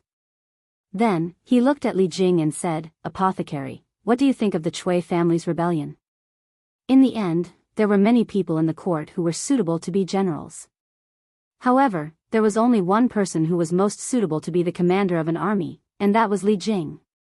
In terms of foresight, military strategy, and strategy, almost no one could compare to him. Li Jing cupped his hands and said, Your Majesty, I think that the most important thing right now is to send people 800 li to inform Luoyang's magistrate to strengthen the city's defense. Luoyang has Hanjiatsang, and there is enough food for 500,000 soldiers to eat for a year. We must not let Luoyang fall into the hands of the rebels. Luoyang's Hanjiatsang was the world's largest granary. At its peak, the amount of food stored was close to 6 million dan. This was also the main reason why Cui Junchuo wanted to take down Luoyang as soon as possible. In addition, I think that Your Majesty should issue an edict to mobilize the available provincial troops around Jianghu to first resist the rebel army. Then, from Chang'an, we will mobilize the army to Hunan province. Jianghu is only 400 li away from Chang'an. If we rush, we can reach it in 5 days. In other words, as long as Luoyang's guards and the other provincial troops can delay it for 3 to 4 days, Luoyang will not fall into the hands of the enemy. Only then can the court deal with the rebel army with the least loss. In addition, before the army sets off, we have to figure out the number of rebels so that we can deal with them. Qinghe Chui clan, Xinjiang Zhengzhou clan, and Boling Chui clan are all large clans that have existed for thousands of years. They have tens of thousands of disciples, and countless scholars, officials, and generals that rely on them. This time, Cui Junchuo used Jiangzhou daily to criticize Your Majesty and incite the people to join the rebel army. Therefore, according to my estimation, the number of rebels is definitely not less than 200,000. No matter who Your Majesty sends to quell the rebellion, I hope that he will not underestimate the enemy. Li Jing was indeed Li Jing. Once he said this, the officials in the hall stopped arguing. Li Er nodded and said, Zhao Song, immediately issue an edict. Order Luozhou's governor Chu Tudong to strengthen the city's defenses. Prepare rolling stones, crossbows, and other defensive tools in advance. We must defend the city. Order Hunan Province's Anfu ambassador Ren Can to immediately mobilize the troops of Qinzhou, Shuzhou, Songzhou, Chaozhou, Haozhou, Qizhou, Qingzhou, Bianzhou, and Suzhou to quell the rebellion in Jianghu. Also, order Wang Yu, who is hiding in Dengzhou, to immediately lead the army to Jianghu. Li Er's arrangement at the beginning was still considered normal, but the last sentence was earth-shattering. Chapter 13:12. On the 13th day of the 6th month of the 9th year of Wuda, Li Shimin abolished the Xingtai system and set up a governor's office in Luozhou, Luoyang. In the first year of Zhengguan, Li Shimin appointed Chu Tutong as the governor of Luozhou. In the same year, Li Er divided the world into 10 Daos. Luoyang and Jiangzhou both belonged to Hunan Daos. At that time, the imperial court did not set up fixed officials and offices in each Daos. They only temporarily sent officials and ambassadors to patrol. At first, they were called pacifiers. It was not until the second year of Ruizong Jingyun that the imperial court set up judici in each Daos. The Enlushan rebellion at the end of the Tang dynasty was caused by the military power of the judici. Speaking of the current pacifier of Hunan Daos, Ren Kan, his brother Ren Gui was also the pacifier of Hunan Daos in the first year of Wuda. Lu Rengui was indebted to him. At that time, Rengui was drafting memorials to discuss state affairs. Lu Rengui saw the draft and helped him edit a few lines. Rengui was amazed by his talent and learning, and as a result, she appointed him as the Shi province army commander. In the Sweet Dew Hall, Zhao Song received the order and left. He had to draft the imperial edict and send it out. After all, time waits for no one. At the same time, Li Er's last sentence attracted the attention of everyone. Fang Xuanling's eyes flashed, and he cupped his hands and asked, "Your Majesty, Provincial Governor Wang should be in Suizhou. Why is he in Dengzhou?" According to the Tang dynasty's laws, the governors of each province should be in charge of their own affairs. They were not allowed to leave the province unless the emperor ordered them to do so. Now that Wang Yu suddenly appeared in Dengzhou, and from what Li Er said, Wang Yu even brought an army with him. Li Zishuan's heart stirred, and he also looked towards Li Er. Li Er smiled faintly and said, "A month ago, I received news that there were bandits in Jiangzhou causing trouble. I thought that Wei Zheng would face the retaliation of the local officials and the fierce retaliation of the Cui family. To prevent some people from acting out of desperation, I ordered Ren Kan to choose 200 elites to sneak into Guangxing County to protect Wei Zheng in the dark. I also ordered Sui Province's Governor Wang Yu to lead 20,000 troops to hide in Dengzhou and be ready to assist Wei Zheng. Now, it seems that some people will always take risks and commit treacherous acts. Therefore, Wang Yu's troops can also be put to use." When the officials heard this, they couldn't help but exclaim, "Your Majesty is wise." Li Zishuan, on the other hand, secretly curled his lips. He thought to himself that old Li was indeed a sly old fox. No wonder he wasn't worried at all. It turned out that he had already prepared a backup plan.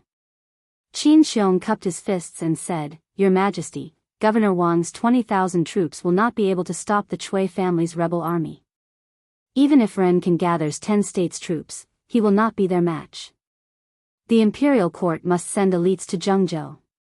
Li Er nodded and said, "What Xu Bao said is also what I was thinking.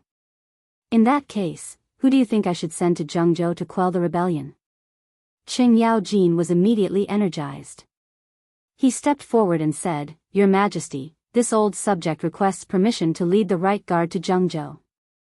Your Majesty, this old subject requests battle. I am willing to lead the right Marshal Marquis to Jiangzhou.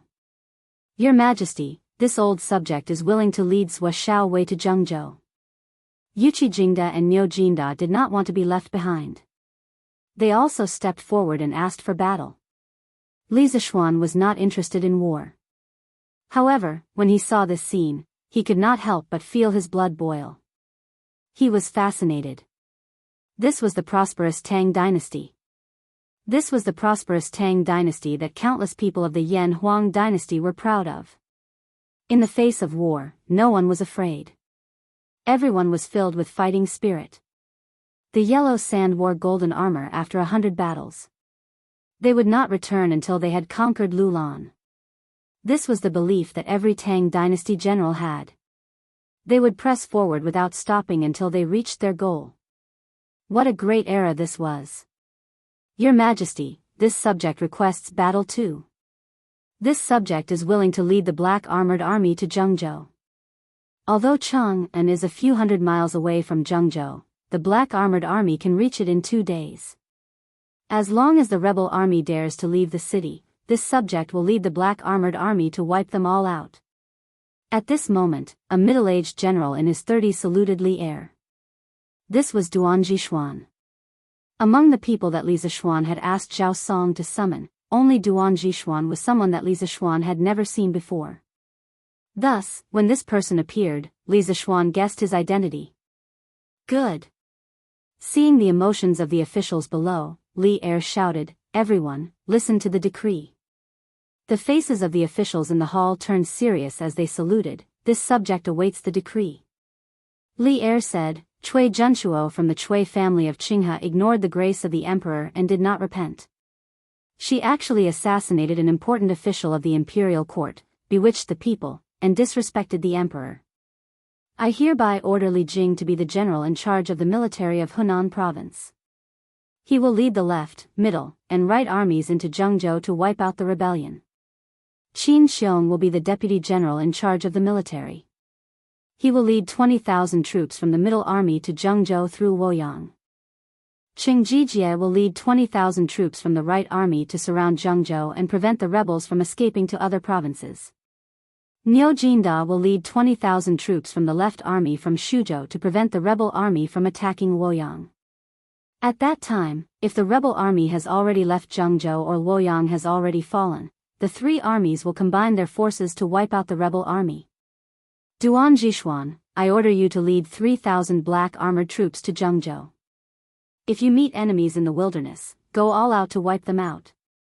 For this rebellion, all of you must exterminate the rebels. Since the Cui clan of Bowling and the Jing clan of Xinjiang are accomplices and have committed such treacherous acts, they must be exterminated without leaving a single one alive. When the emperor was angry, millions of corpses would fall, and blood would flow for 1,000 miles. When these cold words came out of Li Er's mouth, it meant that many people would die in the following period of time. This subject obeys the decree. Li Jing, Qin Xiong, Qing Yaojin, Niu Jinda, and Duan Jishuan stepped forward and cupped their fists solemnly. The hearts of the other officials turned cold. Li Er actually sent out the black armored troops to wipe out the rebellion. This was the most elite heavy cavalry in the world. Even the wolf cavalry of the Turks had to flee when they saw them. 3,000 black armored troops was not a small number. When Li Shimin defeated Wang Shichong at Hulao Pass, he had only used 1,000 of the black armored troops. In the end, he had captured and beheaded more than 6,000 people. Later on, Wang Shichong was unwilling to admit defeat and sent 100,000 men. Li Shimin had used 3,500 black armored troops to lead the charge and ultimately defeated these people. From this, one could see the strength of this heavy cavalry force. Of course, one could also see that old Li was determined to kill the Cui family of Qinghe, the Jing family of Xinjiang, and the Cui family of Bowling. Time is of the essence. My beloved subjects, gather the troops. Tomorrow morning, the 3 armies will set out for Jianghu. Li Er nodded. There was a saying that a cannon shot was worth 10,000 taels of gold. Although there were no cannons in this era, fighting wars was still rather expensive. However, the Great Tang's treasury was filled with grain and fodder, so Li Er had the confidence to start this rebellion. Yes. The officials cupped their fists and left. Marquis Yong and you stay. Li Zishuan also wanted to take the opportunity to slip away, but Li Er's words forced him to face this cruel reality. Chapter 13:13. Marquis Yong and we will have official Fang, official Du, and the others write a few articles and send them to the editorial department of the Great Tang Daily. We will use this opportunity to let the people of the world see the true colors of the Cui clan and Jing clan. They were the ones who were unjust, so they can't blame us for being ruthless. In the Sweet Du Hall. After Zhang Sun Wuji, Fang Xianling, and Qing Yaojin left, Li Er looked at Li Zishuan and instructed. Li Zishuan was slightly stunned. He didn't expect old Li to know how to make use of public opinion. This time, the Chui family used public opinion to attack Li Er to incite the people to rebel against the imperial court. Now, Old Li wanted to use the same method to gain the people's trust and support. Only a ruler who valued the people's trust would be a successful ruler. Yes, Your Majesty. In the next few days, Datong Daily will cooperate with the imperial court to announce the Chui family's rebellion to the world. As the saying goes, those who are righteous get more support while those who are unrighteous get little support. Chui Junqiao has no regard for the emperor's grace and is not a subject. He will definitely be despised by the people. I will also list out all the good deeds and benevolence Your Majesty has done to the people since you took over the throne. People's hearts are made of flesh. I don't believe that the people can't differentiate between good and bad. Li Zishuan cupped his hands and replied. Yes. Li Er nodded and said, the Chui and Jing family have thousands of scholars in their hands. Actually, I am not afraid of how many soldiers they have. I am only afraid that they will use these scholars to bewitch the people and attack the imperial court. After all, the people are innocent. Li Zishuan smiled and said, Your Majesty is so considerate of the people. It is the blessing of the people. Li Er smiled and didn't deny it. After a while, he said, I have an idea. Listen to it and see if it is feasible. Li Zishuan's expression turned solemn as he listened attentively. Li Er paused for a moment before continuing. Since ancient times, when a general was away from the capital, he would not obey military orders. The reason was that the battlefield was quite far from the capital, and the situation on the battlefield was constantly changing. Therefore, the previous emperors would not interfere with the generals away from the capital and give orders. But this time, when Li Yu used a telegraph to send information to Cheng and from Zhengzhou, I had an idea. That is it possible for me to understand the situation on the battlefield immediately through the telegraph? Then, if I or any other officials in the imperial court have any good ideas about military formations, I can also send them to the front line through the telegraph at the very first moment. What do you think? Li Zishuan was shocked. He thought to himself that old Li's thinking was quite advanced. He even knew how to engage in information warfare. Your Majesty, our telegraph is not mature yet. This kind of ultra-long distance communication is not stable. This time, the reason why little Yu was able to send the information from Zhengzhou to Cheng, and was because she sent the telegram from a Buddhist pagoda that was more than 100 feet high. When the army goes out, how can there be such a high altitude everywhere? In addition, the power supply of the telegraph is also a problem. Therefore, I think that it is still too early for Your Majesty to use the telegraph to command the battle formation this time. Your Majesty, please reconsider. Li Er couldn't help but frown. He asked doubtfully, what does the telegram sent by the telegraph have to do with the height of the terrain? Li Zishuan cupped his hands and said, Your Majesty, if I may be so bold as to ask you, if this person stood on a high mountain and shouted to the foot of the mountain, would his voice travel far? Or if he stood on the street and shouted, would his voice travel far? Li Er thought for a moment and replied, of course, if he stood on a mountain and shouted, his voice would travel far. Li Zishuan smiled and said, that's right. Your Majesty, in fact, the telegram sent by the telegraph is just like shouting. If you stand high and the position is spacious, it will naturally travel far. There are many houses in the city, which will block the telegram sent by the telegraph, so it won't travel far. He definitely couldn't tell Li Er about the transmission loss of electromagnetic waves. Otherwise, if he wanted to explain it clearly, he would have to talk for a long time. After thinking about it, Li Zishuan could only give an example to explain to Li Er. I see. Li Er nodded thoughtfully. Then, his eyes suddenly lit up and he said, I still have a plan. This time, we can let the pharmacist bring 2 celestial lamps. On one hand, it can be used to scout the enemy from the sky. On the other hand, we can use the celestial lamps to send information to Cheng and from the sky. What do you think? Li Zishuan didn't object this time.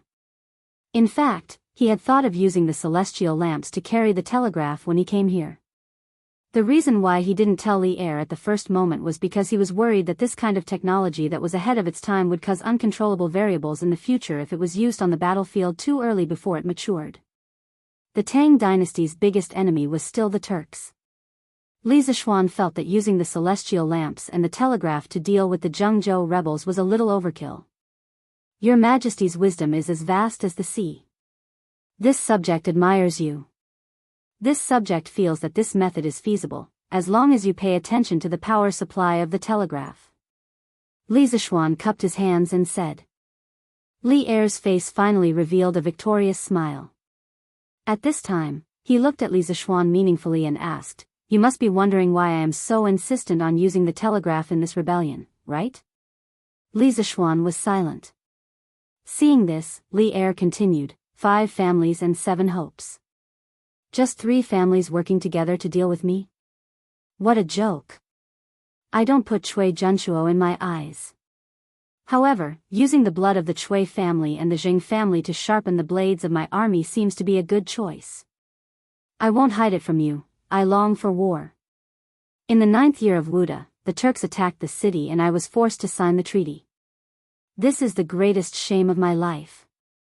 At the latest next year, I will send troops to the Turks and fight it out with Shili. I can't wait to go to the battlefield and kill them with my own hands. However, as the emperor of the Tang dynasty, how can I casually go to the battlefield? And the telegraph that you, Marquis Yong, built just happens to solve this worry of mine. Although I can't go to the battlefield, I can control the situation through the telegraph. And now, the Chui family's rebellion can be used to train my troops. Your telegraph must be used this time. Even if there are problems along the way, I don't care. Li Zishuan was silent. Although Li Er was just over 30 years old, he had been on the battlefield for more than 10 years. He was a real emperor on horseback. Such a strong Li Er was attacked by the Turks back then. How could he not be angry?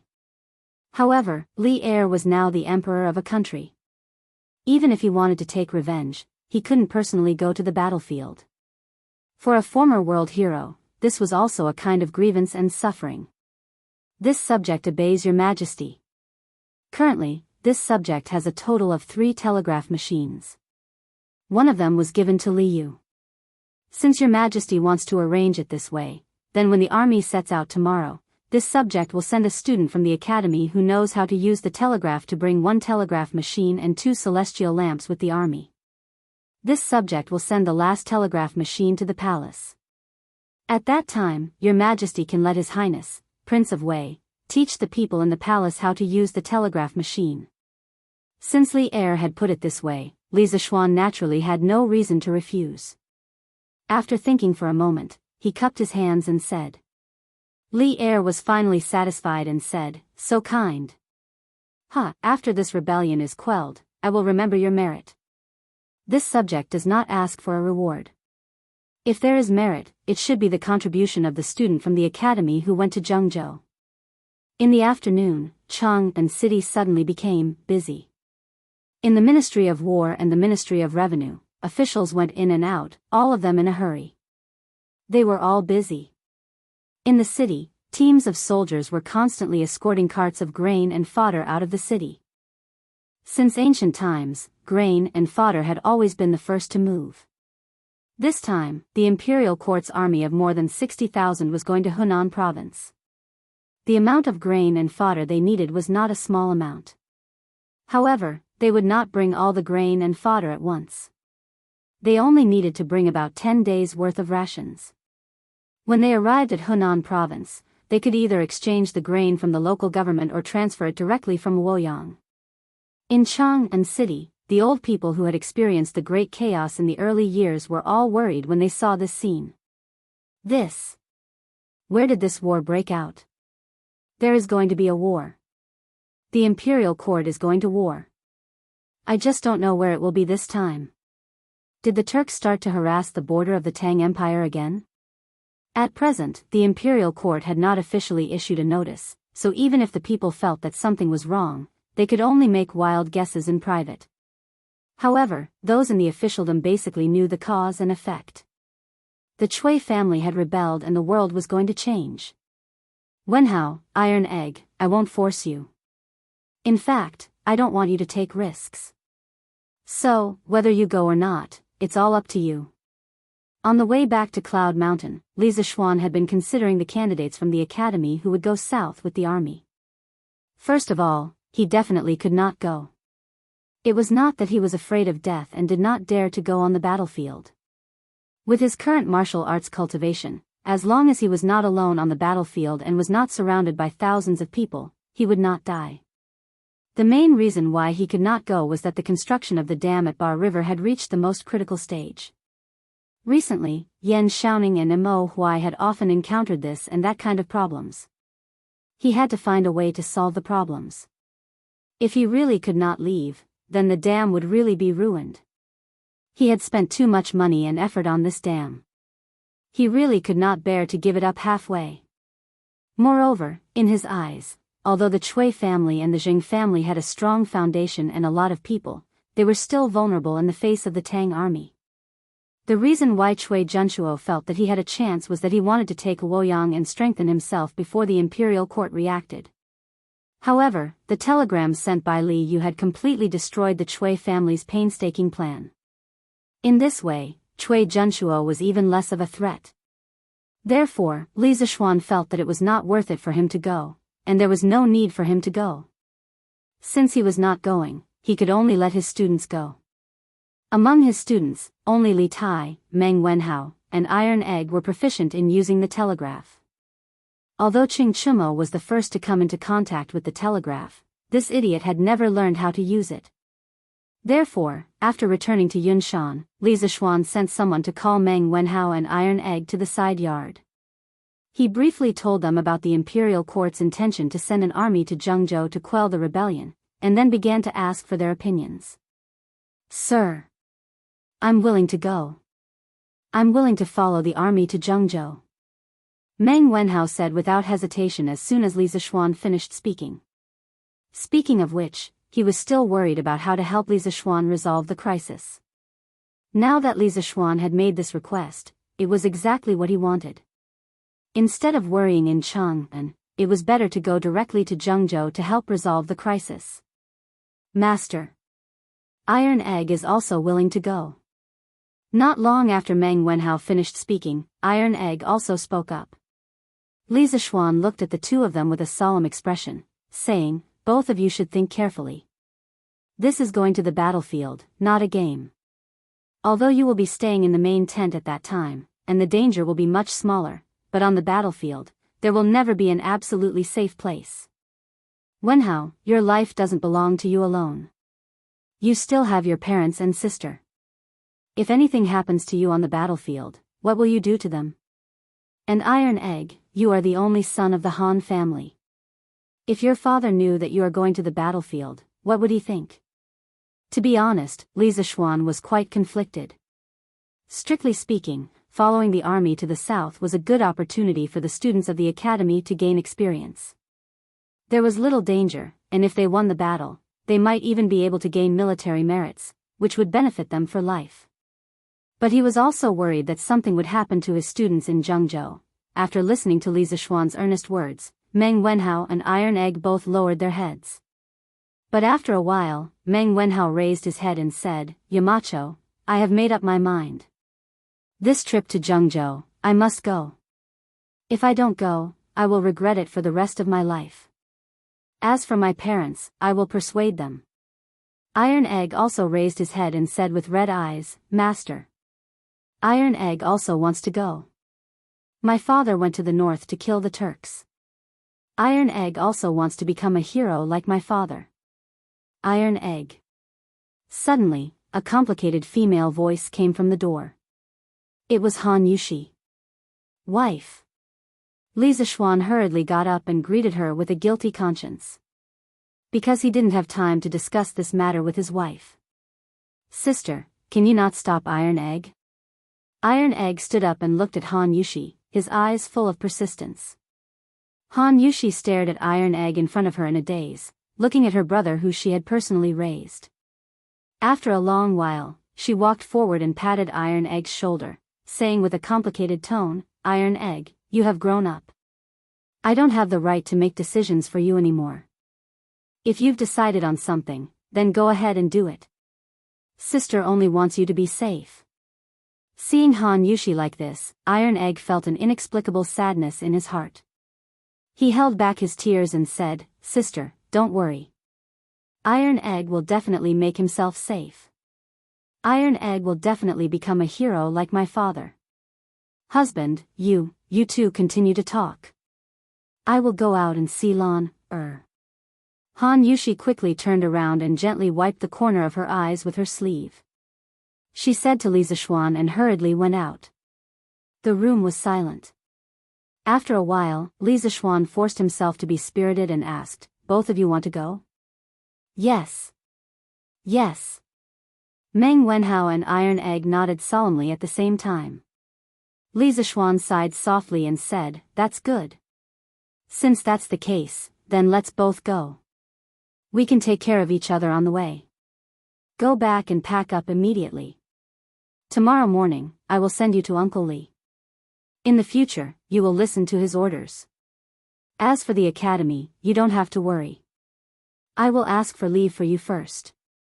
When you come back, I will arrange for someone to make up lessons for you." "Yes. Yamacho." "Yes. Master." Chapter 13-14. "Oh. Isn't this Madame Yi? Are you here to pray for blessings at Songhua Temple? I heard this morning that County Deputy Yi was sick. Could it be true?" Guangxing County, at the entrance of Songhua Temple.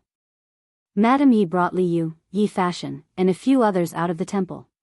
She was stopped by a fat, shifty-eyed, greasy middle-aged man. Behind the man were 4 or 5 bailiffs. At this moment, he was staring at Madame Yi maliciously and said with a smile, "Registrar Wang, what do you mean by this? My husband is sick in bed. As a colleague, it's fine if you don't care about him, but you're actually making sarcastic remarks here. Has your sense of propriety been eaten by dogs?" Hearing this, Madame Wang's face was filled with anger and she scolded mercilessly. She looked exactly like a wife who was eager to protect her husband. Registrar Wang saw this and his eyes flashed. Then, he said with a smile, "Hee. Madame Yi, please don't be angry. Who said that I don't care about County Deputy Yi? I even sent people to send County Deputy Yi a lot of ginseng, bird's nest, and other precious tonics. As a person, what I value the most is the righteousness between friends and colleagues." Madame Yi glared at Registrar Wang coldly and didn't continue to say anything. Registrar Wang rolled his eyes and pretended to be depressed. He patted his head and said, "Aya, look at this official's memory. I brought people here to catch the rebels. Why did I mention this to Madame Yi? Rebels?" Madame Yi, Yi Fashion, Liu, and the others were all shocked. Finally, Madame Yi forced herself to look calmly at Registrar Wang and said, "What rebels? When did Guangxing County have rebels? Moreover, Registrar Wang, why did you catch the rebels at Songhua Temple?" Registrar Wang didn't answer. He turned his gaze to Yi Fashion and Liu behind Madame Yi. Then, he went forward and asked, "Madame Yi, who are this young master and this young lady? I've known County Deputy Yi for many years. How come I've never seen them before? Don't tell me they're your long-lost children." "Shut up."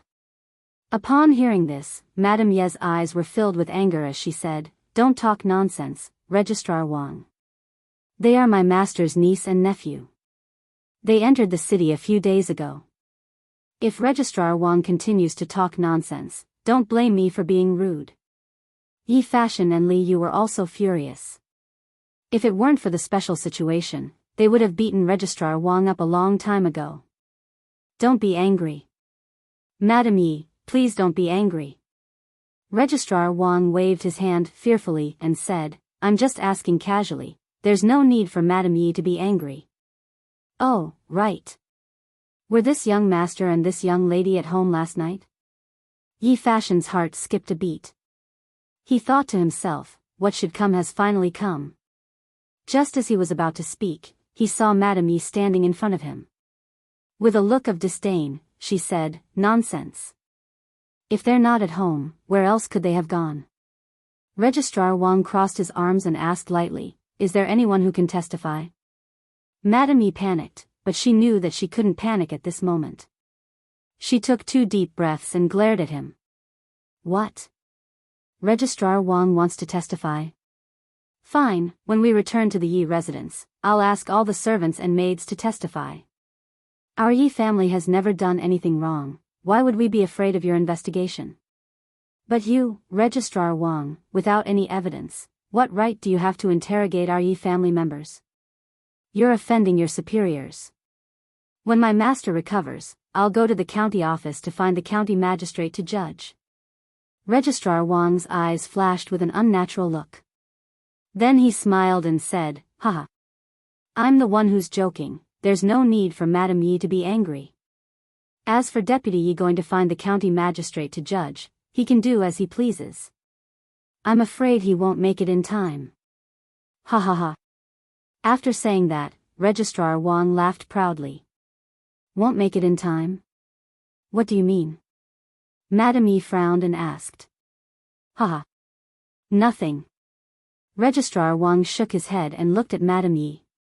He whispered, Li Lanzhu, 10 years ago, why didn't you choose me, Wang Cheng, but Yi Minglei? Huh, what's the result?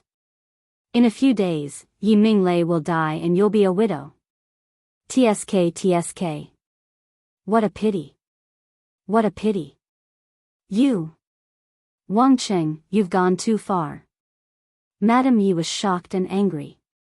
She pointed at Registrar Wang and said while gritting her teeth, "You're asking for death." Yi Fashion looked at Registrar Wang with a gloomy look. His heart was filled with murderous intent.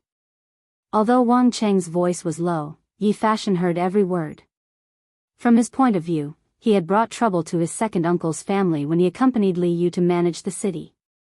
Now, someone had insulted his second aunt, whom he had respected since he was young, in front of him. How could he tolerate this?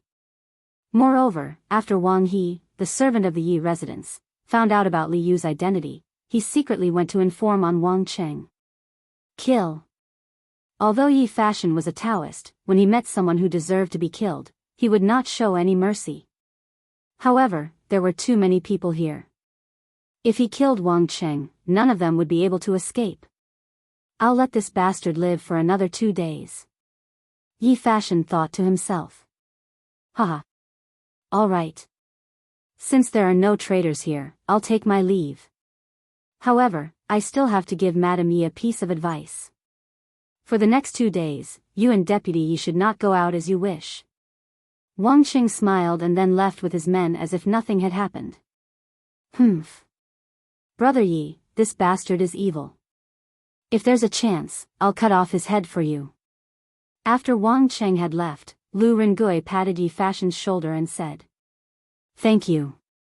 After returning to the Yi residence, Yi Minglei asked Madame Yi, Li Yu, and Yi Fashion to change into the coarse clothes of the commoners. He also instructed the housekeeper to close the door and decline all visitors for the next 2 days. When the sky was about to turn dark, Lu Rengui led the Yi family out of the residence and headed towards the south of the county. At this time, the commoners were in a hurry to go home. There were quite a lot of people on the streets. Moreover, the sky was dark and it was not easy for others to recognize them. 3/4 of an hour later, they finally arrived at Lu Rengui's rented courtyard without any mishap. How is it? Has the information been sent out? As soon as they entered the house, Wei Jing impatiently went up to them and asked before they could even greet each other. Little Yu clasped her hands and smiled. Deputy Wei, fortunately, I didn't disappoint you. When it was close to noon, I had sent everything here to the Yamacho. The Yamacho said that he will go to the palace immediately to meet the emperor.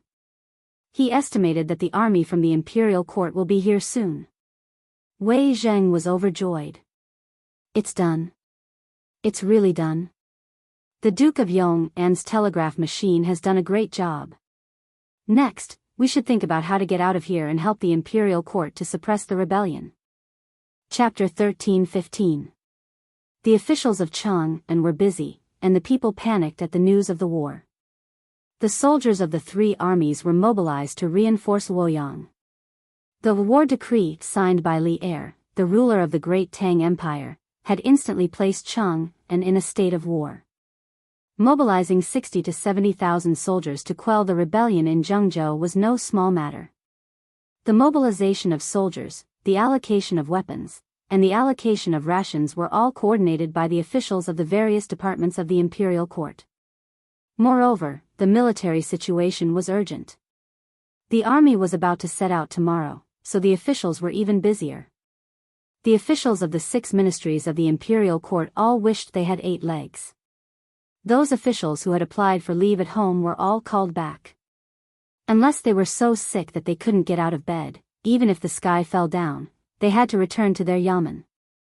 The last time the 6 ministries of the imperial court were as busy as they were today was back in the 9th year of Wuda, when the Turkic army had besieged the city. This emergency war was an enormous test for all the departments of the Great Tang imperial court, and it was also a good opportunity to test the efficiency of the officials of the 6 ministries.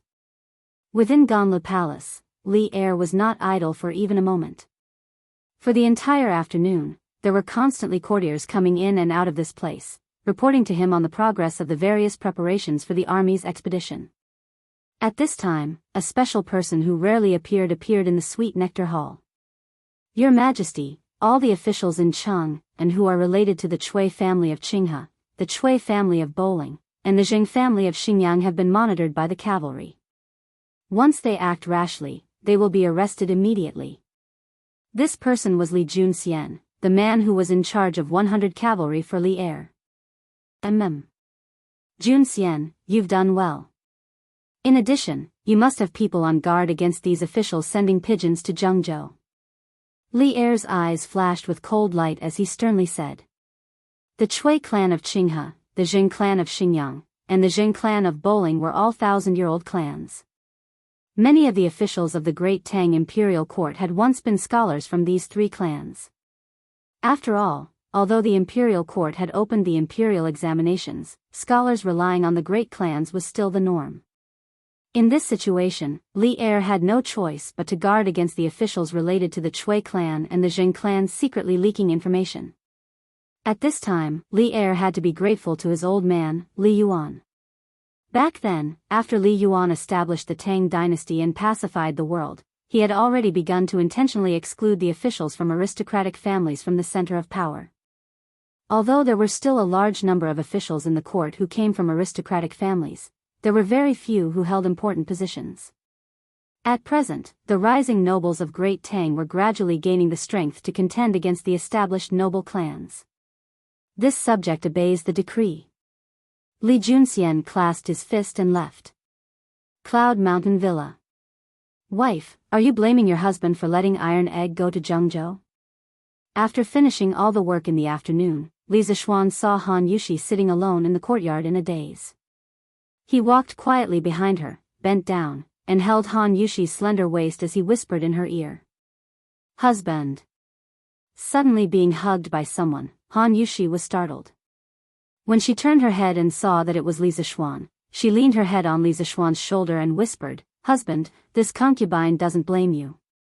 This concubine knows that you are doing this for the good of Iron Egg. If he can earn a military merit this time, he will be able to enjoy glory and splendor for the rest of his life. However, this concubine only has this one younger brother. For him to suddenly go to such a faraway place by himself, this concubine is very worried. Seeing his wife frown, Li Zishuan stroked her cheeks with some heartache. Then, he said, Wife, there is no need to worry. This trip to Jianghu is not for him to charge at the front lines. He should only be managing the intelligence in the central tent.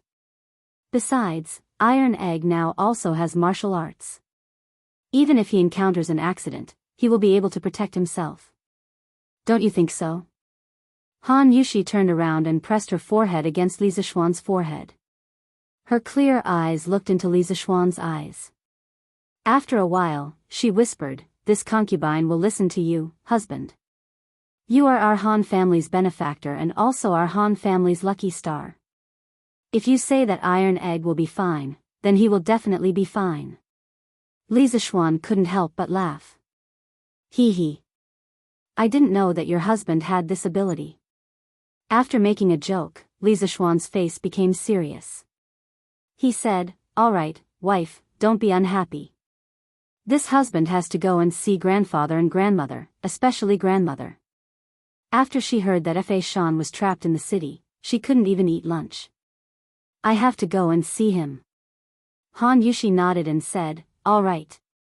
This concubine will go with you, husband. All right. The sky was getting dark, but the city of Chang'an did not become quiet because of the curfew. The 6 government offices near the imperial city were still brightly lit. There were still troops and grain carts passing by on the streets. All these signs indicated that a war was about to break out. Correspondingly, the city of Guangxing was not peaceful tonight because the state government's army was catching the thieves. The cause of the incident started when Registrar Wang returned to the county office in the afternoon. County Magistrate, Old Master Chui will start a rebellion the day after tomorrow. Before that, we have to get rid of the spies in the county office.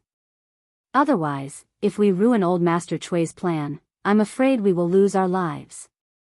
Registrar Wang came to the back office and found Chui Yong, the county magistrate of Guangxing County, who was drinking tea and listening to music. He was a distant relative of the Chui family. Hearing this, Chui Yong narrowed his eyes and said, What does Registrar Wang mean? There is a spy in the county office? Who is it? Registrar Wang looked around. Chui Yong waved his hand impatiently and said, all right. You can all leave now. The maids and servants around, as well as the girl who was playing the song, all left as instructed. Registrar Wang then said carefully, County Magistrate, Deputy Yi is the spy hiding in our county office. Chui Yong was shocked. He stared and swallowed his saliva, saying, Registrar Wang, you can't say this casually. Do you have any evidence? County Magistrate, of course I don't have any evidence. Yi Minglei will be very careful when doing this kind of thing. How can he leave any evidence? But County Magistrate, think about it carefully. Yi Minglei has an inexplicable relationship with the Yi family in Nanyang. And I heard from a friend in Chang'an last month that Old Master Yi went to Chang'an last year to recognize his relatives, and he recognized Marquis Yong. Do you think Yi Minglei will help Old Master Chui or His Majesty in the future?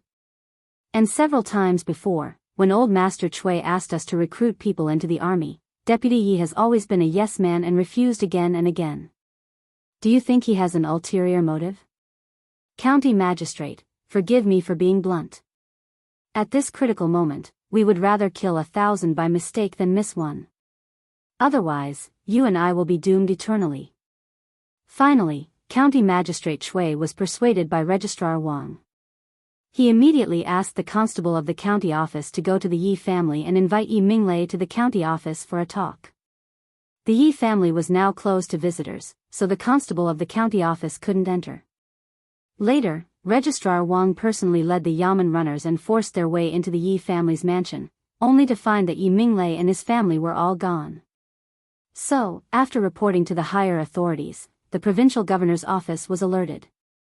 The soldiers of the provincial government and the Yamen runners began to search the whole city for Yi Minglei. Chapter 13-16. Brother Dainu? Are you at home? In front of a house in the south of Guangxing County. Yes. Su Fangzheng, why are you here? The door of the house opened and Lu Rengui walked out. Since he sneaked into Guangxing County last month, he even changed his name. Now he was called Ren Dainu. Alas! Aren't the officers and soldiers of the county government looking for Deputy Yi everywhere? They even said that he is a traitor. But Deputy Yi is so nice to the people. How can he be a traitor? I don't understand the world anymore. Oh, Dainu, after a while, the officers and soldiers will find our workshop. I will go to each house in advance to see if anyone has hidden Deputy District Magistrate Yi. Su Fangzheng was an old man in his 60s. He looked honest and kind. He looked at Lu Rengui and talked for a long time before he told him the real purpose of his visit. There was a market system in the Tang dynasty. Naturally, there was a Fangjing. The Fangjing was not only in charge of the opening and closing of the gate, but also in charge of maintaining the public order in the district. Lu Rengui was a little surprised, but he pretended to be depressed and complained, "Fangjing, why is Guangxing County getting more and more chaotic recently?" The deputy magistrate of the county Yamen was actually mistaken as a spy and even locked the city gates every day to prevent people from going out. "Sigh, we were originally here to help people purchase goods from the county. But because of this delay, it has been almost a month. What a loss, what a loss." Su Fangjing couldn't bear it. He had heard about Lu Rengui's experience before. Now he was trapped in Guangxing County. He sympathized with him.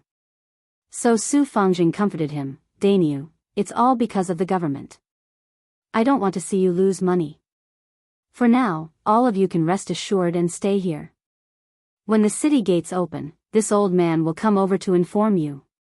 Lu Rengui said gratefully, "Alas. Thank you, Su Fangjing." "Oh, Fangjing, since you are here to find a spy, come in and have a look." Su Fangjing nodded slightly and said, "Okay, I will go in and have a look."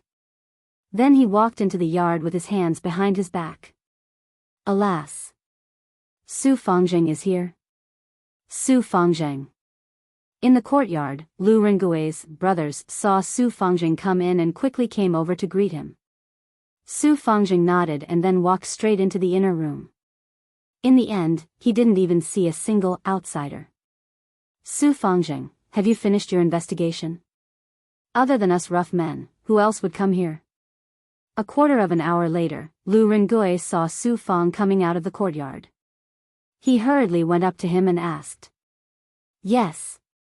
There are no outsiders in the house. Then, little brother Dainyu, this old man will not disturb you any further.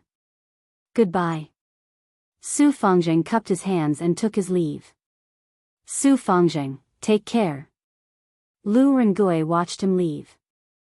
Then he turned to the several big men behind him and said, "Old Feng, later when the people from the county government come, you help to deal with them.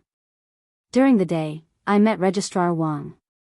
If he leads a team to search tonight, he may recognize me. I will go to the underground tunnel to accompany Minister Wei and the others tonight." "All right. Don't worry, General. I, Old Feng, will be careful." A slightly older middle-aged man cupped his fists and replied. Lu Rengui nodded and went into the house to tidy up. Then, he jumped into the well. Half an hour later, the house was slapped once again. Bang, bang, bang. "Open the door, the government is investigating." Old Feng, who had promised Lu Rengui to deal with the soldiers, hurriedly went to open the door. Coming, coming. "Hey, officers, come in and have some tea," Old Feng said with a big smile. Because he saw that among this group of people, there were all constables from the county government.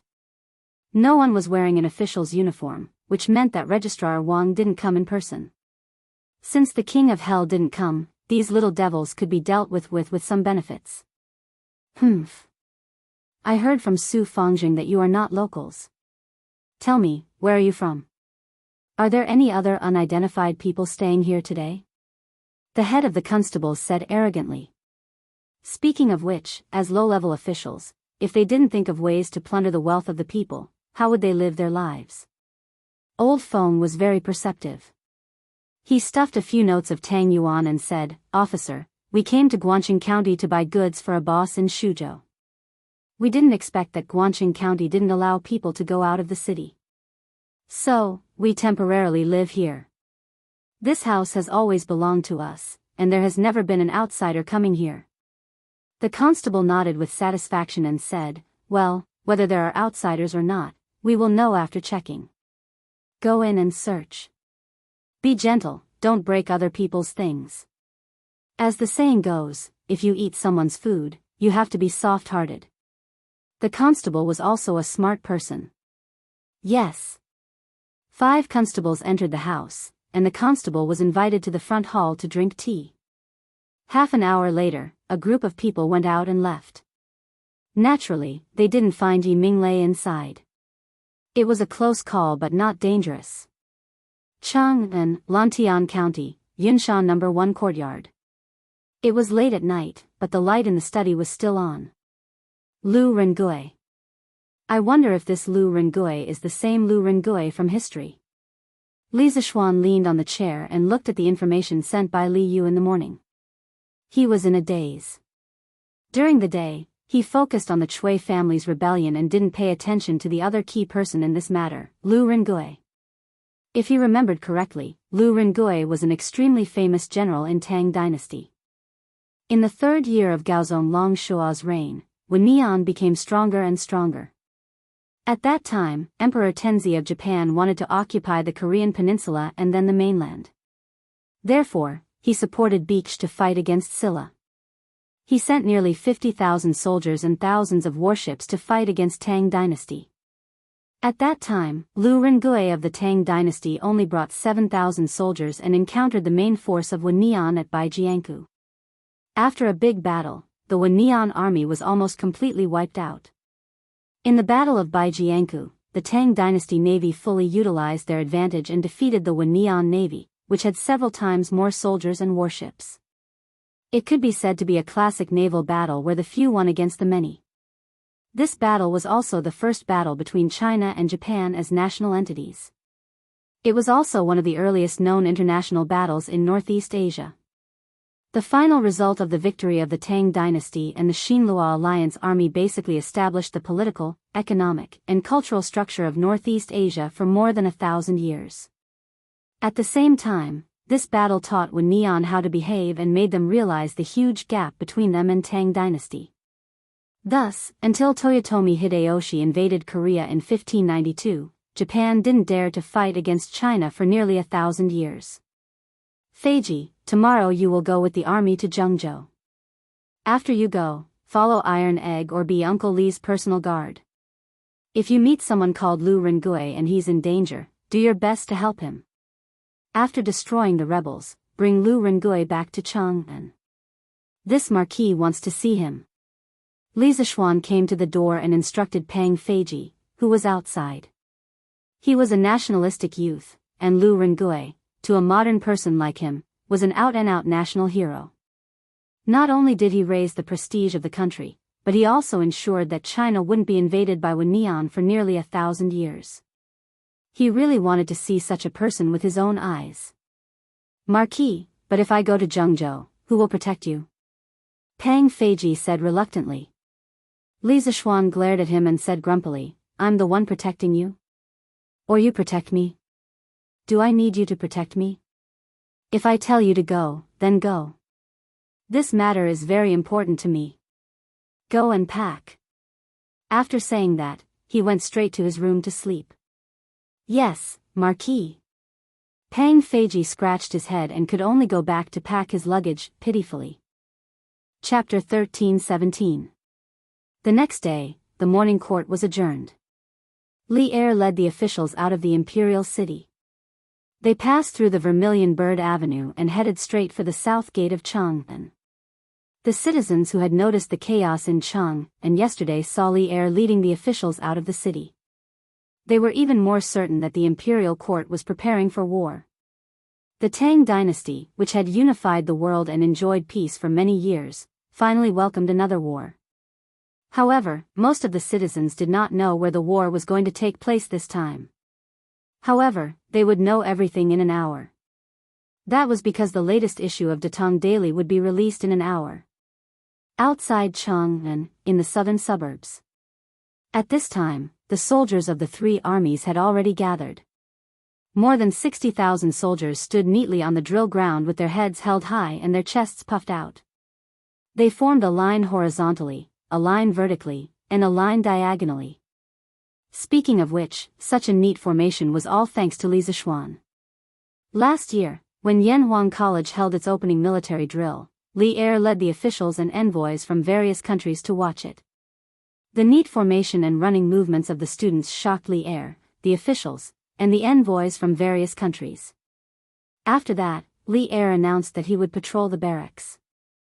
Hence, the daily training of the various barracks in the capital was more or less influenced by the military drill of Yanhuang College. Therefore, it was not surprising that these 60,000 soldiers were in such a neat formation. Li Er led the officials out of Chang'an's Mingde gate and went straight to the drill ground. The officials stood on the left side of the drill ground while Li Er went up to the stage to call out the generals. In addition, Li Zishuan had also arrived. He had arrived earlier than the others. He had handed Meng Wenhao, iron egg, Pang Feiji, a telegraph machine, and 2 fairy lamps to Li Jing and waited there. Now that Li Er had arrived, he slipped into the crowd of the officials. "Greetings, Your Majesty."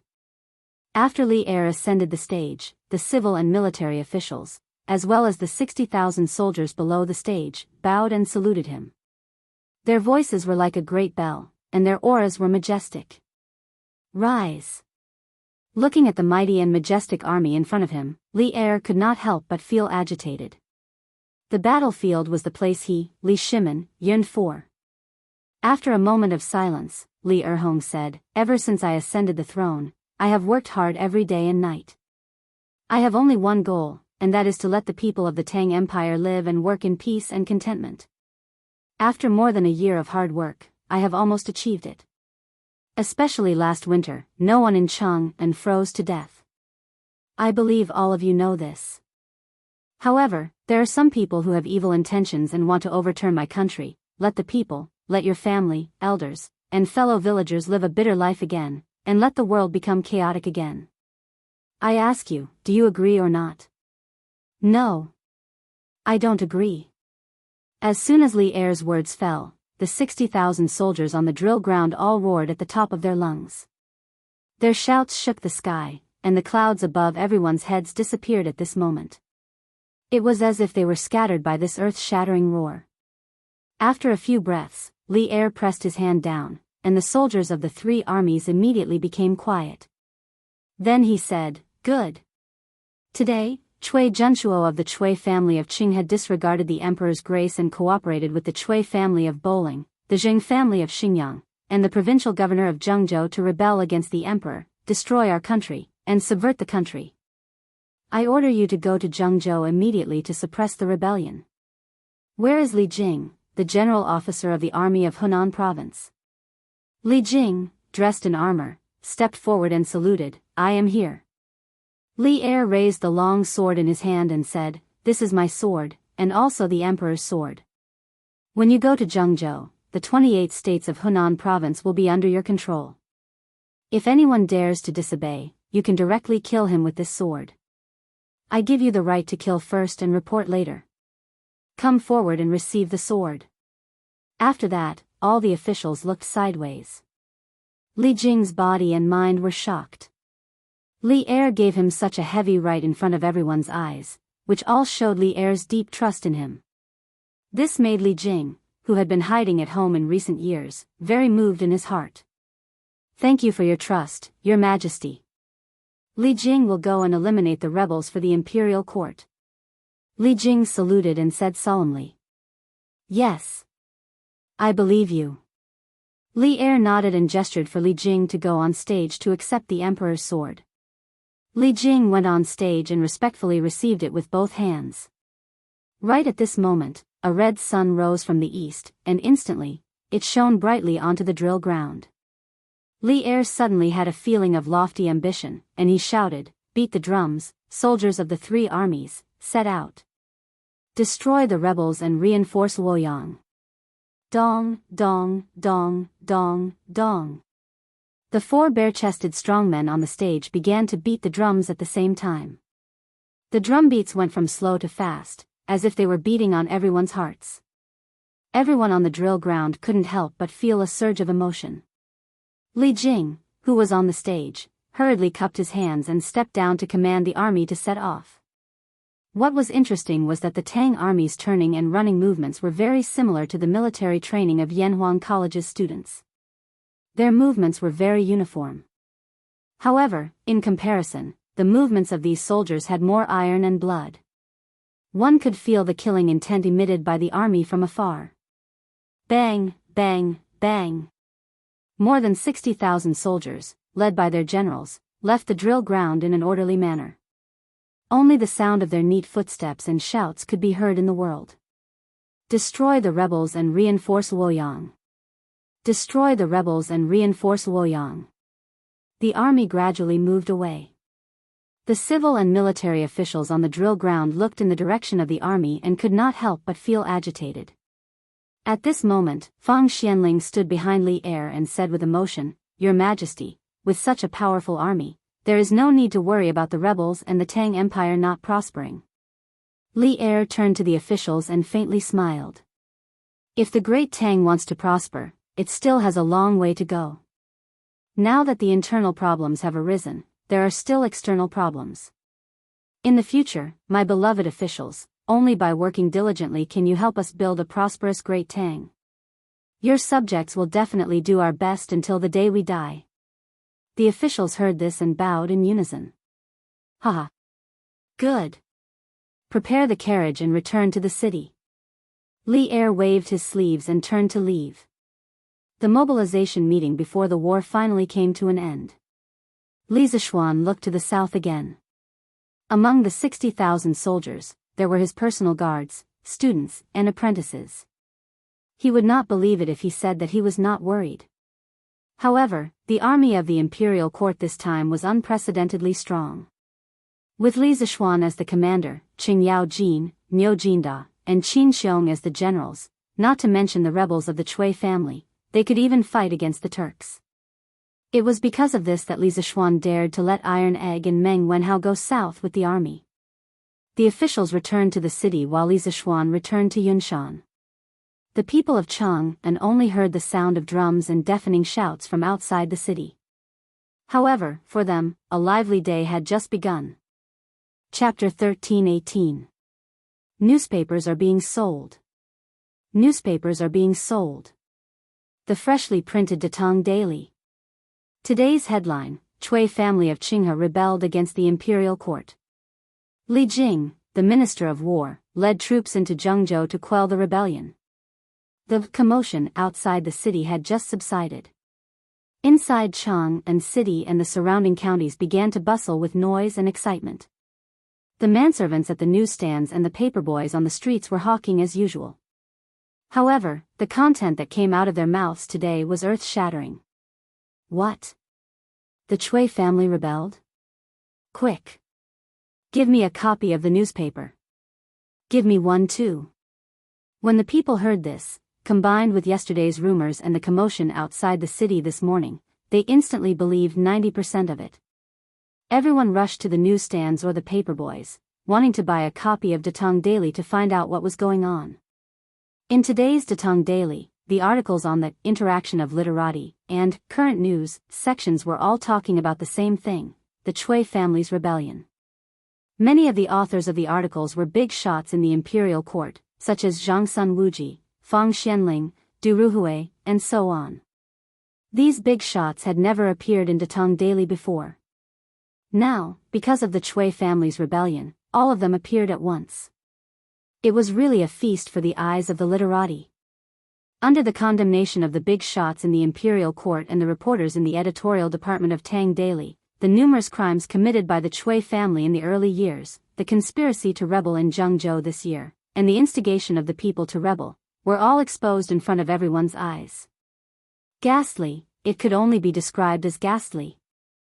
Last year, Li Zishuan had used the unjustly dead maid Ninyu to ignite the anger of the people in Chang'an city. He had directly flattened the Chui family's stronghold in Chang'an city. Therefore, the people did not have a good impression of the Chui family. Now that this matter had happened, the people did not have a good impression of the Chui family of Qinghe that had existed for thousands of years. How dare they? The Chui family actually dared to privately recruit soldiers and rebel against the imperial court? To think that they are from the 5 surnames and 7 nobles. How dare they do such a disgraceful thing? What? The Chui family colluded with bandits to assassinate Minister Wei in Jianghu? Who gave them the guts? Tisk. Isn't it because Wei Zhuqing found out too much about the Chui family's illegal activities in Jianghu that they became anxious? What? Wei Zhuqing was assassinated? How is he now? Oh. This is not clear. Datong Daily only said that last month, Jianghu Guangqing County was attacked by a group of bandits. This group of bandits also collided with the provincial government office.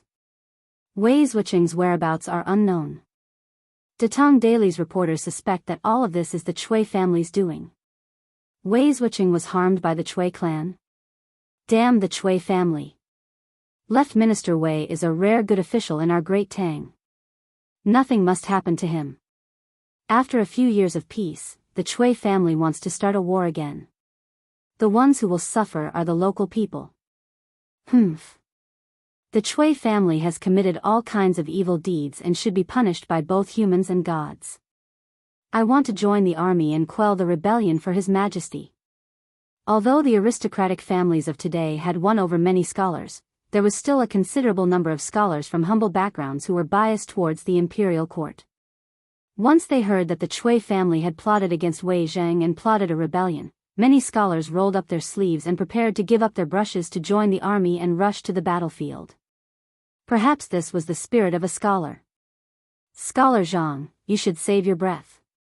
With your delicate skin and tender flesh, how can you endure the hardships of the battlefield?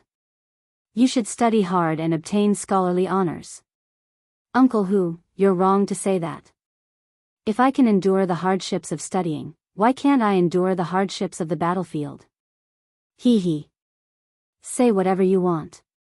Even if you want to join the army to quell the rebellion, it's already too late.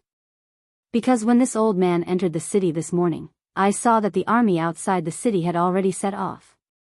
What? The army has already set off? So soon? Of course. If it were any later, wouldn't the Chui family have done even more evil? Yunshan, Yanhuang College. The news of the Chui family's rebellion caused a huge uproar among the students. Of course, what shocked the students even more was that Iron Egg and Meng Wenhao had also set off with the army this time. This was quite incredible to them.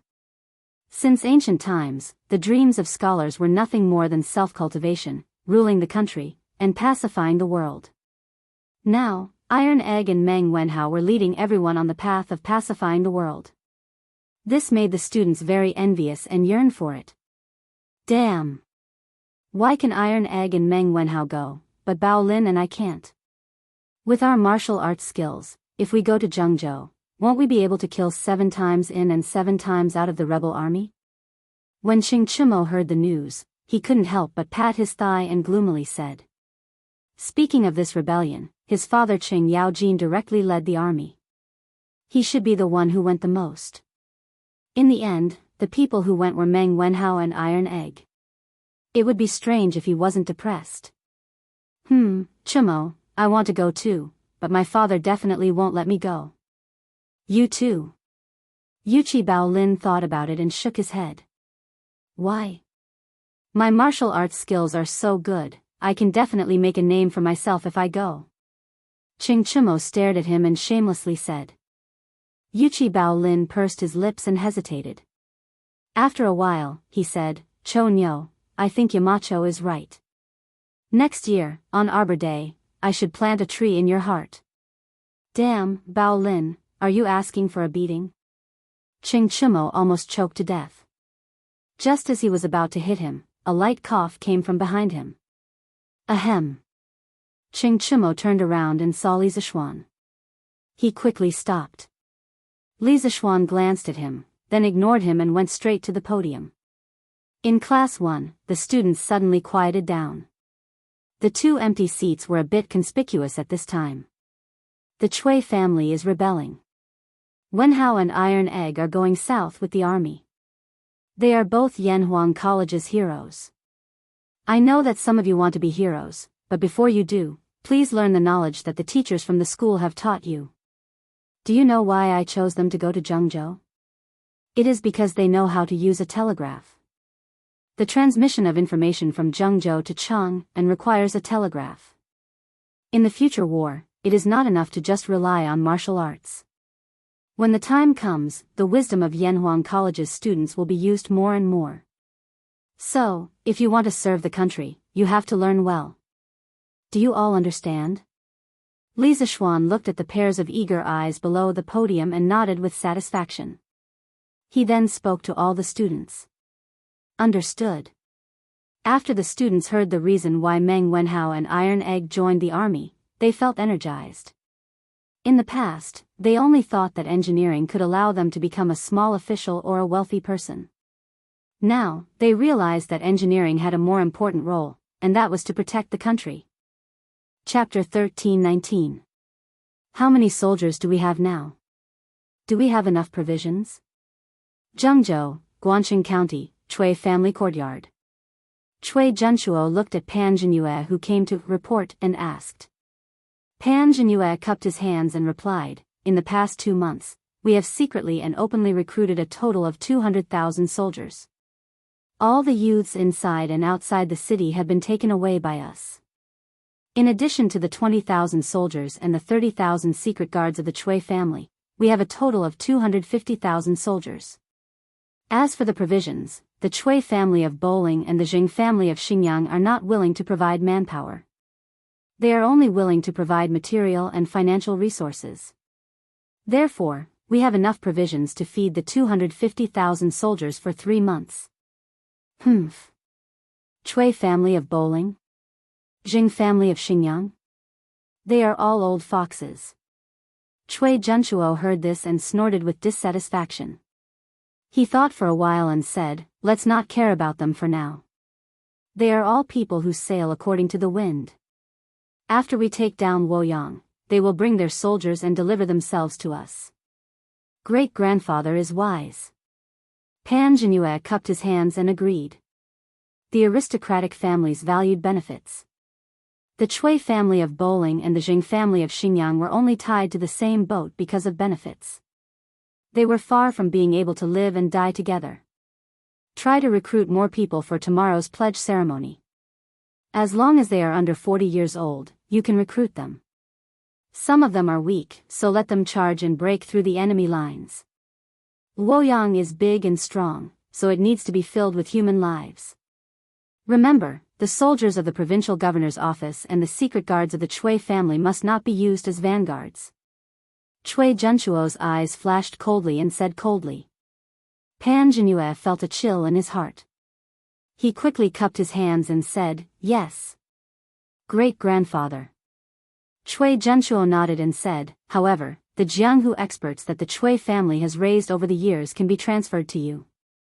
Although these people are strong in martial arts, they are simple-minded and far from being generals.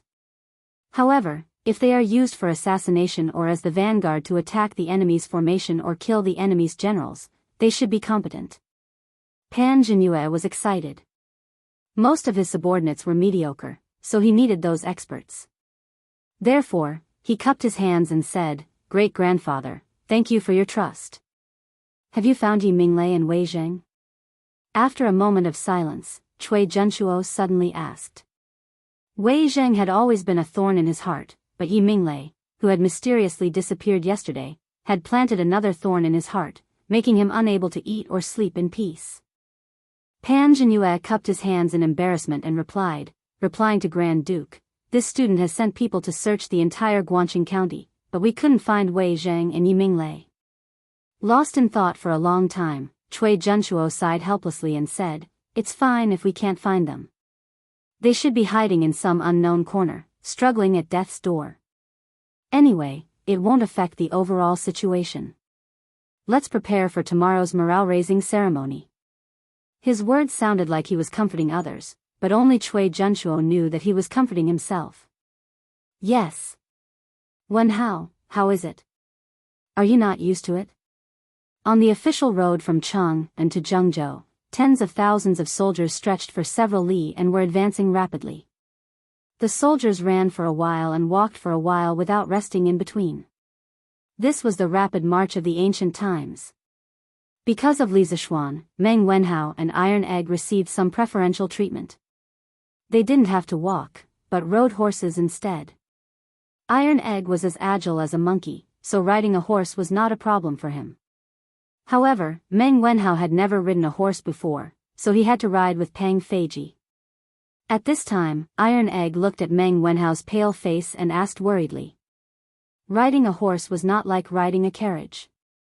Riding a horse would only be more bumpy. The army had only advanced for more than 30 li, but Meng Wenhao was already a little dizzy from the bumpy ride. At this moment, when he heard Iron Egg's concern, he forced a smile on his face and said, "I'm fine." "Iron Egg, how many li have we traveled?" "About 20 or 30 li. Wenhao, if you persist for a while, the army will probably stop to rest and cook in a while." Iron Egg looked at the sun that was about to reach the top of their heads and said, "Oh." Meng Wenhao heard and secretly breathed a sigh of relief. Then he asked curiously, "Iron Egg, why do I feel that you are very familiar with marching and fighting?" Iron Egg smiled and said, "I heard it from my father. He often told me about his battles in the north a few years ago." "Oh. I see. The Grand General has ordered the 3 armies to rest and reorganize. All the cooks in the barracks will cook.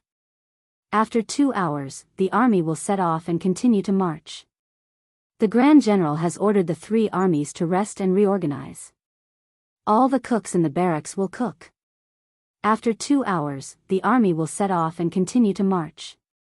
Coincidentally, as the two were talking, a messenger came from the front of the army, riding a horse and shouting at the same time. Jingguan's second year, the 30th of March. Henan Province, Jianghu, Guangxing County. Early in the morning, the soldiers of the government office knocked on every door and asked all the people to gather at the drill ground in the east. No matter men or women, old or young, everyone must go. "Adjunct Lu, are we really all going?" In the south of the city, in the house rented by Lu Rengui and the others, a big man asked Lu Rengui. Just now, Su Fengjing came to tell them that the soldiers were coming to urge them to go to the drill ground. Lu Rengui frowned and hesitated for a moment. Then he gritted his teeth and said, "Go. If we don't go, this place will probably be surrounded by the state capital's troops when the time comes. But Deputy Wei and Deputy Yi can't go. I will talk to them later and ask them to hide in the tunnel." "Oh, old Feng, I heard that you know how to disguise yourself. Can you help me? Registrar Wang of the county government has seen me before. We can't let him see through it." Old Feng's real name was Feng Wu. He used to be a lieutenant in the Bianzhou provincial governor's mansion. He was almost the second in command in this army. Hearing this, he was a little embarrassed and said, "Hey. Adjunct Lu, I used to brag about it to others. To put it nicely, it's called a disguise. In fact, it's just putting a few mustaches on the face and making a few wrinkles. It's not a disguise." Lu Rengui choked. After a while, he said helplessly, "Just put on the mustaches. It's fine as long as Registrar Wang doesn't recognize me." "Old Feng, hurry up." Feng Wu was suddenly energized. He said excitedly, "Okay. Adjunct Lu, just wait and see." "Hey." A quarter of an hour later, Lu Rengui returned with a basin of water. Looking at the ferocious-looking man with an unshaven beard and a hideous scar on his face reflected in the water, Lu Rengui suddenly had the urge to chop him up with a knife. He used to be a handsome Confucian general, okay? How could he meet people like this? "Adjunct Lu? Adjunct Lu? How's my skill? Look, this scar looks like a real one. I'm sure your mother won't recognize you." Old Feng didn't have good eyesight. He was still complacent. "Get out." Lu Rengui was furious. He suddenly raised his head and roared. Old Feng was so scared that he immediately ran away. This Registrar Wang is really a hindrance. If it wasn't for him, would it be so troublesome? I have to find a chance to get rid of him. Lu Rengui pinched his big beard and muttered softly. East of the city, on a drill ground. Tens of thousands of people came to the drill ground. These people not only included the people in the city, but also many people from the villages outside the city. In the past month, people were only allowed to enter the city, but not allowed to leave the city. Those farmers who didn't know the truth, once they entered the city, they couldn't leave. Today, they were also sent to the drill ground. Stand in line. Men stand on the left, women stand on the right. Children under 10 years old and people above 40 years old stand at the back. On the drill ground, there were thousands of armored soldiers patrolling and maintaining order. You stop. Suddenly, a soldier stopped a middle-aged man. The man trembled and said, "Sir, you called me?" The soldier said coldly, "Where are you going? How old are you?" I'm 45 years old this year," the man said with a panicked look. The soldier said angrily, "Bullshit. Men, take him to the secretary for verification. If he lied about his age, cut off his head and feed it to the dogs." Immediately, the two soldiers behind him rushed forward and grabbed the middle-aged man. "Spare me. Sir. I don't dare to lie anymore. I'll stand in front now." The middle-aged man's face was full of fear and he repeatedly begged for mercy. "Humph. Sure enough, he lied to me. Drag him down and behead him," the soldier said coldly and mercilessly. When Lu Rengui arrived at the drill ground, he saw this scene.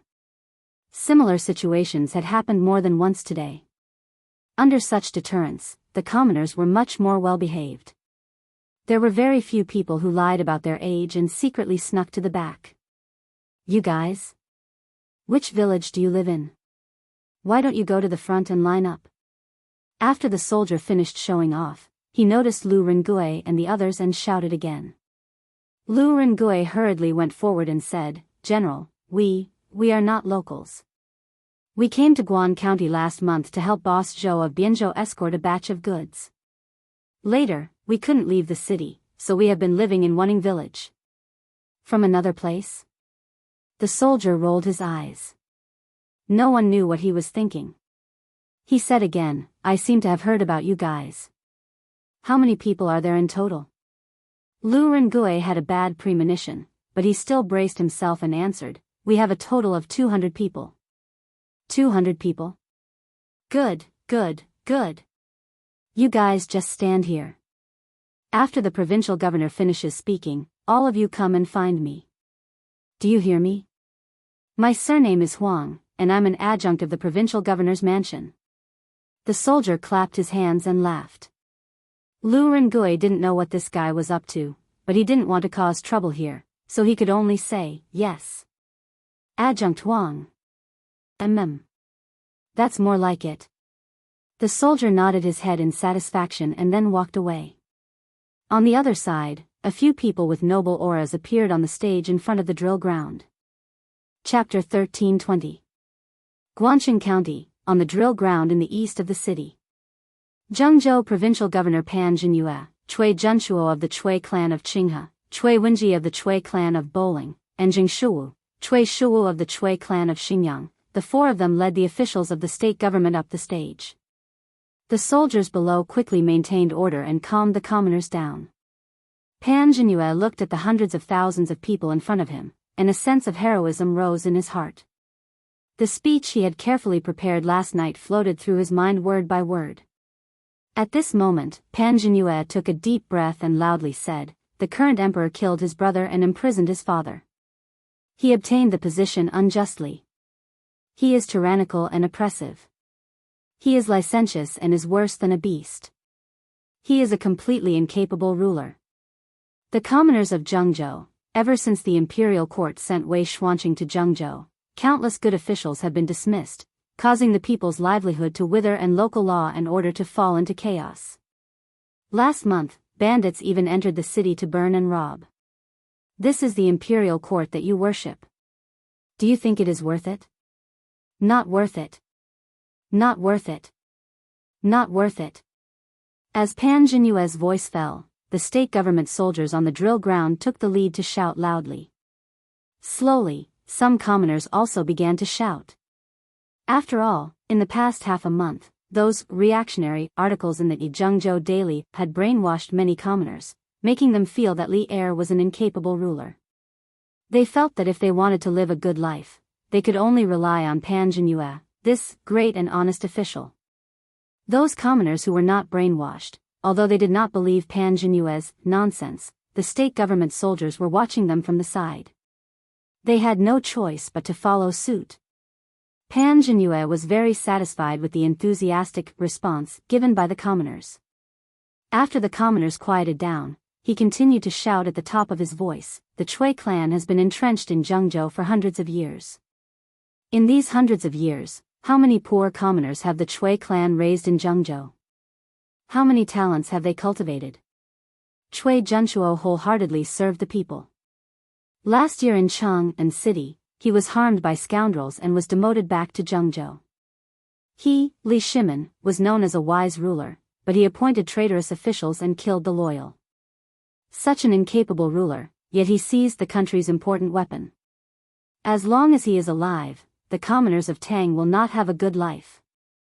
This official is the Jianghu provincial governor, Pan Zhinyue. In order to let all of you live a good life, this official has decided to rise up today and lead all of you to overthrow the tyrant. I hereby promise that as long as Li Shimin can be overthrown, all the common people in the world will be given a share of the hereditary Yongye fields, and all the gentry will not have to pay taxes. I will take out all the treasures in the Cheng, an imperial palace, and distribute them to the generals and soldiers who have rendered meritorious service. From today onwards, all the males in Jianghu who were above the age of 10 and below the age of 40 would have to join the army. They wouldn't be joining the army for free. Every soldier would receive a monthly salary of 200 copper coins. If they were able to kill the enemy, the reward would be even greater. Other than monetary rewards, they will also be rewarded with official positions. As for the soldiers who have rendered great service, they will be rewarded with official positions according to their discretion. After we overthrow Li Shimin, these people will become the founding ministers of the country. Being conferred the title of Marquis and Prime Minister will not be a problem. Of course, with rewards comes punishment. As for those traitors who fled and secretly colluded with the imperial court, once discovered, they were all killed without mercy. Their family members were also implicated in the crime. Therefore, fellow villagers, if you want to live a good life in the future, then let the men in your family join the army.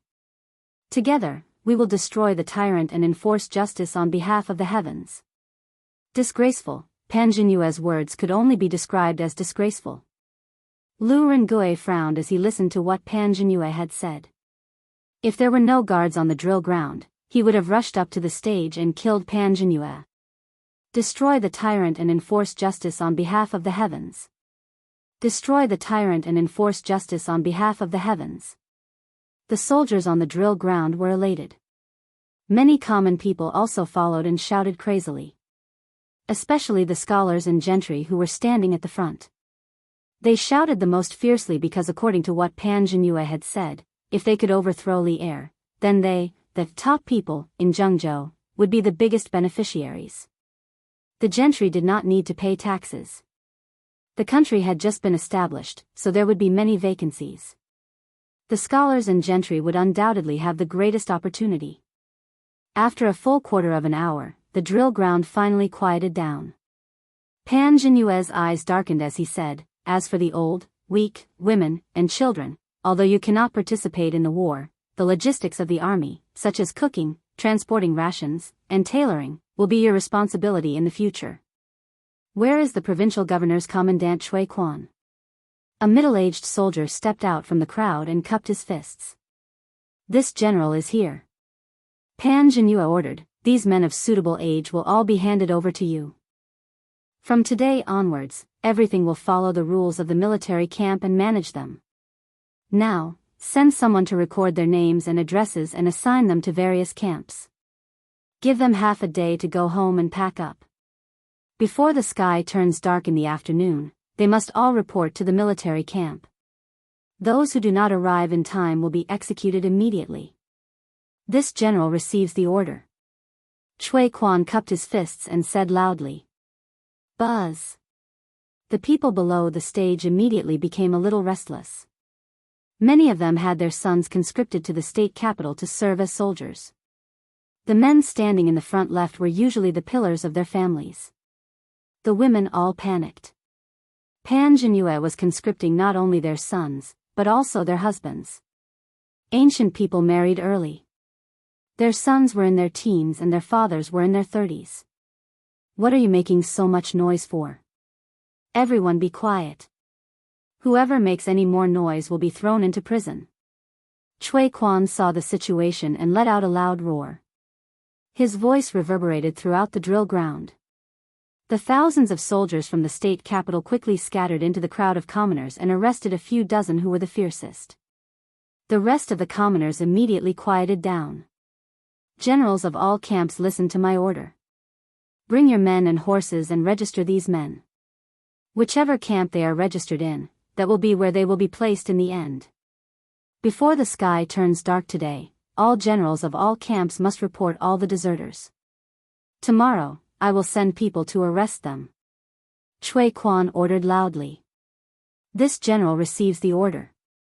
A few dozen soldiers below the drill ground shouted in unison. F***ck. Mother***ker, the thing that I was most worried about still happened. This is great. I have to serve the rebel army. Lu Rengui felt a little bitter. When he came, he had this worry. After all, according to the information that Yi Fashion received, the Cui family would be holding a pledge ceremony today. Therefore, he estimated that if he went, he would be kept as a strong man. But could he not go? Of course not. If he did not go, he could only hide in the tunnel. After all, Guangxing County was only so big. There was nowhere else to hide. However, if so many of them suddenly disappeared, it would definitely arouse suspicion. When the time came, the soldiers of the provincial governor's office would search inside and out of their rented residence. It would be very easy for them to find the secret passage under the house. Not only would they be arrested, but Wei Zheng, Yi Minglei, Li Yu, and Yi Fashion would also be implicated. Therefore, Lu Rengui and his 200 men knew that there was a tiger in the mountain, but they still chose to go there. All of you will follow me from now on. At this moment, the Zhengzhou provincial governor's office's army that Lu Rengui met earlier came over and said to him. Yes. Adjunct Wang. Thank you so much for your support. After hesitating for a moment, Lu Rengui clenched his teeth and pretended to be touched. Haha. Don't worry. Follow me and work hard. When you have enough merits in the future, I will naturally let you go back to Bianzhou. Don't think about escaping, because once you are caught, the consequences are not something that you can bear. Adjunct Wang patted Lu Rengui's shoulder and smiled meaningfully. His full name was Huang Cheng. Now that Pan Zhenyue had raised the flag of rebellion, as an adjunct of the provincial governor's office, he naturally wanted to follow behind and make contributions. Lu Rengui and his men were all strong men, and they seemed to have good combat strength.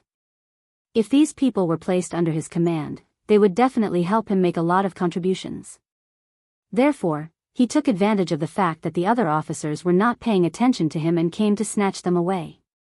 Yes, yes, yes. Adjunct Wang is right. I understand. People under the eaves had to bow their heads. Lu Rengui completely acted like a grandson. Huang Qing nodded with satisfaction and said, Good. What's your name?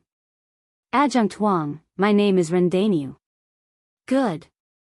Rendaniu, you will help me take care of these people around you in the future. Now, take them to my adjunct officer to register. After registration, go back and pack some luggage and come to the barracks.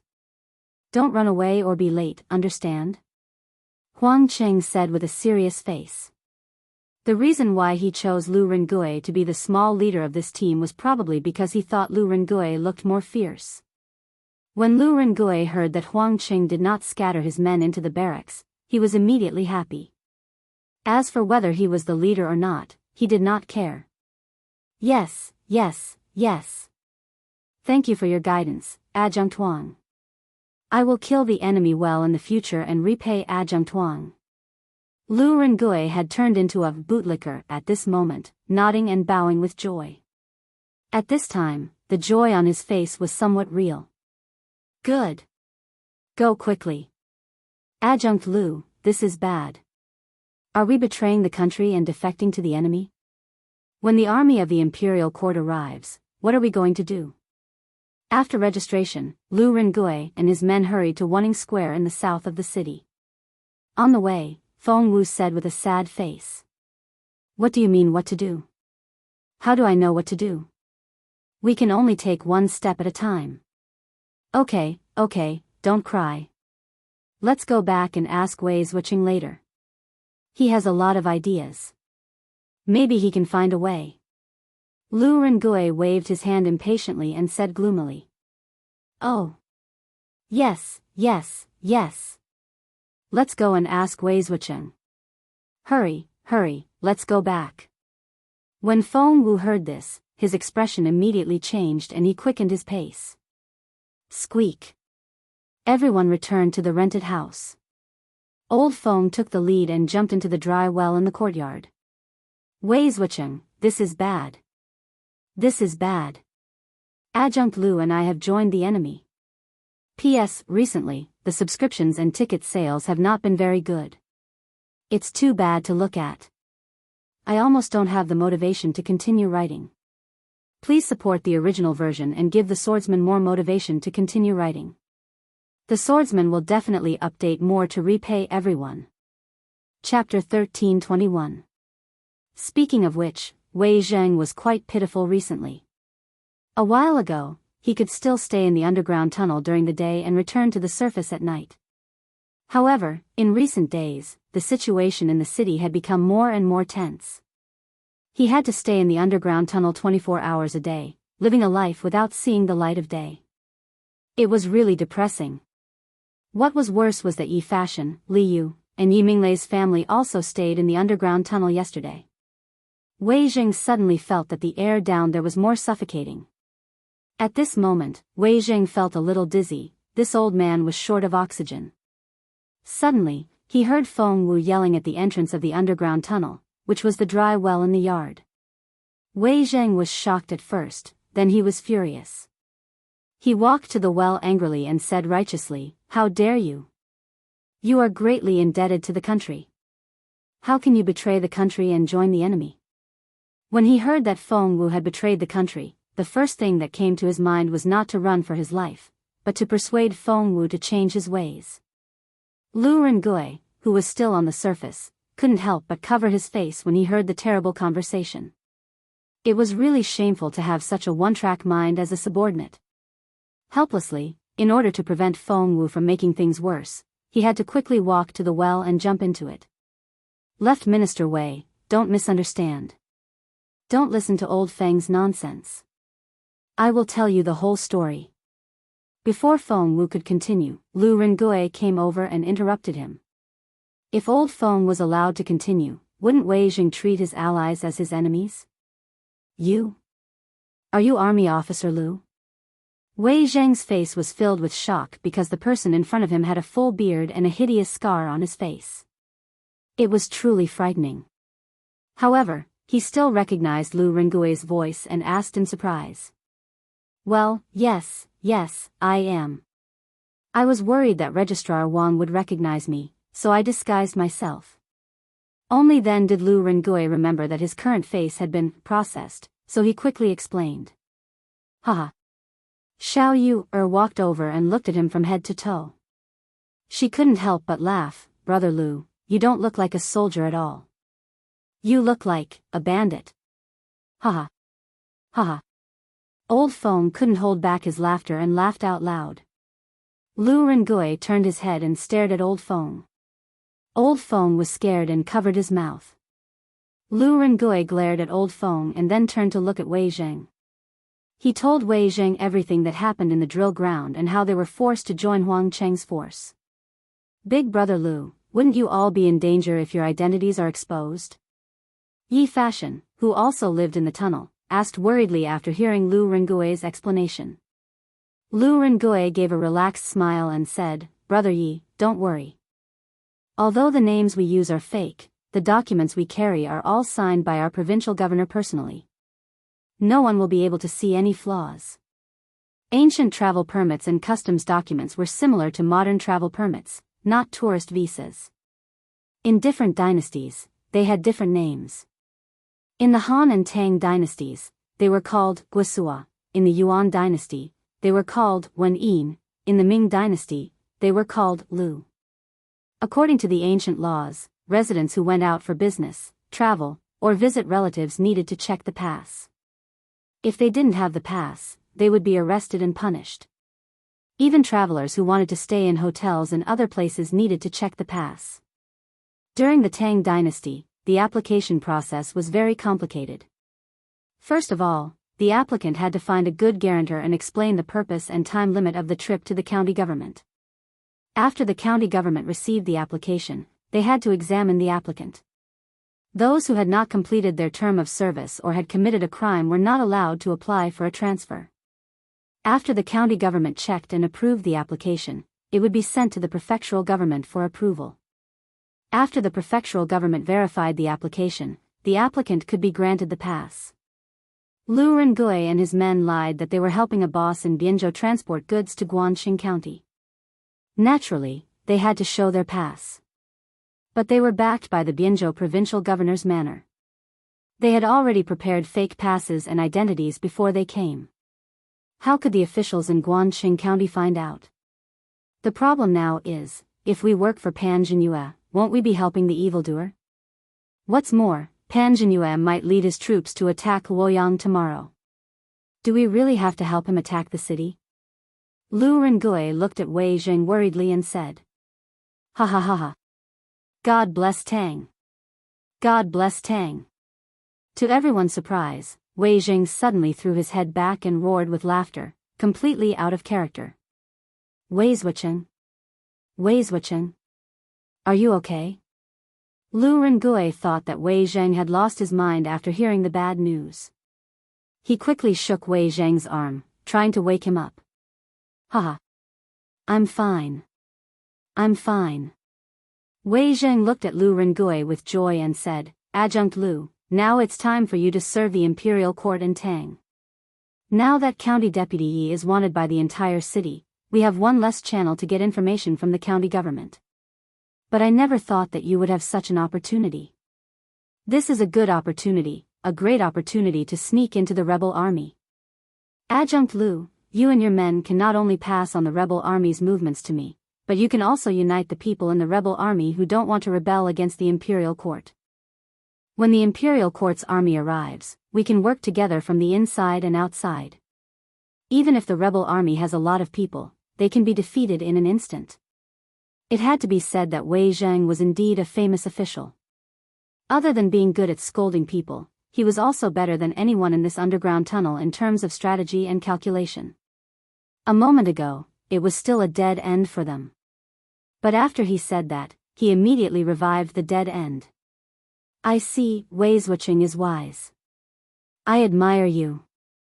Lu Rengui's eyes lit up, but then he asked worriedly, "If Pan Jinyue sends troops to attack Luoyang tomorrow, what should we do?" Wei Zheng stroked his beard and suddenly smiled mysteriously, "Humph. They can't attack Luoyang tomorrow. Don't worry, Adjunct Lu. Now you have to hurry up and prepare, and then report to the state capital camp directly. Remember, you must be careful and don't expose yourselves." Lu Rengui was confused. He thought, why can't Pan Jinyue attack Luoyang tomorrow? But seeing that Wei Zheng didn't want to talk about it, he didn't ask further. He clasped his fist and bowed, "I'll be careful. Goodbye." After that, he left the underground tunnel with Feng Wu. "Adjunct Lu, why is Wei Zhucheng so sure that Pan Jinyue can't attack Luoyang tomorrow?" Old Feng climbed out of the dry well and asked with a confused face. "You're asking me? Who should I ask?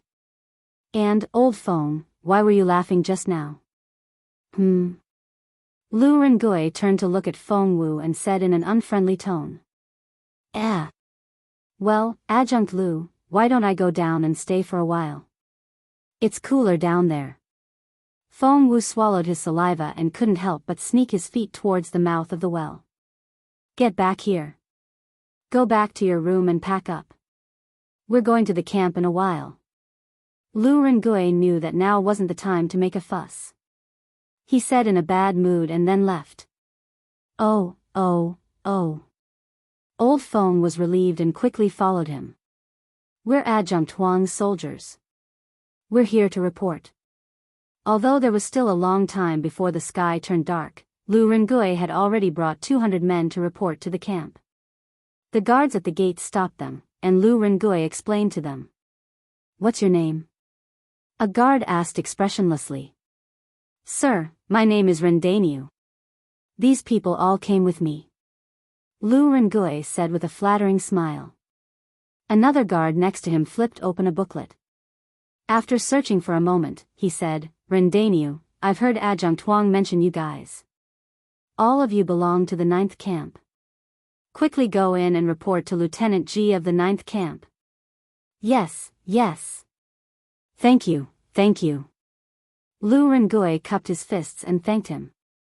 Then, he led Old Feng and the others into the camp. In the early days of the Tang dynasty, the army used the Fu army system. Based on the peasant households who used the equal field system, there were 634 military manors set up in the various Daoists, prefectures, and counties under the heavens, collectively known as the Zhichong manors. According to the size of the organization, they were divided into 3 ranks, upper, middle, and lower. The head of the manors was the Zhichong Dui, primary 4th rank. The deputy heads were the Zhua and Yugui Dui. Below the Dui were the Zhangjun.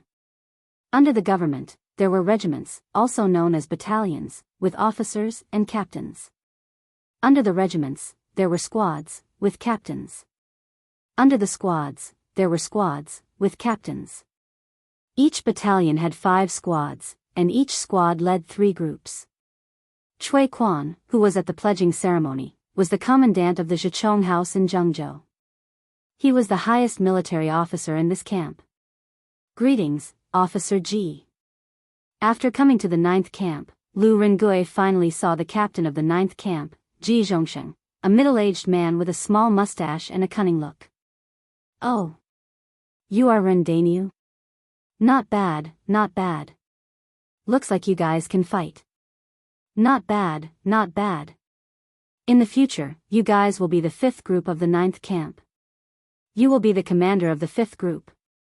When you fight in the future, be brave. That will be good for you and good for me. Do you understand?" Ji Zhongxing stood up and walked in front of Lu Rengui. He looked at him from head to toe and then shouted. Lu Rengui frowned inwardly.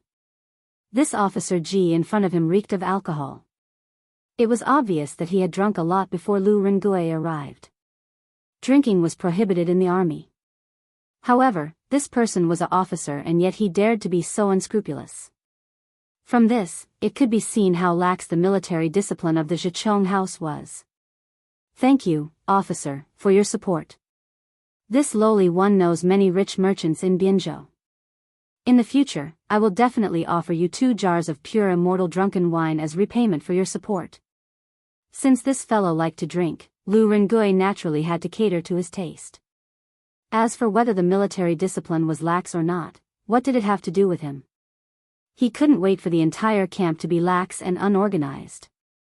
Chapter 13:22. Good. Good. Good. You're very good. When our army passes by Bian province in the future, you have to send your 2 jars of immortal drunken wine to me. Zhengzhou's Jitsong Residence's camp. Lieutenant Ji of the 9th camp was immediately energized when he heard Lu Rengui mention immortal drunken wine. His eyes lit up as he looked at Lu Rengui with admiration. Although the immortal drunken wine was commonly seen in Chang and city, it was priceless in the local counties. Generally, only high-ranking officials and wealthy families had the right to enjoy it. Therefore, Officer Ji couldn't help but be tempted by it. Of course. I only hope that Lieutenant Ji can let us take a look at it when the time comes. I'm not afraid that you'll laugh at me, but I haven't seen my wife for almost 2 months after the curfew in Guan County. Lu Rengui said with a hoarse voice. This was where he was smart.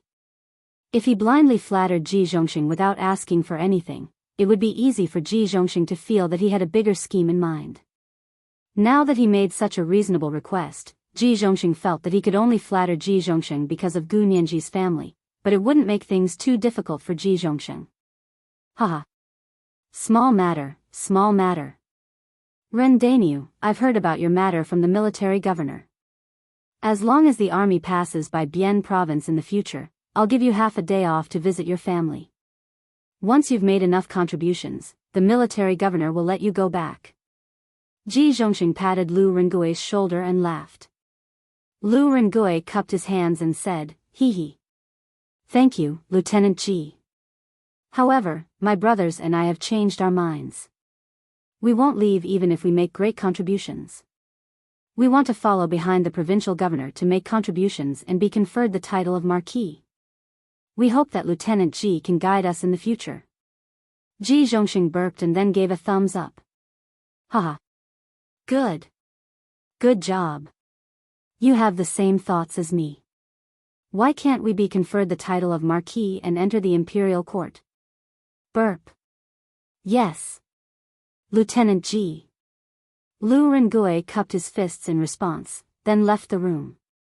Just like that, they settled down in the camp of the House of Subjugation. But when he thought of Ji Zhongxing's words, "We should be leaving the city tomorrow morning," Lu Rengui couldn't help but worry. Leaving the city meant going to war, and war meant going to war with allies. This was something he didn't want to see. After all, he was only pretending to surrender, not really. Dong dong dong. The next morning, at the first glimmer of dawn, the sound of drums could be heard in the camp of the House of Surrender. Then, the soldiers of the various camps began to shout, "All soldiers, get up immediately and gather at the drill ground. Those who are not there in 15 minutes will be flogged 30 times. All soldiers, get up immediately and gather at the drill ground. Those who don't arrive within a quarter of an hour will be flogged 30 times." The soldiers in the tent immediately moved when they heard the sound. "Old phone, go and wake the brothers up. Don't get beaten up later." Lu Rengui got up from the bed and quickly put on the armor that was given to him yesterday. Then, he shouted to Feng Wu, who was next to him. This was the quality of a soldier. Compared to the people who had just joined the camp, Lu Rengui's group was undoubtedly much stronger.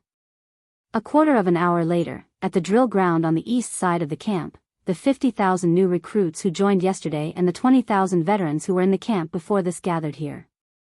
Of course, there were also many who came late and were being beaten at the side. Since you are in the camp, all of you have to follow the rules. Whatever the higher-ups tell you to do, you have to do it. The next time there is someone who is late, the punishment will be doubled. The House of Subjugation's Lieutenant Shui Quan stood on the podium and said with a gloomy face. The new soldiers were hard to lead. This was within his expectations. Although he didn't expect the new soldiers to have much fighting power, as soldiers, they had to listen to orders. The 70,000 soldiers on the drill ground suddenly became silent. Shui Quan paused for a moment and then said, "Generals of the various camps, today we are going to march into Luoyang. Let all your soldiers take their weapons and dry rations and immediately leave the city. Gather with the other two armies and go straight to Luoyang." "Yes, Lord Lieutenant." The entire camp immediately became lively. The sounds of weapons clashing, the shouts of the generals, and the noisy footsteps entered the ears. Half an hour later, all the soldiers were ready and the army headed straight for the south gate of Guanxing County. On the way, they happened to meet the other armies that Shui Quan had mentioned. The Chui family originally had 250,000 soldiers. Yesterday, they had forcefully recruited a few middle-aged men. In total, they had 300,000 soldiers. Lu Rengui, who was advancing with the army, was secretly complaining. He thought to himself, didn't Wei Zheng say that the battle wouldn't start yesterday? Why is the army leaving the city now? The city gates opened and the 300,000 soldiers left the city in succession. The villagers outside the city all made way when they saw them. But at this moment, the ground began to tremble. Outside the city, on both sides of the official road, countless black-armored cavalry suddenly rushed out. All of them were covered in thick armor, even their heads were covered, only revealing pairs of cold eyes. They were like killing gods from the abyss of hell, holding Modeo in their hands as they rushed towards the army that had just left the city. "Kill!" The leading cavalry raised the Modeo in his hand and roared. Immediately, the cavalry rushed over at an even faster speed. "Ah! It's the Imperial Court's army. The Imperial Court's army is here," Quickly run. The imperial court's army is here. Quickly run. This cavalry formation was too powerful. Even from afar, one could feel the murderous aura emitted from their bodies. As for Jianghu's Zhicheng residence's troops, the ones who were walking in front as cannon fodder were all new recruits. When had they ever seen such a terrifying cavalry in their lives? Their survival instinct did not allow them to have the courage to raise their swords to fight. Instead, they directly ran away. Initially, Cui Junshuo's original intention was to use these new recruits who had no combat power as cannon fodder. After all, since ancient times, attacking a city required the sacrifice of human lives. However, Cui Junshuo did not expect that once the battle went south, the first to collapse and flee would be these new recruits with weak willpower and low military literacy. And their collapse would not only disrupt their formation, it would also greatly affect the morale of the army. Do not flee. Those who flee before battle will be killed without mercy. The generals of the various battalions were all veterans. When they saw the situation, they drew their swords from their waists and cut down a few fleeing soldiers as they roared loudly. But this did not stop the soldiers in front from fleeing. This was because the black armored cavalry brought even greater fear to them. If they were asked to fight, they would rather die. This was not an army of the human world. In the blink of an eye. In the blink of an eye, the black armored cavalry had already charged into the midst of Zhicheng Residence's army. Puff puff puff. When wolves entered a flock of sheep, their warhorses first sent countless soldiers flying. Then, with a swing of their swords, heads fell from the sky. To the black armored cavalry, no one was a match for them. It was like chopping vegetables. They only needed to charge forward, swing their swords, and reap the lives. Spare me. Don't kill me. I don't want to rebel. Run. Run. The soldiers in front of the troops turned around and desperately ran towards the city gate. They did not want to face this group of evil spirits. Zhicheng Residence's army was instantly thrown into chaos. Black Armored Army? This is the Black Armored Army? Lu Rengui belonged to the 9th Battalion. His position was not very close to the front. When he saw the formation of the Black Armored Cavalry, he suddenly thought of something. His face was filled with disbelief. Old Feng. Tell our men to retreat in the chaos. Don't fight with the Black Armored Army. Lu Rengui pulled Feng Wu over and whispered. Yes. Old Feng replied and quickly went to pass down the order. Zhicheng's commandant, Cui Quan, happened to be 30 feet away from the city gate. He sat on his warhorse and looked up. He could tell that the cavalry in front of him was the unparalleled Black Armored Army. He quickly exclaimed, "Quick! Adjutant Wang, order all the soldiers to retreat immediately. Retreat into the city. Commandant, although these cavalrymen are fierce, there are at most 3,000 to 5,000 of them. We have more than 300,000 soldiers. What is there to be afraid of?" Huang Cheng had never left Jianghu in his life. He did not know that they were facing the Black Armored Army. Therefore, he was very confused by Cui Quan's order. What do you know? They are the Black Armored Army. Retreat now. Cui Quan was not stupid. He knew that Li Shimin was able to defeat Wang Shicheng's army of 100,000 with his 3,500 Black Armored Army. Even though he had 300,000 soldiers with him now, they were just small fries. The strength of these 300,000 soldiers was far inferior to Wang Shicheng's army. How could they defeat the Black Armored Army? Therefore, after Cui Quan explained, he turned his horse around and galloped back into the city. Black Armored Army. They are the Black Armored Army. Huang Cheng's heart skipped a beat. Although he had never seen the Black Armored Army with his own eyes, how could he not have heard of them? At this moment, he was scared out of his wits. How would he dare to fight them? He quickly shouted at the messenger, "Retreat," and took the lead to escape. Retreat. Retreat. The Zhe Residence's army outside the city gate changed from the rear to the front and ran into the city. Not good. The city gate is about to close. brothers, quick. When they were about 4 to 5 feet away from the city gate, Lu Rengui saw 2 soldiers starting to push the gate open. He quickly shouted at his brothers. Bang! Bang! Bang! More than 200 men used all their strength and ran towards the city gate. At the last moment, they finally managed to rush into the city before the gate closed. The 1,000 soldiers who had not entered the city in time put down their weapons and knelt down to surrender when they saw that the city gate was closed. Chapter 1323. As soon as they left the city gates, they were chased back. Cui Quan ran back to the provincial governor's manor and reported the situation outside the city to Pan Jinyue. Pan Jinyue, Cui Junchuo, Jing Shuwu, and Cui Wenji were drinking tea and discussing matters in the front hall of the provincial governor's manor. Although the 4 powers had formed an alliance, the follow-up plans still needed to be discussed. Hearing the shocking news, everyone in the front hall could not sit still. What? There are 3,000 black armored troops outside the city? How is that possible? Why would the black armored troops come to Jianghu? Could it be that Chang'an knows that we have mobilized? The old man next to Cui Junchuo, Jing Shuwu, the great-grandfather of the Jing family, exclaimed in surprise.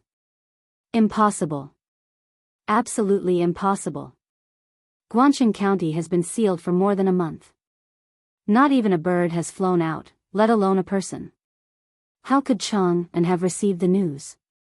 Cui Junchuo's face was as white as a sheet of paper as he spoke with a trembling voice. Since Chang'an doesn't know that we have mobilized, why would Li Shimin send the black armored troops to Jianghu? Junchuo, when you persuaded our Jing family to join you, you promised me that we would be able to take down Luoyang before the imperial court could react. What about now? Jing Shuwu said with an unfriendly expression. Cui Junchuo was instantly speechless. Cui Wenji could not stand it anymore, so he said, all right. Since it has already happened, what's the point of arguing about it?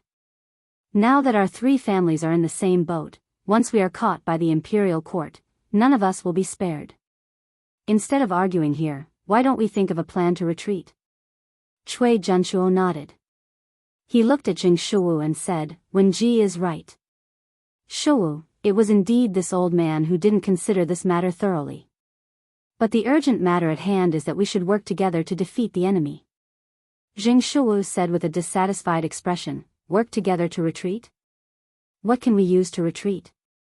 The black armored troops' combat power is unparalleled. How can we defend against them with just those newly recruited soldiers? Even if we are lucky enough to win, we will definitely suffer heavy casualties. When the time comes, how can we attack Luoyang with these defeated soldiers? A trace of anger flashed across Cui Junchuo's eyes as she said, the urgent matter at hand is to solve the problem, not to blame each other. If the Cui family is defeated, your Jing family can forget about getting any benefits. Shu Wu, if you really want to defeat the enemy, then send out your Cui family's 30,000 secret guards as well. Our 3 families together have a total of 80,000 secret guards. Only then can we have the power to fight against the imperial court. Cui Junchuo, what do you mean? Are you blaming my Jing family for not doing our best? Aren't the provisions and armors of 300,000 soldiers supported by our Jing family? If you're thinking about my Jing family's shadow guards, then why are your Cui family's shadow guards cowering in the back and not daring to make a move? Everyone is well aware of what you're planning. Stop pretending to be selfless. Hearing the hidden meaning in Cui Junchuo's words, Jing Shuwu was instantly enraged. His Jing family had been living well in Guan City, but after Cui Junchuo returned to Jianghu, the Jing family was dragged into this mess. Now, if things went wrong, the entire Jing family would be wiped out. How could Jing Shuwu not be angry?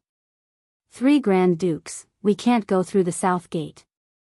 Can we go to the other gates? Pan Jinyue interrupted. Yes.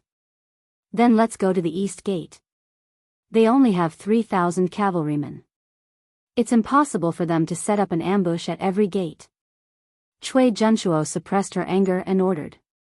When the other 2 old men heard this, they did not express any objections.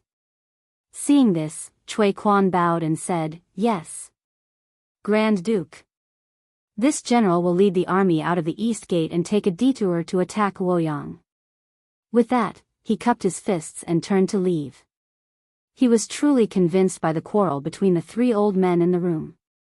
At this time, he felt a trace of regret for choosing to rebel with Pan Jinhua. The aristocratic families were already rotten. Half an hour later, Cui Quan reorganized the army and went out of the east gate of Guan City. However, as soon as he went out of the gate, he was stunned. He saw at least tens of thousands of soldiers waiting outside the city. Cui Quan, where are you? Quickly get off your horse and surrender. At this time, in the army camp outside the city, an old general came out and shouted at the army outside the city gate. So it's the pacifier. Sir, you are really fast. Cui Quan came out and was shocked when he saw the person. The person opposite him was the pacifier of Hunan province. Renkin. Cui Quan's heart sank. Renkin laughed and said, Hee hee, Cui Quan, His Majesty already knows that you want to rebel. He ordered this old man to lead the troops of 10 provinces to encircle and suppress you. Now that things have come to this, if you can put down your weapons and turn to the light, perhaps His Majesty will spare your lives. If you continue to follow behind the Cui family and do treacherous things, only death will await you. This official hopes that you will think carefully. As soon as these words were spoken, the soldiers in Jianghu were immediately thrown into chaos. The soldiers all panicked. Since ancient times, the common people had a natural fear of the imperial court. Now that they heard that the imperial court already knew that they were going to rebel and even sent a large army to encircle them, these people, especially the new recruits, immediately wanted to kneel down and surrender. Silence. Cui Quan saw that the morale of the army was in chaos and quickly shouted, Since you have joined the camp of the House of Subjugation, you have already betrayed the imperial court. If you fall into the hands of the imperial court, only death will await you. What you can do now is to resist with the Cui family to the end. After that, he looked at Ren Kan and said angrily, The pacifier really has a good tongue. With just a few words, you have disturbed the morale of my army. If you have the guts, let's fight face to face. Ren Kan waved his hand and said, this official is old and not good at fighting and killing. If Commandant Cui wants to lead the army into battle, this official's 100,000 soldiers are more than welcome to join. Kill. Kill. Kill. As soon as he finished speaking, the 100,000 soldiers behind Ren Kan shouted, Kill, in unison. Their voices shook the sky and their momentum was like a rainbow. Cui Quan's expression changed. After a long silence, he waved his hand and said, Retreat. Return to the city. Adjunct Wang, lead 50,000 soldiers and guard the east gate. Yes. Cui Quan did not dare to take the risk. The soldiers led by Ren Kan were all seasoned soldiers. If they fought face to face, his 300,000 soldiers might not be able to win. He decided to send someone to the provincial governor's office to report the situation here. At the same time, he planned to lead the army to the west gate. There were people at the south and east gates, but there should not be anyone at the west gate, right? The gate opened and Cui Quan led the army out. However, the black mass of the army that greeted him made him feel a sense of despair. Where is Cui Quan? Come out and answer me. An old general shouted at Cui Quan. Who are you? Cui Quan said coldly as he rode out. I am the provincial governor of Sui province, Wang Yu. I am here under the imperial order to encircle you rebels. Cui Quan, you are greatly favored by the emperor. You are the commandant of a province, but instead of serving the imperial court, you have joined the rebels. I advise you to abandon the darkness and join the light before it is too late to regret. Wang Yu shouted. Wang Yu? Cui Quan's heart sank. Sui province was not far from Jianghu, but it was definitely not close. It would take at least 4 to 5 days to rush the army. However, Wang Yu was able to lead the army here. This meant that the imperial court had long been on guard against the Cui family's rebellion. At this moment, Cui Quan's heart sank completely. Wang Yu, does your Wang family of Taiyuan really want to go against the three of us? Cui Quan said unwillingly. He could not understand why the Wang family would be willing to be a dog of the imperial court when they were all from the same family. Wang Yu said indifferently, go against? This official's honor and disgrace were all bestowed by His Majesty. Since you want to rebel, you are going against me, Wang Yu. There's nothing to say. Cui Quan said in exasperation, do you really think that you can stop me with just your army of tens of thousands? Humph. Then you can try, Commandant Cui. Wang Yui waved the sword in his hand and said with a murderous aura. Although he looked calm, he was actually panicking. He only had 20,000 some soldiers behind him. If they really fought, they were no match for Cui Quan's group. Cui Quan frowned, unable to understand where Wang Yu's confidence came from. He stretched out his hand and said, all troops, attack. Every person killed will be rewarded with 5 strings of cash. Those who refuse to fight will be killed without mercy. Charge. Kill. At the eastern gate, Cui Quan had left 50,000 new soldiers behind to defend the city. Now, he had 250,000 soldiers under his command. Most of them were veterans, and their military training was quite good. The moment Cui Quan gave the order, the 3 armies charged at Wang Yu's army. Kill. The rebels might have the advantage in numbers, but our reinforcements will be here soon. Wang Yu braced himself and roared. The 2 armies quickly clashed. As the provincial governor of a province and the current head of the Wang family of Taiyuan, Wang Yu naturally would not personally charge into the fray. He was at the rear holding the fort. After seeing the situation on the battlefield, his face immediately darkened. In this situation, if reinforcements didn't arrive in half an hour, the 20,000-man army he brought with him would soon be wiped out. Bang! Bang! Bang! Provincial Governor Wang, I'm here to help you. Just as Wang Yu was feeling anxious, a cloud of dust suddenly rose from the south. Following that, a black mass of soldiers charged out of the dust. The old general in the lead roared. Provincial Governor Zhao. Wang Yu looked over and was instantly overjoyed. He hurriedly roared, the provincial governor of Bianzhou has led his army to reinforce us. All soldiers, listen up. Attack Guangqing County and capture the rebels. Kill. Wang Yu's army's morale was high, but Cui Quan's army was panicking. Retreat. Retreat into the city and defend the city gate. Cui Quan looked toward the east and estimated that there were at least 70,000-80,000 reinforcements. At this point, the only 3 city gates of Guangqing County were blocked by the imperial court army. Cui Junchuo's plan to attack Luoyang was officially declared a failure. Chapter 1324. Guangqing County was surrounded on 3 sides, and Cui Quan's army had lost 2 battles, losing over 6,000 soldiers. Cui Quan left behind 150,000 soldiers to guard the 3 city gates, while the rest stayed within the city to maintain order. Arriving at the provincial governor's manor, Cui Quan told Cui Junchuo and the rest about the situation outside the city. The few of them were shocked, and Cui Junchuo's face was as white as paper. How is that possible? According to what you said, there are over 100,000 soldiers outside the city, and there are even soldiers that Wang Yu brought from Sui province. Doesn't that mean that the imperial court already knew that we were going to attack? But Guangqing County had sealed the city gates for over a month, so how did the news get out? Jing Shuo's face was dejected as he muttered, it's over. It's all over.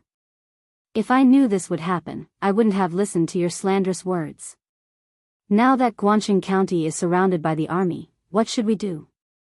Cui Junchuo looked at Jing Shuo coldly and opened his mouth, but he did not say anything.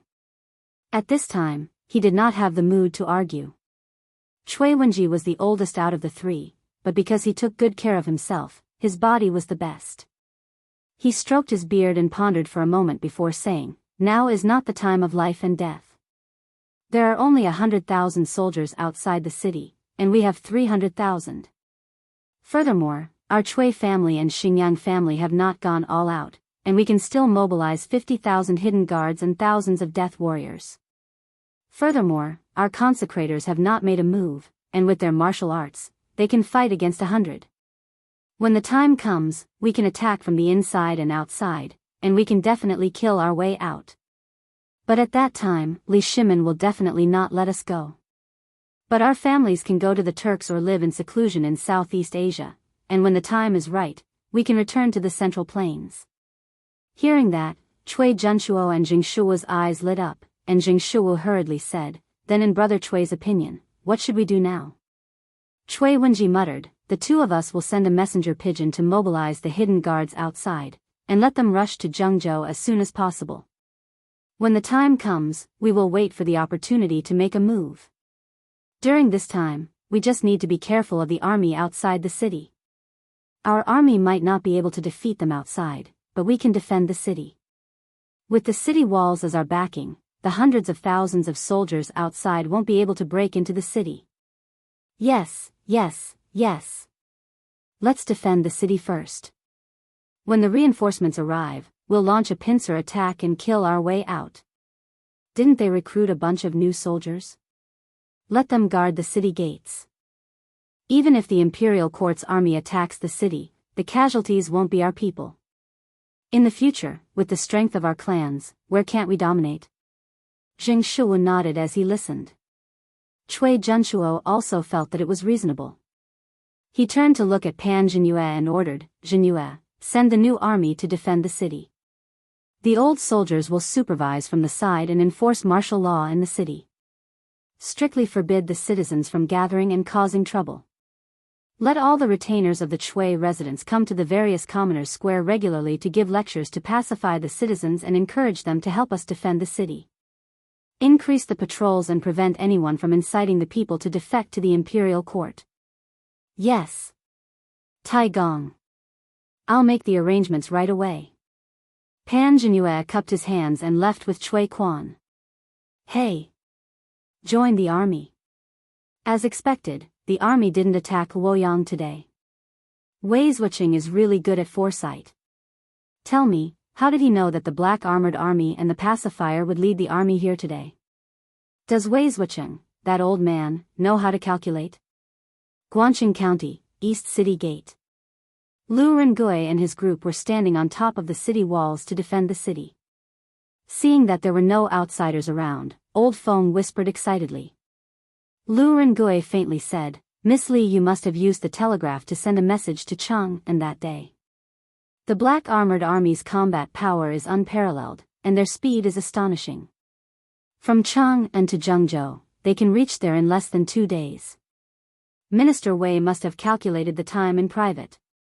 As for the pacifier, it shouldn't be hard for him to gather 100,000 soldiers in 2 days. Oh. I thought Wei Zhuqing was an old immortal who could foresee things." Feng Wu scratched his head and muttered, "Sigh, join the army. I just heard that Cui Quan's army met Wang Yu, the provincial governor of Suizhou, and our provincial governor's army at the West City Gate. After a bloody battle, Cui Quan left behind 6,000 corpses and fled back into the city." Wang Yu? Suizhou is more than 400 miles away from Jiangzhou. Why would he appear in Jiangzhou now? Lu Rengui was puzzled. After a moment of silence, he said, "Guangxing County is surrounded by Guangxing County. The Cui family can either go out of the city and fight a bloody way out, or stay in the city and wait for the reinforcements of the Cui family of Bowling and the Jing family of Xingyang. But in my opinion, the possibility of them choosing the latter is higher.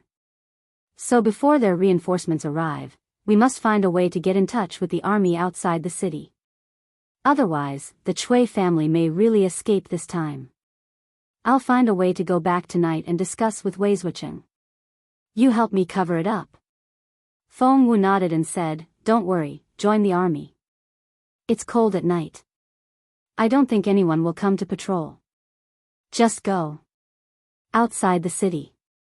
The black armored troops and the provincial government's army had already set up their tents and started cooking. Apparently, they were planning to set up camp outside the city. South of the city, in the central tent. "General Duan, now that Guangxing County is surrounded by us from 3 sides, the rebels will not be able to escape even if they have wings. When do you plan to attack the city? Ren Kan also came to the central tent of the black armored troops. At this time, he looked at Duan Jishuan and asked. Even though he was a pacifying ambassador, he did not dare to be negligent in front of Duan Jishuan. Duan Jishuan was also involved in the Black Tortoise Gate incident. He was a real hero. Duan Jishuan picked up the teacup and took a sip. He then pondered for a moment and said, "We only have 150,000 soldiers.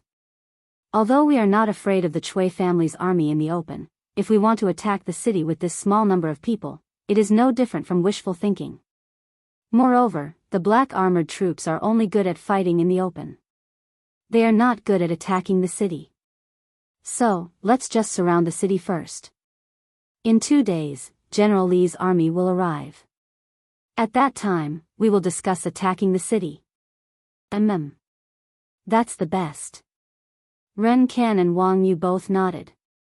It was a moonless night. On the other hand, Guangqing County's Qing Tower was filled with torches. Although under normal circumstances, no one would attack the city at night, there were still many soldiers guarding the tower. Lu Rengui used the excuse of going to the toilet to sneak away. Along the way, he avoided the patrolling soldiers and finally came to the house in Wuning Lane. Is Lu Rengui back? At this time, Wei Zheng and the others were still awake. Wei Zheng asked softly when he heard some movement from the well. "It's me. It's me." Lu Rengui answered and quickly walked over. At this time, a weak candlelight was lit in the tunnel. Lu Rengui looked at everyone excitedly and said, "Good news. Good news. In a few more days, you won't have to hide in this tunnel anymore." Li Yu's eyes lit up when she heard that. She asked, "Brother Lu, are the reinforcements here?" Girls love to be clean. Ever since she moved into this tunnel, she had not taken a bath for a few days. She was very uncomfortable. Moreover, the tunnel was not very ventilated. With so many people living here, the smell was naturally unpleasant. She had had enough of this place. Lu Rengui looked at little Yu with admiration and said, "Miss Li Yu is right. The reinforcements sent by the imperial court have arrived. 3,000 black armored troops, 130,000 soldiers from the Hunan province pacifier, and 20,000 soldiers from the provincial governor of Sui province, Wang Yu, have surrounded Guangqing County. When the army outside the city breaks into the city, you will be saved." "Ah. That's great. That's great. Finally, the army is here. We can finally see the light of day again." Little Yu cheered when she heard that. Wei Jing shook his head and said, "It's too early to say that. The army outside the city will not be able to break into the city. We have to wait for the reinforcements to arrive." "Reinforcements? How can Wei Zhuqing be so sure that there will be reinforcements?" Lu Rengui was puzzled. They had returned after sending the information to the imperial court at Songhua Temple. As for how the imperial court had arranged it, they had no idea. Wei Jing smiled and said, "Duan Jishuan's black armored troops are very mobile and fast. They are very suitable to be the vanguard. Since His Majesty has sent the black armored troops to be the vanguard, he will definitely send reinforcements. Let's wait." Wang Yu's appearance means that His Majesty has already taken precautions against the Chui family. In this battle, the armies sent by the imperial court cannot be underestimated. The Chui family cannot win. Wei Zhuqing is right. Lu Rengui nodded thoughtfully. Little Yu said, "Wei Zhuqing, since we have reinforcements behind us, do you think the Chui family will have reinforcements outside the city?" Wei Zheng's eyes darkened when he heard that. After a while, he looked at Lu Rengui and said, "You have to ask Lu Rengui this question." Lu Rengui quickly cupped his hands and said, "I think the Chui family will definitely have reinforcements." "Why do you say so?" "Wei Zhuqing, as far as I know, the 300,000 soldiers in the city, other than the young men recruited in the past few months, the rest are the state soldiers and the secret guards raised by the Chui family. The Chui family of Bowling and the Jing family of Xingyang did not send out a single soldier. Therefore, I guess that they must have some forces outside the city that they can mobilize. And today, they chose to guard the city instead of going out to fight.